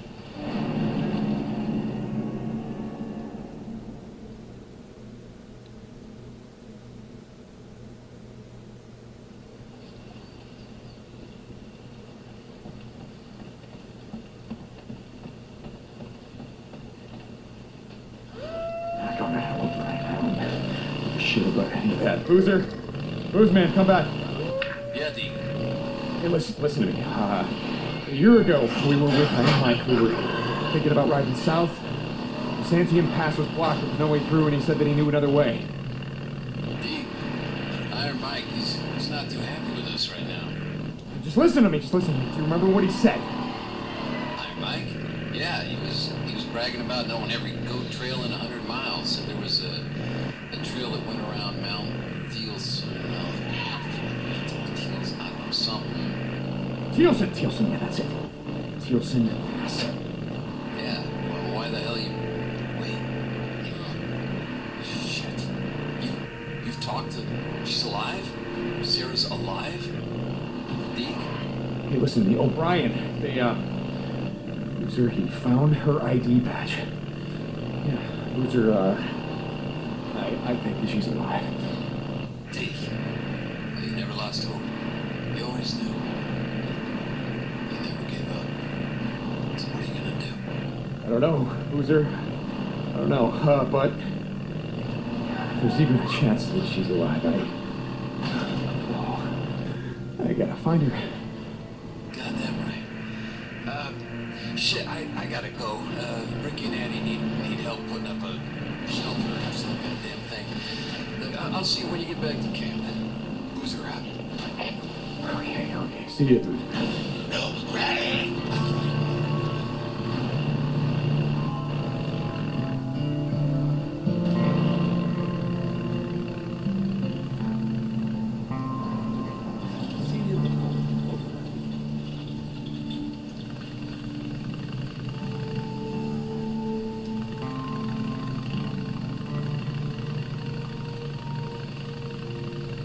All right, let's see what the old man's got to say.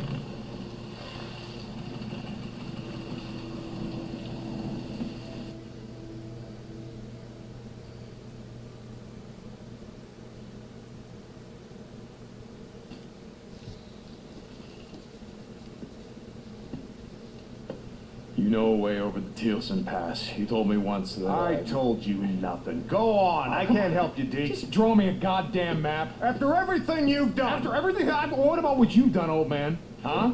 Sherman's You go camp, on. the things that you get did. out of here. Hey, You no, leave listen to me, me. listen to me. What if you could take it all back? What if you could fix it? The night that I put Sarah on a chopper, I felt relieved. How fucked up is that? I was relieved, Mike. That's what I've been living with. And now you're chasing ghosts. You think finding your old lady, if she's alive, you think that's gonna fix it? Make you whole? I don't know, but I gotta try.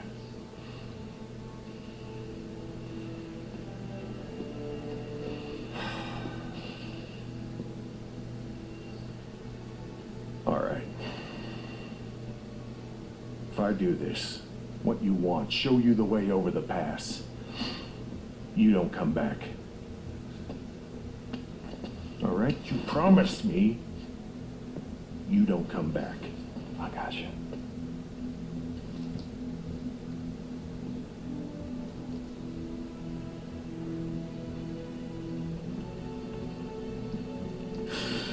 Shit, now I gotta talk to Boozer.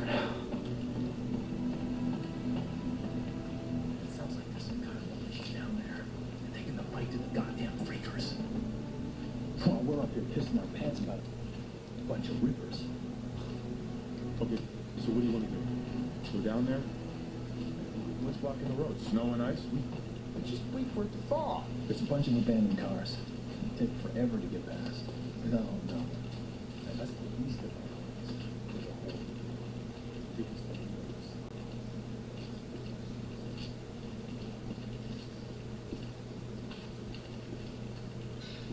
Deke. What's been keeping you away so long? How's life treating you, Blair?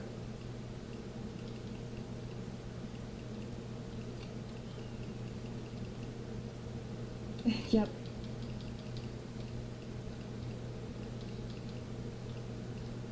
Good choice. Okay. Good one.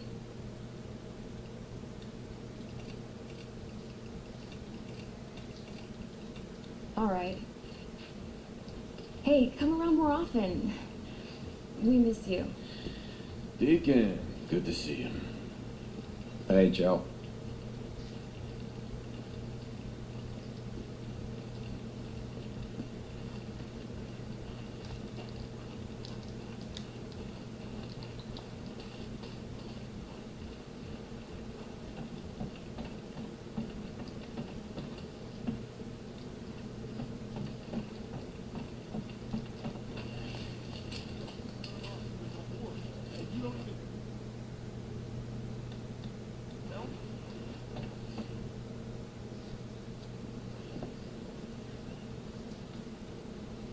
Holy shit.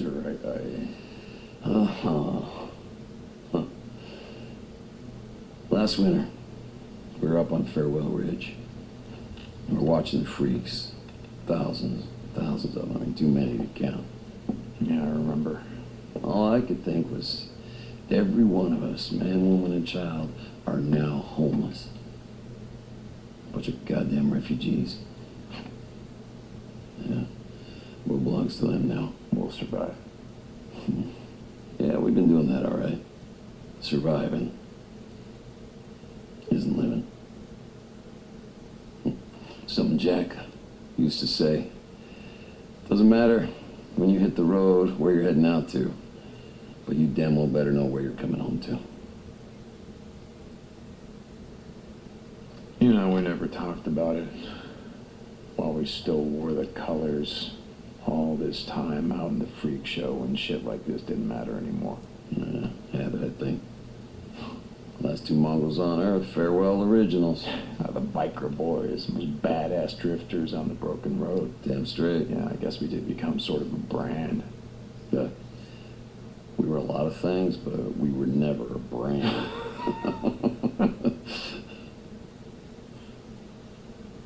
We rode out of farewell without Sarah, without Jack, or anyone. I knew that we were leaving everything behind. Everything that mattered was gone. Except this.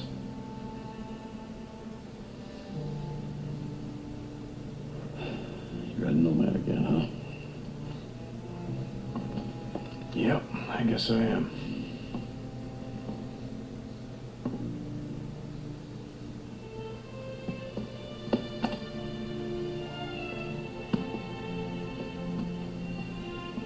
Come on, Jack. Inside, let's go. If she's out there, we'll find her.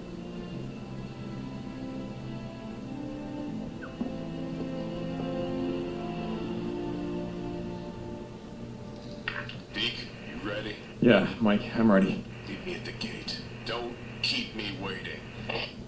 Yeah, sure, Mike, whatever you say.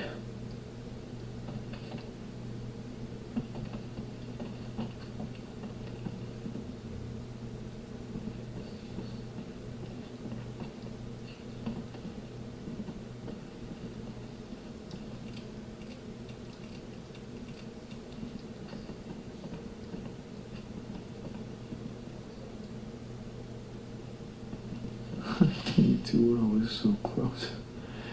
Yeah, you really were like a brother and sister.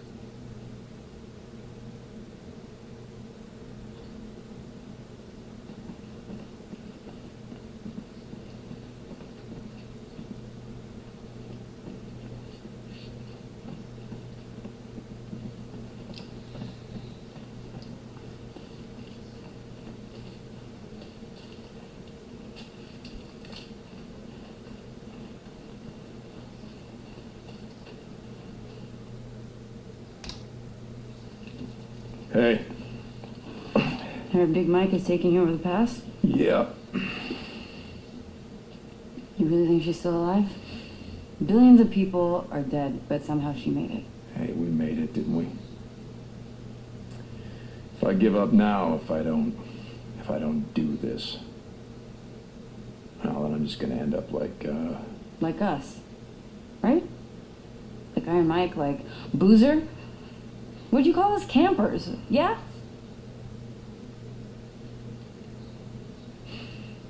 You go and you find your woman.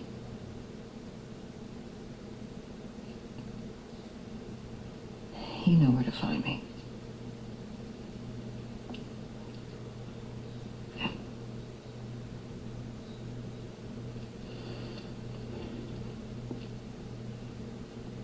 Hey, you know what? You know what I think, Deacon? I think that you're afraid to be here.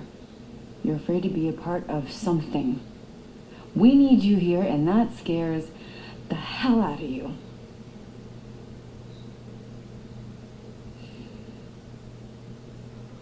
I'm sorry. Yeah, me too.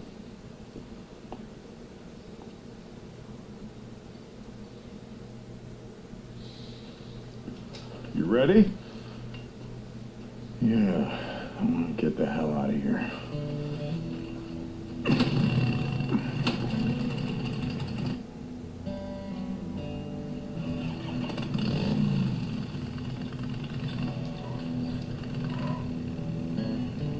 Come on. This way. Okay, I'm following you.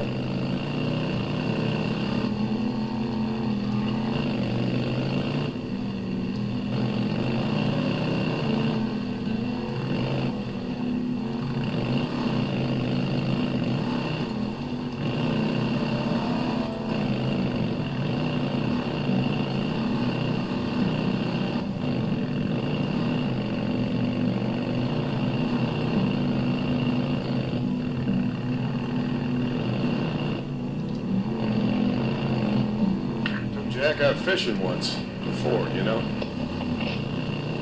Oh, shit. I got one. Didn't know what the hell to do with it. That sounds like Jack. Oh, he ran a pretty tight club. You boys raised some hell back in the day. I don't think you murdered anyone. Not in cold blood. It's not murder if they shoot at you first.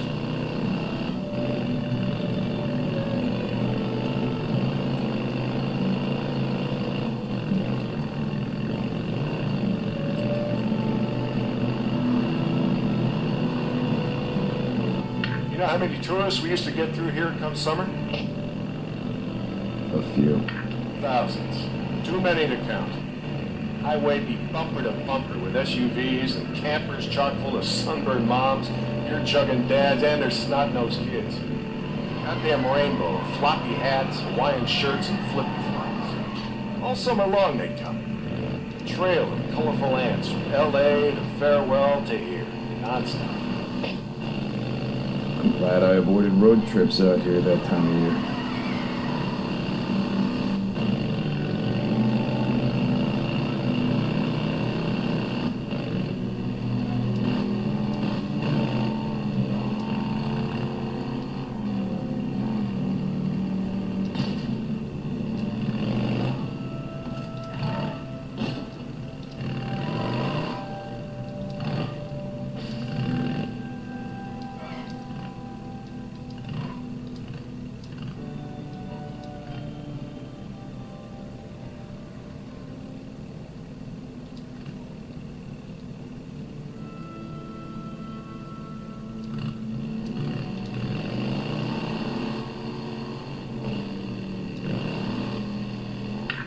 Use the help. I don't have a choice, Mike. Fair enough. Come on, just follow me. Yeah, okay.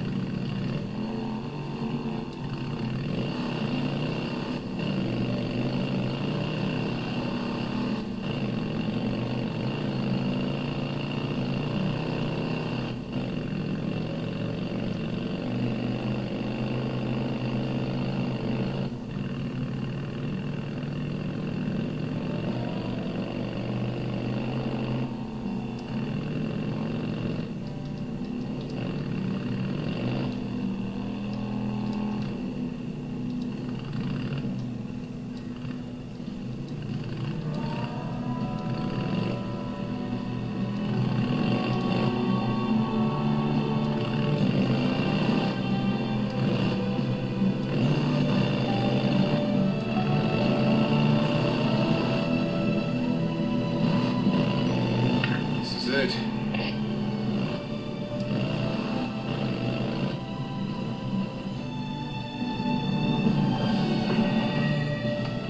This is as far as I go. Keep following the trail. It'll take you down the mountain, on into the Diamond-like Valley. I wish you luck. Hope you're right about your old lady still being alive. If she is, well, maybe so. But you gotta ask yourself, Deke, is what does it matter if everyone else is dead?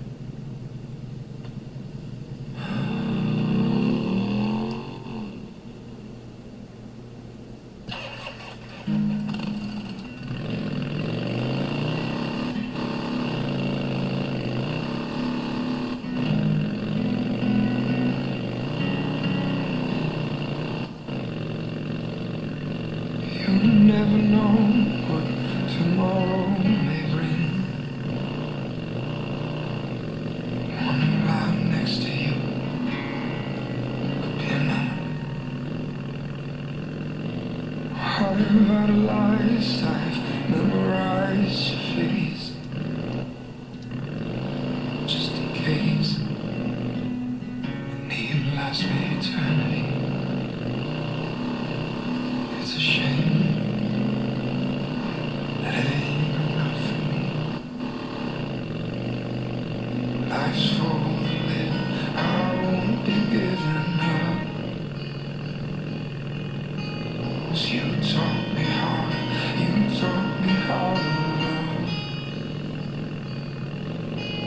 Take all I cherish, lead me to my body's numb. Life's for the living, I won't be giving up.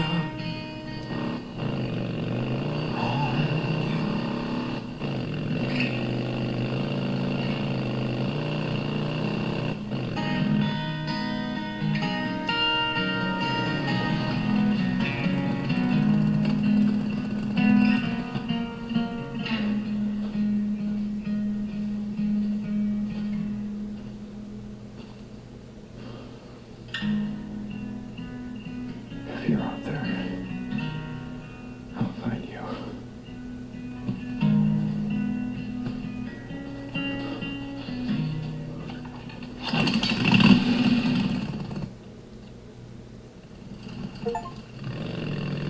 Mayday! Mayday! Captain Corey? You there? Come in! Mayday! No one's listening. Damn it! Try again! What the hell?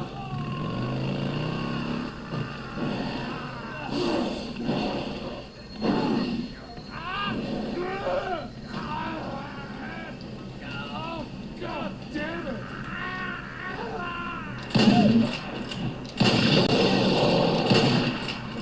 Get in there. Whew. Okay.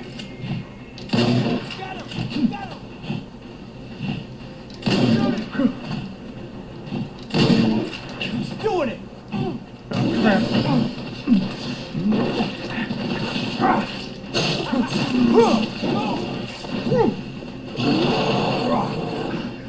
Yeah, yeah! Come on! Go! Go!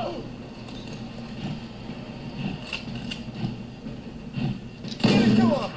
Oh, yeah! A lot of ammo left. Watch out! Watch that thing, man! Yeah! Oh,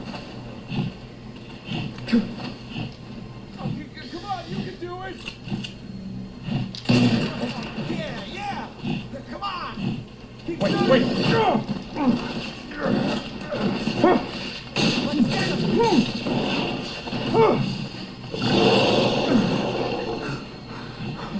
Dude, watch out! Watch that thing, man!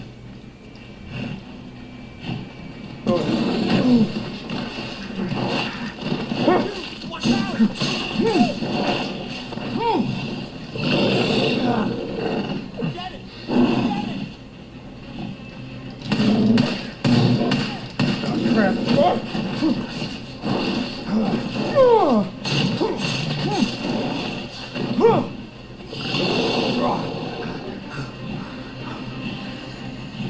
Wait, wait! Ah! Keep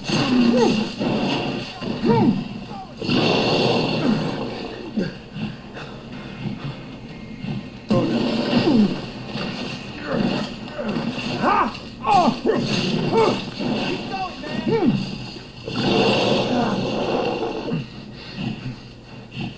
Oh, come on, you can do it!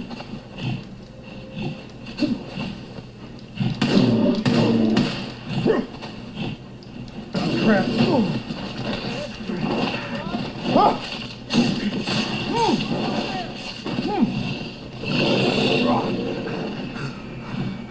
Yeah! Get him! Get him! Wait! Come on!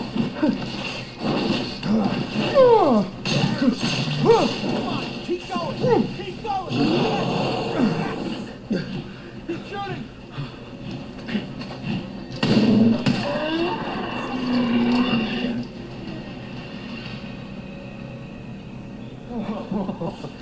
You.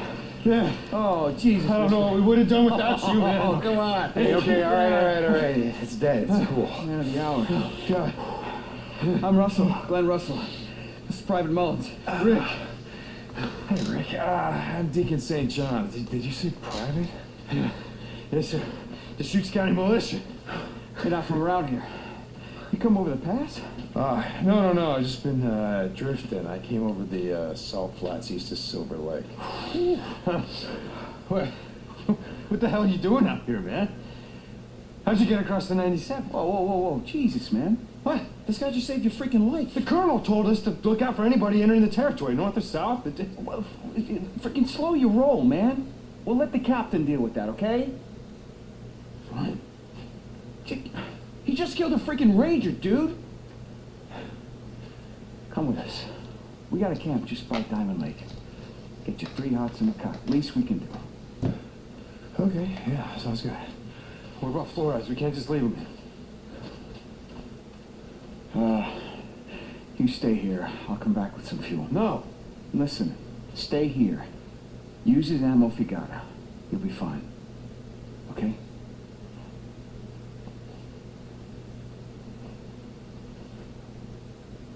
Let's go.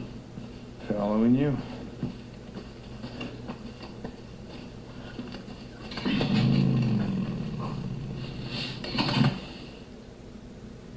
You gotta stick with me, okay? Been having some trouble with squatters out here the past few weeks. A patrol picks you up, could be trouble.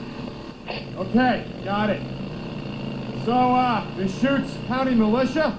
Look, man, all I know is they feed me. They want me to salute and yes, sir. I salute and say yes, sir. How big's your outfit? The camp out here, we got 100, maybe more. Hard to keep track. Back at HQ, a whole lot more than that. Yeah, okay. Any women? Hell, that what you're about? Well, you can forget it. Colonel's got rules about that.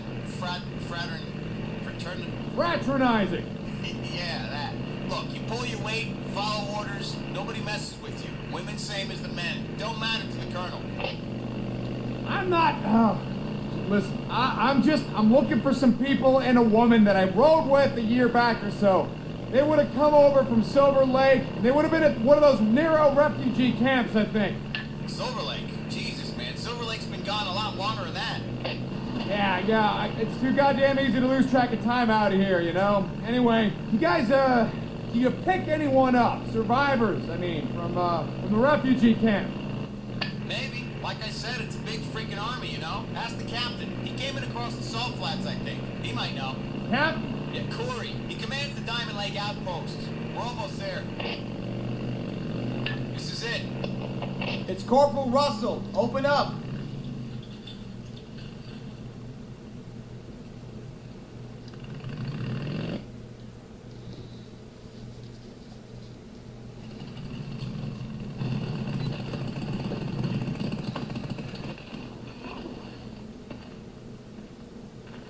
Report. Captain, sir, we had him. We did. Found his bike still smoking. I bet you lost him, huh? No, sir. I mean, yeah, we lost him. We ran into a rager, sir. Where's Mullins? Flores? Flores is dead, sir. I'll have Mullins with the body. That'll be all, Corporal. Go get some fuel. Head back to Mullins. You know what to do. Yeah, yes, sir. If it wasn't for this man, we'd all be dead, sir. I sort of promised him some food and a safe place to camp tonight, sir. Corporal, get the fuck out of here.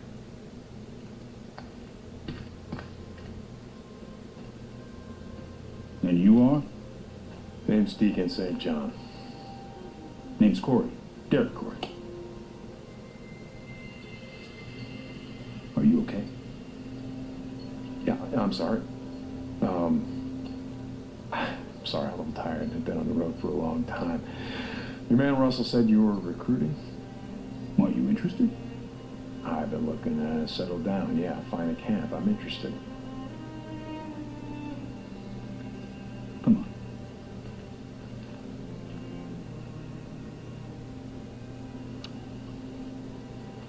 So, how long you been drifting?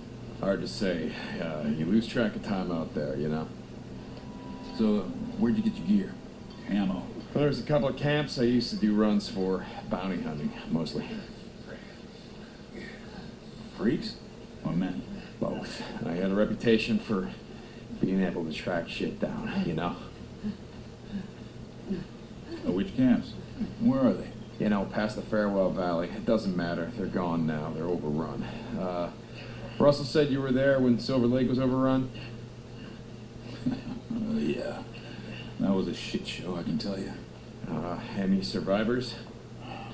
A few. Why are you not working hard? Why are you still in my obstacle course? Why are you not finished with my obstacle course? Here. Take this. Militia script. Camp credits. Payment for helping my men. Use them at any of the commissaries. Okay. You gonna join up? Stick around. We're getting ready to ride out of here soon. Getting ready to ride out where? You said you had some tracking skills. Yeah, some. This isn't the life of a drifter. We're fighting a war out here. You sure you're up for it? Is that the best you got? I can recruit you. But the colonel is the only one who can swear you in. You stick around. Give us a hand. I'll take you to him myself. I'll be here. Good.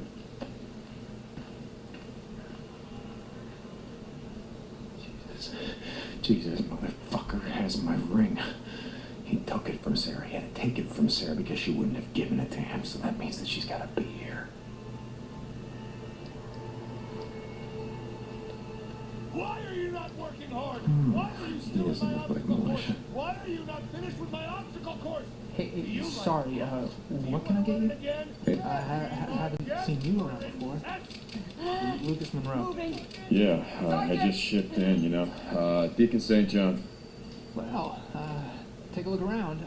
I got all kinds of bike parts, if you got credits. Yeah, thanks.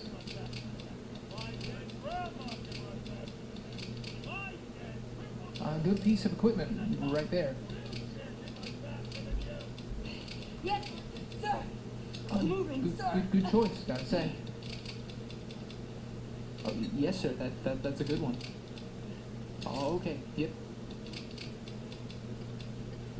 Yep. Yep. Good old high-octane gasoline. Coming right up. Oh, okay then. What's up? Stop by soon. What's up? New around here? Name's Ava Bergstrom. Friends call me Bergie. Deacon St. John. Yeah, I just got here. Well, Deacon St. John, you do your job, and we'll get along just fine. How's that? Yes, ma'am.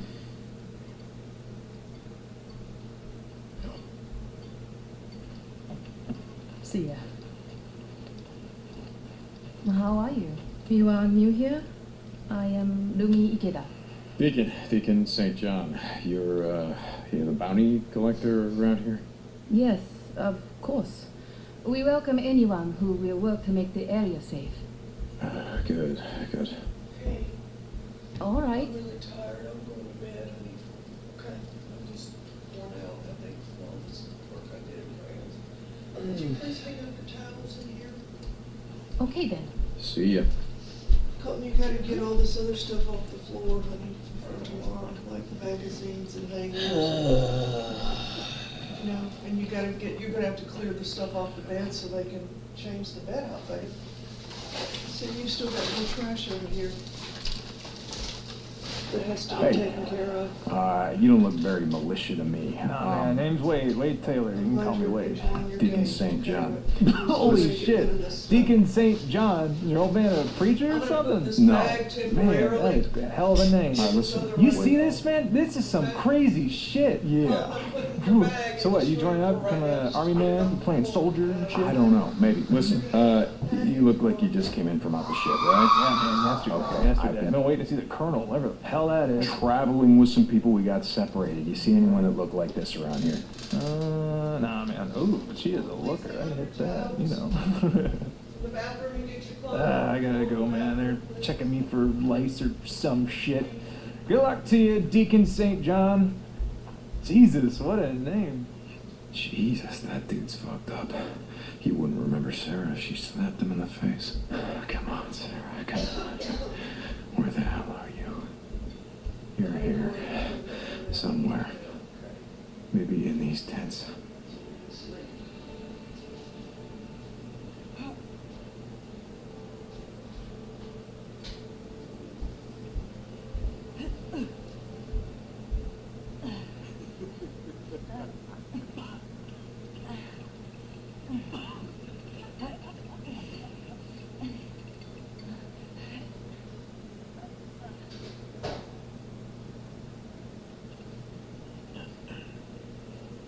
Move, move, move! Come on! You can run faster than that. My dead grandma can run faster than that.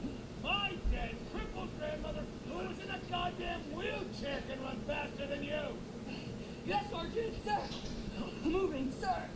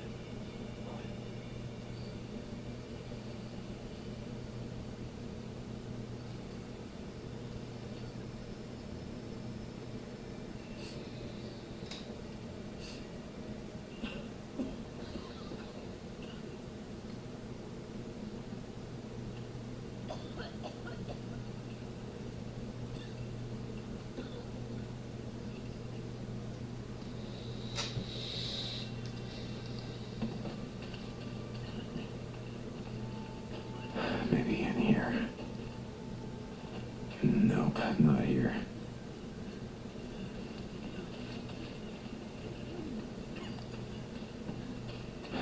Check this one. The infirmary. I mean, with her background, that's where she would be, right? Ah, damn it. She's not here either. It's gotta be the one. Sarah? Sarah, you in here? Shit, not here. Oh, God damn it, she's not here. She's not here, but... Right, yeah, it couldn't be that easy. Now could it? St. John, are you on this channel? Corporal Russell said you had a radio. Yeah, I'm here. Meet me at the gate. On my way.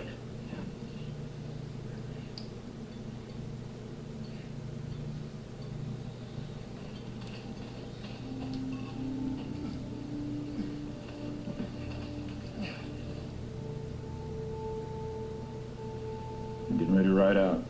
You still coming? Ready when you are. Looks like you put a lot of work into this. Yeah, some.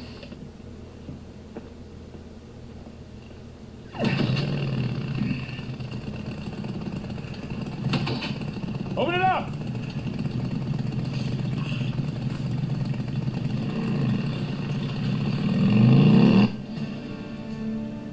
Are you any good?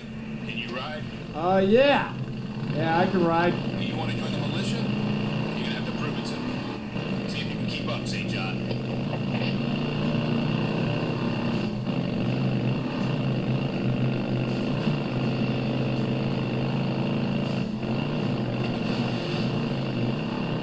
What the hell happened back there? I mean, it looks like a forest fire, but the stumps are charred. So that means that the timber was cut before it was burned. You got a good eye. We call it the dead zone. We use the timber to build our barricades, then burn the slash. From the outpost, we can see a horde coming long before it reaches us. What? You're gonna burn all the buildings too, so the newts and the swarmers have nowhere to sleep? And you know you're freaks, huh? Like I said, I've been out in the ship for a long time. So that's your plan, huh? Militia, I mean, to burn everything to the ground? We're fighting a war out here, St. John. We'll do whatever it takes to win. A war? That's what it is, isn't it? A war? You've been out in this shit. You've seen the hordes. The only thing that's gonna stop them is an army. Our army. It's gonna take way more than an army. We have a plan. If the colonel lets you join, we'll fill you in. So, Silver Lake, you asked about survivors. You looking for someone? No, not really. I mean, look, there were some folks that I rode with once, and I thought maybe they ended up there. I thought maybe you were after someone. For a bounty, I mean. Yeah, no. I tracked men over long distances before, but not this far. No bounty's worth that. This is it.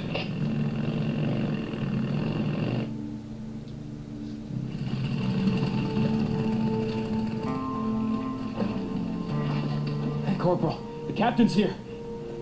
It's done, sir. Make sure you make a marker. Yes, sir. All right. You two head back to Diamond Lake. Grab, Taylor was his name? Yes, sir. Yeah. Take him to the colonel. I'll be there in 1800. Sir? Military time, Corporal. You're supposed to know this by now. Oh, yes, sir. Get the fuck out of here. Yes, sir. You find something? How long has, Vasquez. What has Vasquez been with you guys? A couple of weeks, maybe more. Well, he's been busy. What the hell? You guys been having trouble with supply runs or rider attacks? Yeah. Okay, we're gonna go on foot from here. On foot? Why? Because Vasquez came out here for a reason. I can't track him from the bike. Got it.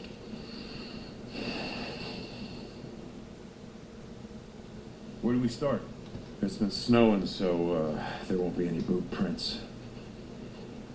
Come on, I want to look inside the cabin. Okay, I'm following you.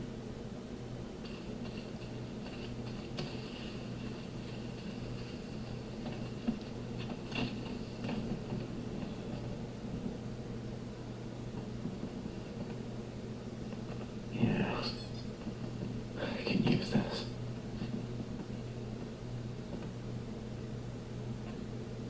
You, you say you stole rations, ammo? Yes. This is an MRE. It's half-eaten, so looks like your men rode up on him when he wasn't expecting it. His bike's still out front, which means that he went out the back. Can use this.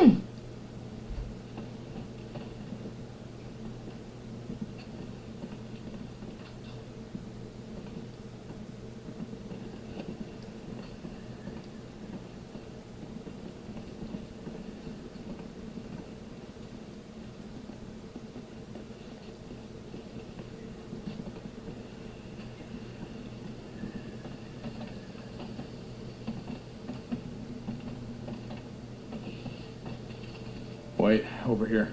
What'd you find? The fence has been cut.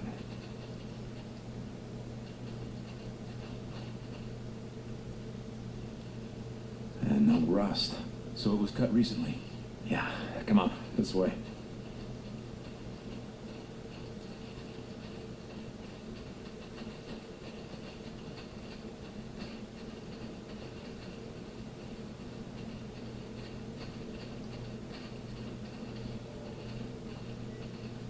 Hey, hold on for a second.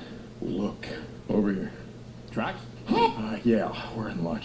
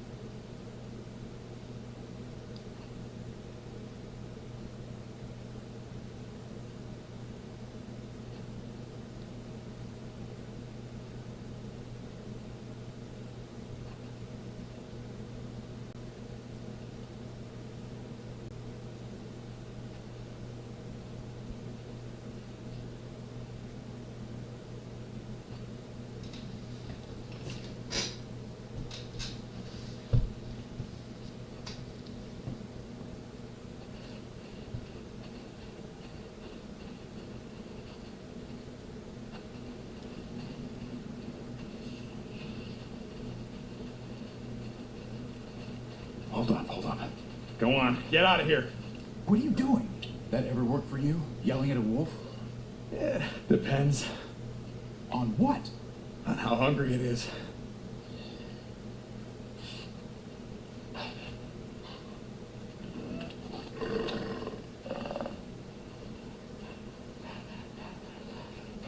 Look out! More wolves! I see him.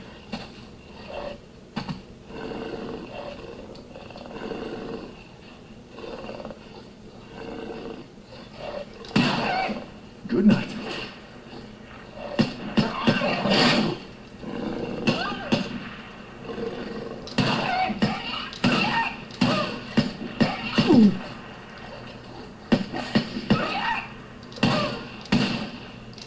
This way. That's the last of them. Yeah. Yeah, it looks like it. Nice work.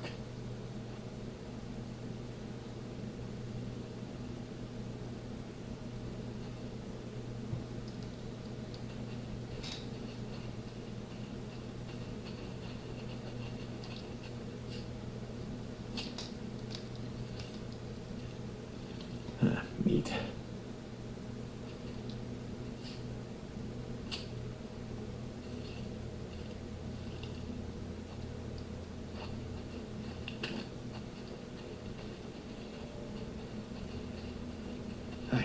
I want to take a look at this thing.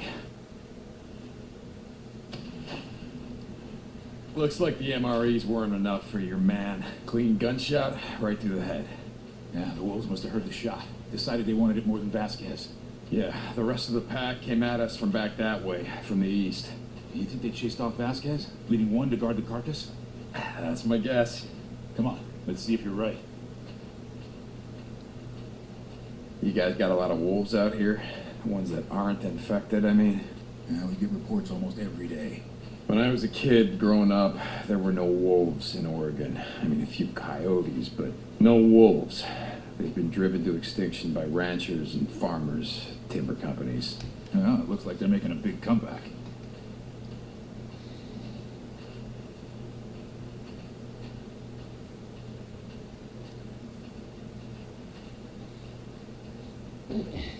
Hold up, hold up, hold up. Well, what is it? It's a backpack. It's one of ours. Looks like they almost got to him. And he shrugged off the pack to get away. No. To buy time. He landed on his ass. Tried to scramble away, but then the wolf lunged. Vasquez dropped him. 2 shots. You can tell all that. Yeah.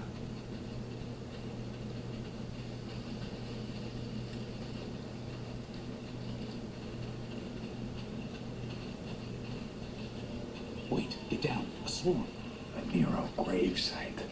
I don't think this one is marked on our map. They're scattered all over the region. Yeah, well, maybe that explains why Vasquez came through here. Let's go around. Exactly what I was thinking.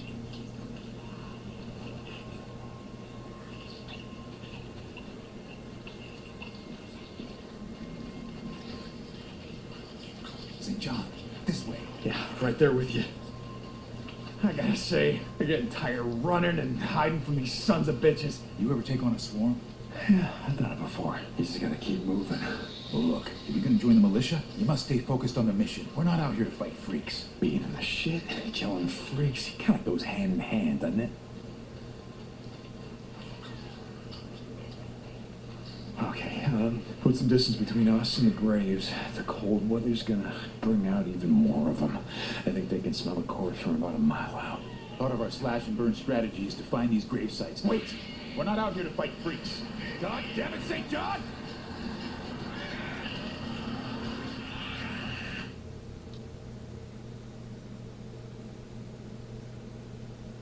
A Nero gravesite. I don't think this one is marked on our map. They're scattered all over the region. Yeah, well, maybe that explains why Vasquez came through here. Let's go around. Exactly what I was thinking.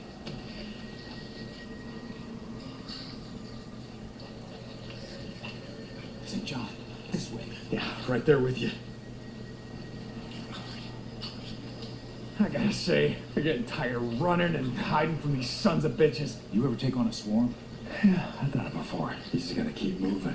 Well, look, if you're gonna join the militia, you must stay focused on the mission. We're not out here to fight freaks. Being in the shit, killing freaks, it kind of goes hand in hand, doesn't it? Okay, put some distance between us and the graves. The cold weather's gonna bring out even more of them. I think they can smell the corpse from about a mile out. Part of our slash and burn strategy is to find these grave sites, dig them up, and burn them along with everything else. Yeah, well, good luck with that. I've seen hundreds of them, just in this part of the state alone. And we gotta start somewhere. All right, where now? Keep heading east. Hey, there's a road ahead. Hold up a second.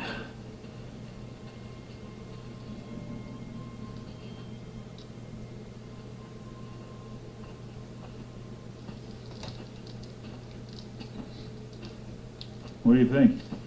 Is anyone else tracking him? Not that I know of. Huh. Well, then he's either dead, or he's got a lot of friends. You see how his tracks have been overridden by bikes. A lot of bikes. Okay. Come on. Let's see where they're heading. You said cold weather brings out the freaks? Yeah. Cold, snow, rain, hell, even clouds. Well, like I said before, you know you're freaks. When we get to command, there's some people who want to talk to you. People. The colonel will fill you in, if he lets you join. Yeah, I think you said that already. Look, he runs a tight outfit. I just don't want you to get your hopes up. Hey, don't worry about me. I don't really give a damn either way.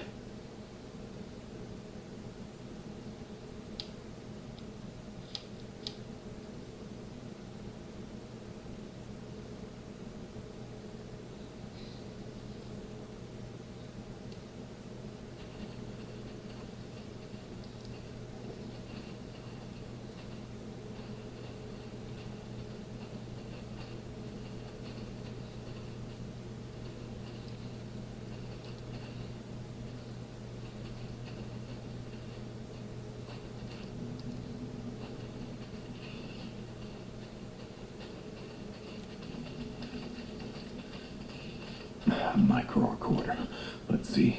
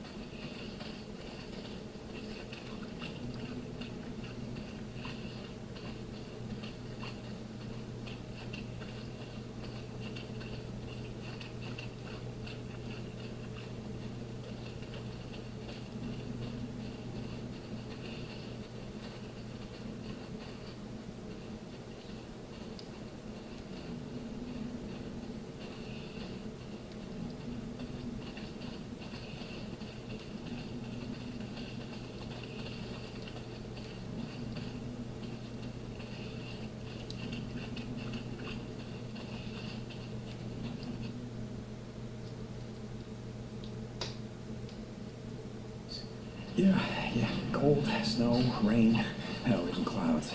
Well, like I said before, you know your freaks. When we get to command, there's some people who want to talk to you. People? The colonel will fill you in, if he lets you join. Yeah, I think you said that already. Look, he runs a tight outfit. I just don't want you to get your hopes up. Hey, don't worry about me. I don't really give a damn either way.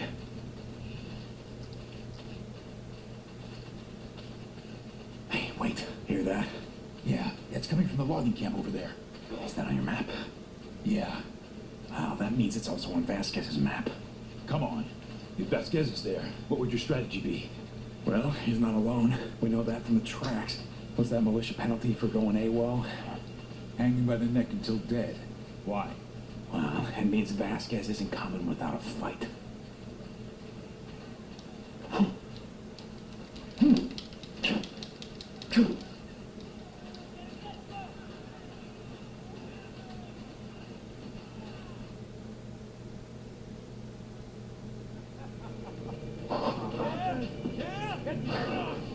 Do you see your man?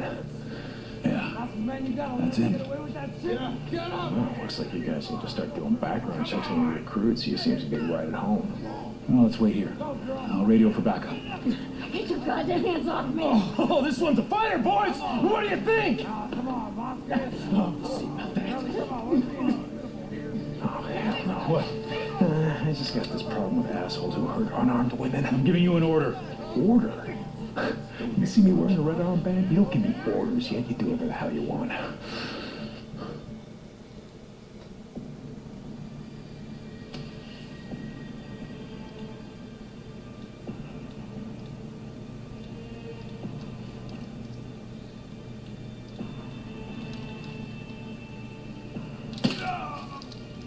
What was that sound?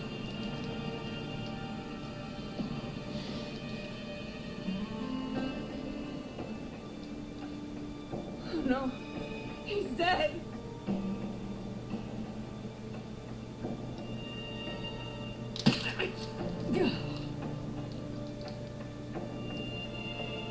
I saw someone. Men coming! Men coming. Thanks, go. Open fire! I got you covered! No, I got me.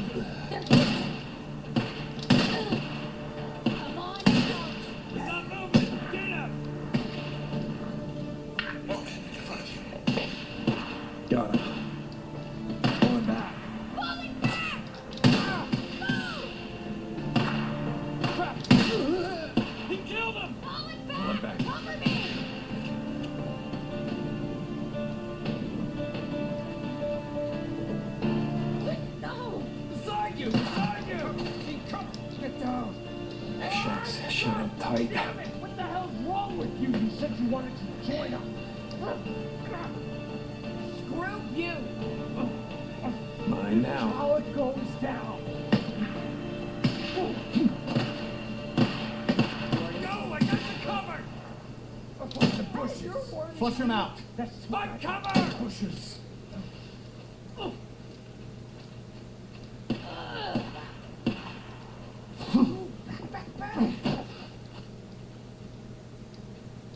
Here you are.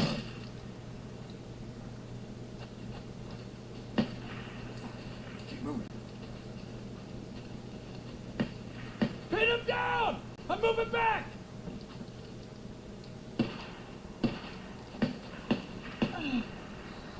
Fire! Falling back.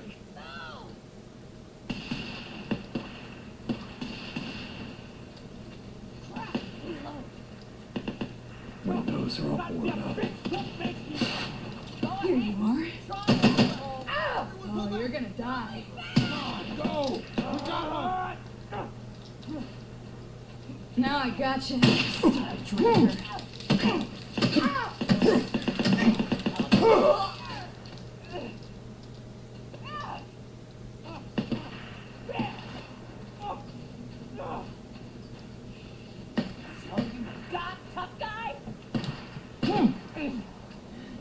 I'm gonna choke the life out of you! Pull it back! Cover me! That's not gonna open. Here. Go ahead.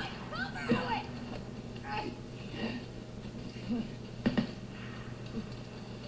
Don't try me, bitch! Move it back! I got to screw that knife in your 2-inch peck, motherfucker. Ah! No. No! Gotta move. You bitch! Pull back!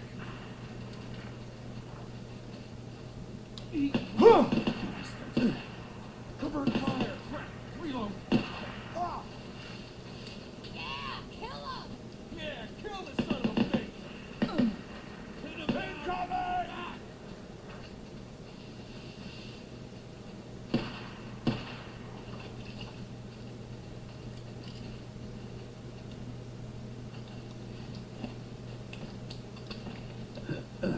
I saw something.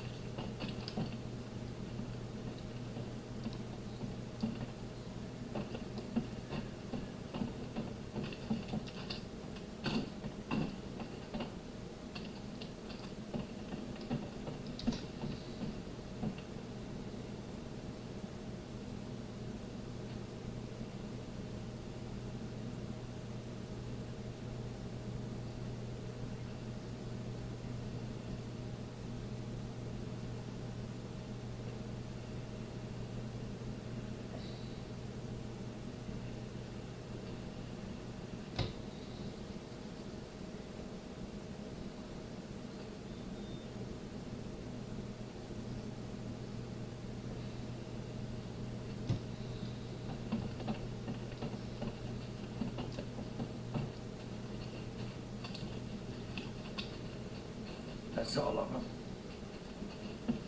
We don't mean you no harm, drifters. We're all drifters too, just like you. Oh shit! I saw something. Holy shit!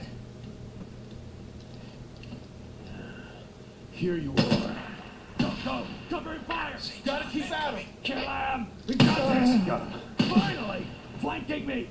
You gotta stop moving sometime. That's the last of them. Yeah, I think so. Nice work.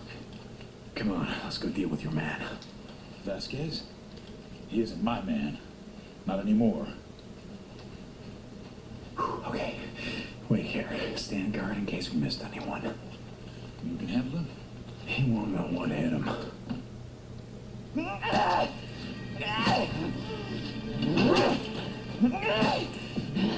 Hey, whoa! Easy, easy. I'm just here to help. I don't need your goddamn help. Okay. I'm just gonna move over here.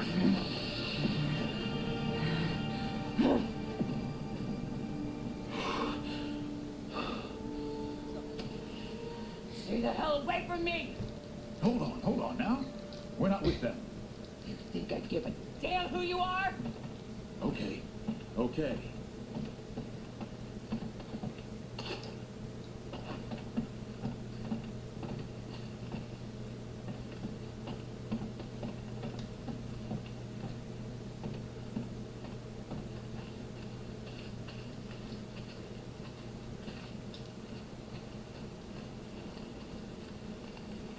What the hell was that?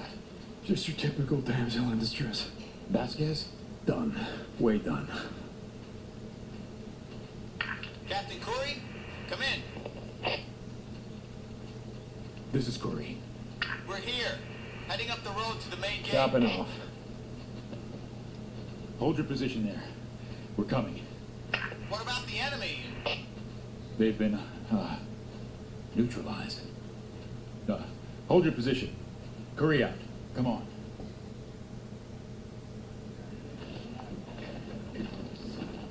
We brought up your bikes, Captain. Thought we'd save you the walk back.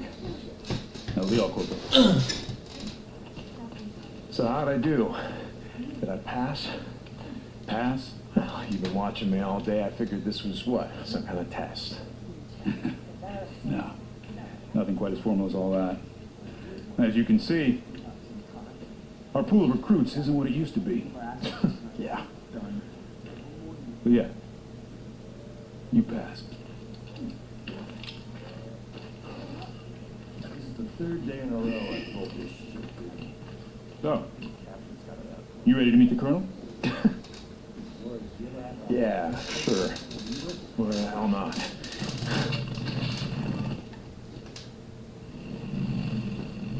So, St. John, where did you serve? Before the shit went down. You know what an MRE looks like. You know how to recon an enemy position. You know cover in advance, tactical maneuvers. So, where did you serve? Marines? Army?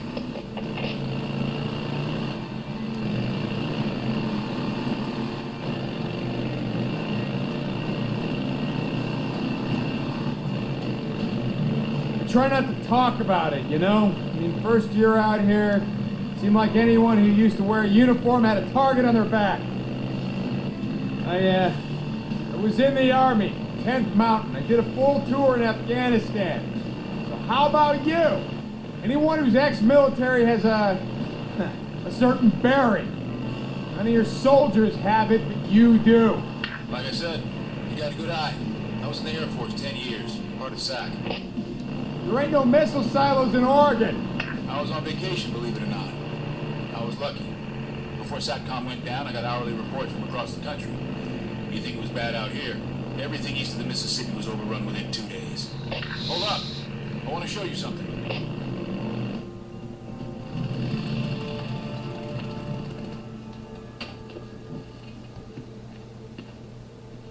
So, you familiar with this area? Yeah, I grew up in a town north from here. It's called Farewell. You know it? No. No, it sounds like a fitting place to be living at the end of the world. Yeah, tell me about it. So maybe you have been here before. Yeah, I've been here. A few summers back, me and my old lady, or my wife, we stopped by here on our honeymoon. You got a pic? Of your wife, I mean.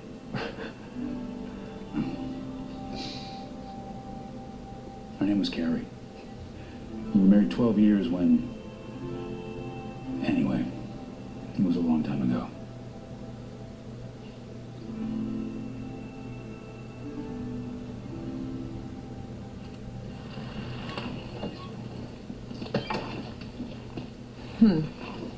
You know, I think this might mean keep out. Huh?